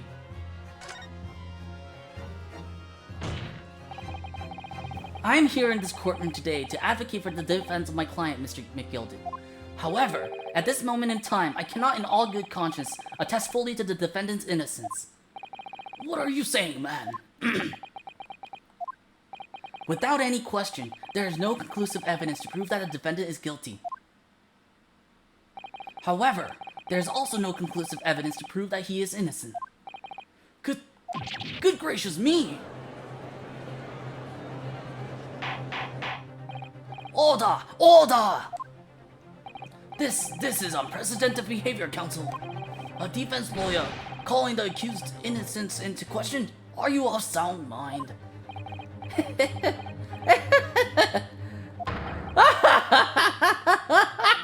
Well, 'twas a a grand decision to appoint you as my lawyer, so it was. A grand decision! What? I must say, I didn't expect quite such an exciting spectacle at the end there, but still! Here, have this for your troubles. Ah! Your job here is done, fella, and with some fine work you've done, so you have. What do you mean? Tis just as the right honorable gentleman so succinctly put it before. The trial can't go on anymore. I'm finding the Irish accent now. And your closing statement there was, how did he put it now?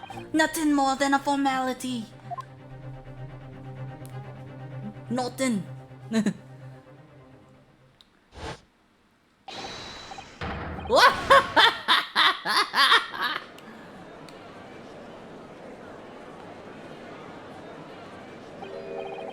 I really don't know what to make of this. Was the evidence we obtained genuine, or was it fake? His lordship would be fuming. Any unsightly rubbish would be disposed of properly, as I said. That stinking rich are always guilty of something. You mark my words.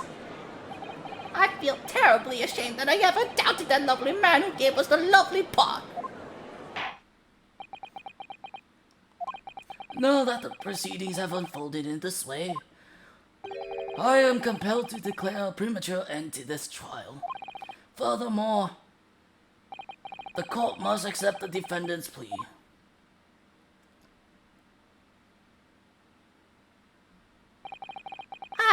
I take you kindly, my lord.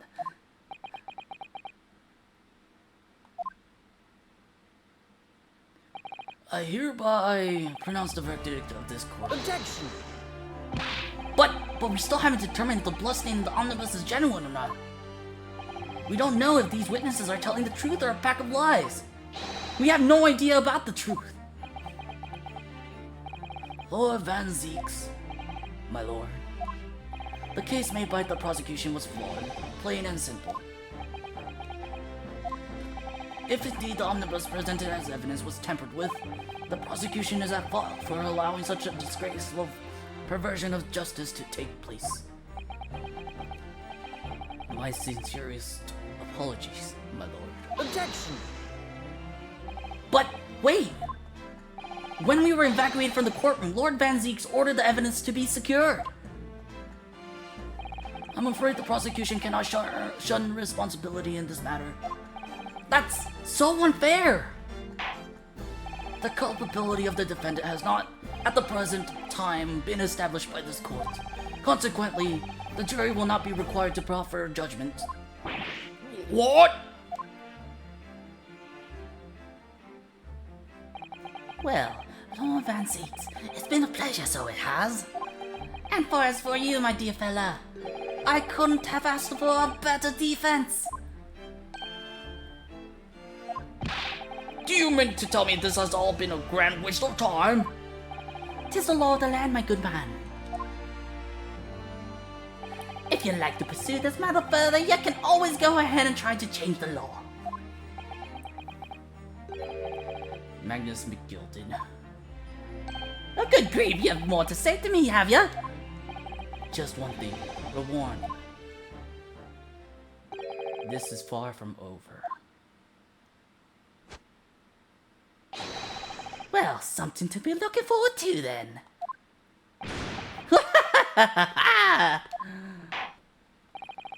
I hereby pronounce the defendant, Mr. Magnus McGilden, not guilty. Yeah, we have that, but why does it feel like we've lost? I mean, I feel like I like the honesty of that, but like, you know, in a real courtroom setting, you know that that's not gonna happen.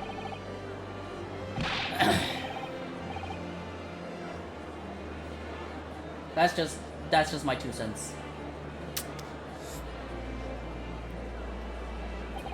The courtroom in pandemonium for the second time that day, the judge delivered his verdict, and my first ever trial in Great Britain came to an abrupt end, with the defendant being found not guilty, ostensibly a victory for us.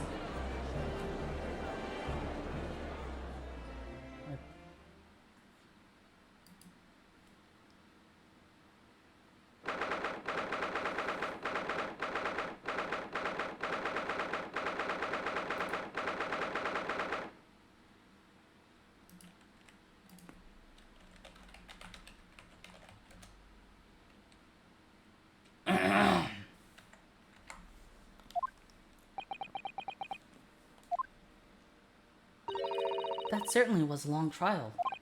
Ah, yes, it was. Your first ever trial on foreign soil, and your first victory. It was a wonderful performance. My heartfelt congratulations. And to you, Mr. Sato. Thank you for your assistance. I suppose we should be happy. The trouble is, we're still completely in the dark about what actually happened. Well, we didn't have enough time. But isn't it wrong? I mean, who was actually responsible for Mr. Mason's death? We don't even know that. The sole aim of the defense is to obtain a verdict that exonerates the defendant. You carried out your duty to perfection. I heard that you did. Mr. McGilden. Ah, and that girl's with him too. Well, it seems the stories are true. Oh? What stories?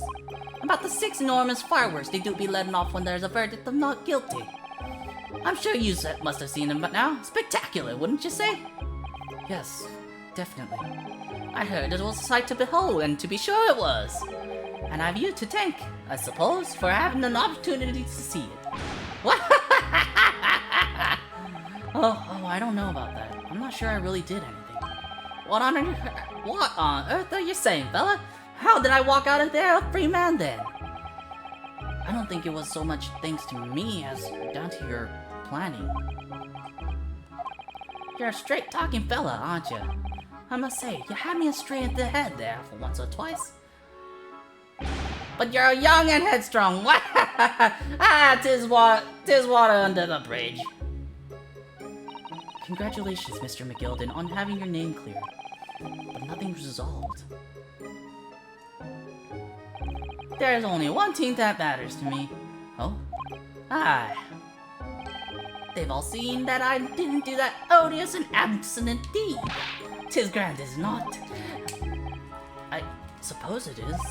Now the fine fellas of Scotland Yard can take matters in hand and sort out any weed details.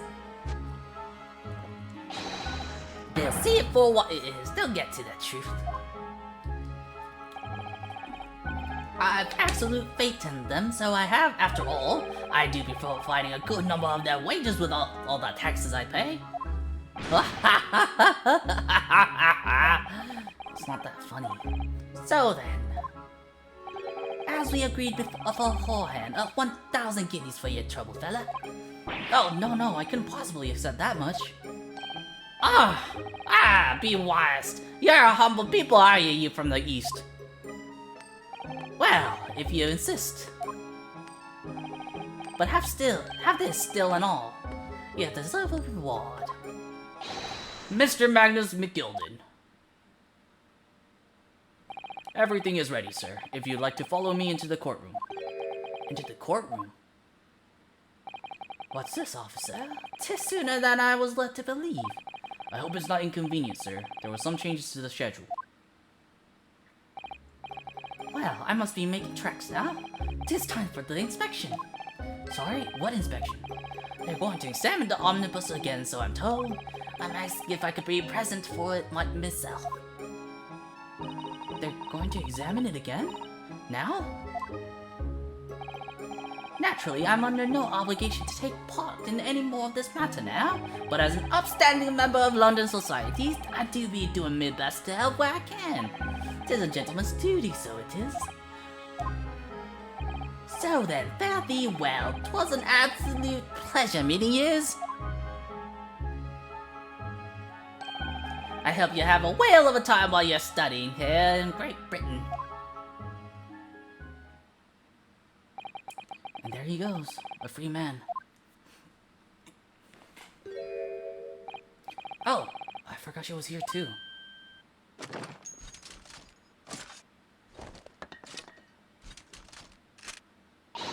Don't move! Whereas I want to say, get a move on. She really does take forever to load that thing. Miss Lestrade, would you mind putting that thing down? You're a grown-up. Sorry? And I hate all grown-ups. Ah, there you are! Oh. Naughty, running off like that. Is this some kind of picnic? Who's this little girl now? And taking that with you as well. I was looking forward to the trial run of my experimental smoke grenade launcher. Ha! Oh, do you want to play? You won't beat me. Bro, she said mine is bigger than yours. Excuse me, but who are you? Oh, good day to you. I'm, well, the inventor, I suppose, of that machine. The inventor? Well, normal smoke grenades are so dull, don't you agree? White, white, and more white. If you have to be shrouded in smoke, it could be at least a pretty color, I thought to myself. Do we have to be shrouded in smoke, though?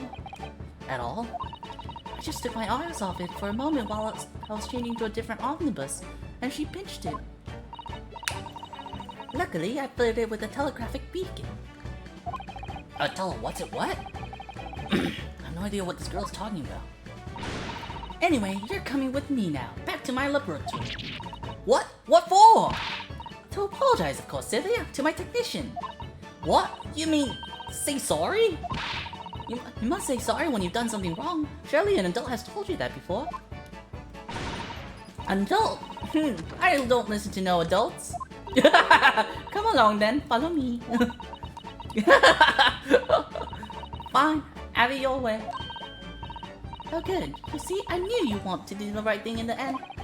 I'm fairly sure that's what she wants is to not get shot by the massive gun of yours. But what's her name? We'll be leaving now then. Bye-bye. I'm so sorry for all the fuss. What's her name? She was a lively one. Yeah, I'll say.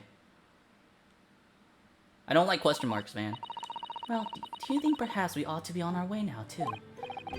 Yes, you're right, but... where to? Oh, we haven't had time to find a place to stay. No sooner had we arrived in London than we had to rush here. All our traveling cases are still with the bailiff. I was originally planning to spend today in search of lodgings. By this late of hour in the day, I'm afraid we may be out of luck. Don't worry though, I have a plan. If the worst comes to the worst, I've heard of a lovely park where we could spend the night. Please tell me you're not thinking of McGilded Park. I know it may be a little chilly at this time of year, but our youthfulness will see us through.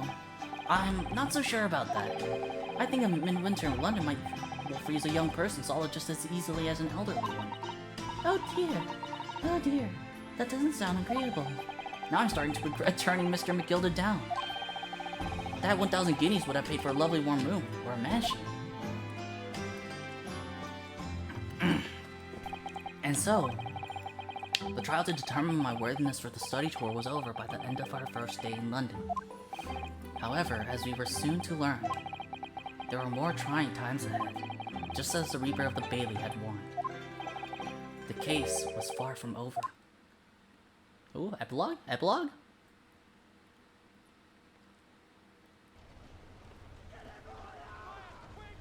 What's going on? Get the fire brigade! Water! Bring water, quick! What? How did this happen? I don't know, sir. By the time I got here, it was already engulfed. No one was supposed to be allowed in here before we started investigating.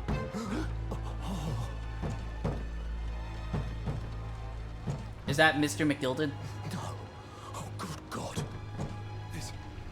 There's someone in there. Oh.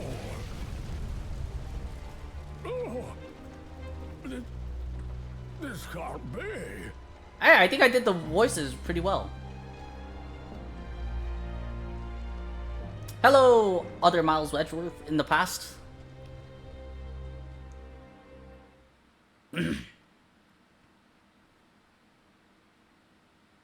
Finn. Oh, perfect timing.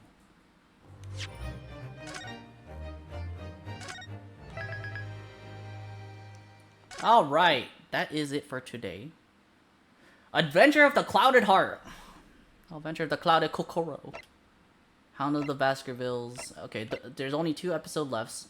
I'm gonna end stream here. I know, I checked the, there was a tier list on Reddit, on how long episode 4 and how long episode 5 would be. It said according to the person who played it, it took around 6 hours. I don't know if I'm gonna have to cut this stream, the next stream in half, or if I have to start early. I think we'll start early, and hopefully we'll finish it by the end. And episode 5, maybe I'll start it way earlier. If I have to, I'd probably start it what time?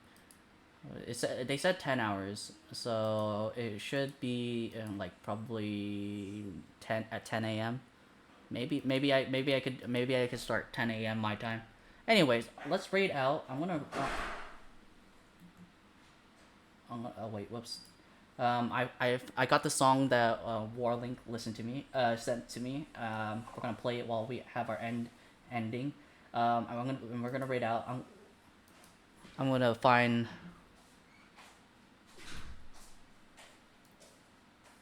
That was very loud. I'm sorry.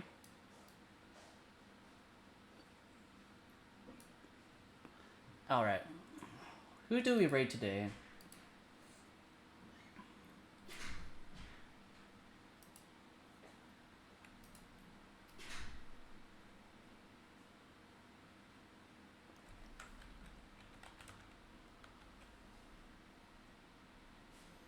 Okay, we raided Kasizzle last month.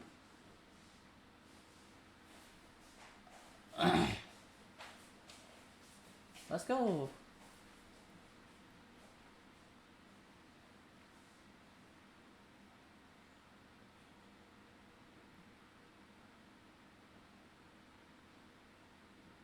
We haven't. I'm trying to find someone who's streaming something similar, but almost everyone's playing almost everyone's playing Pal World or Lethal Company. A lot of people are actually playing Monster Hunter right now, so maybe we might raid someone who's playing Monster Hunter. If I can find someone.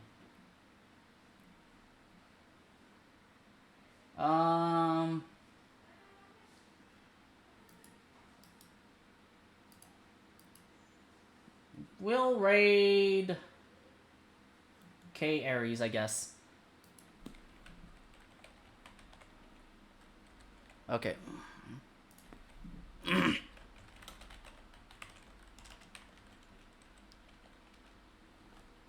And just in case you're not taken there via the stream, the raid, here is her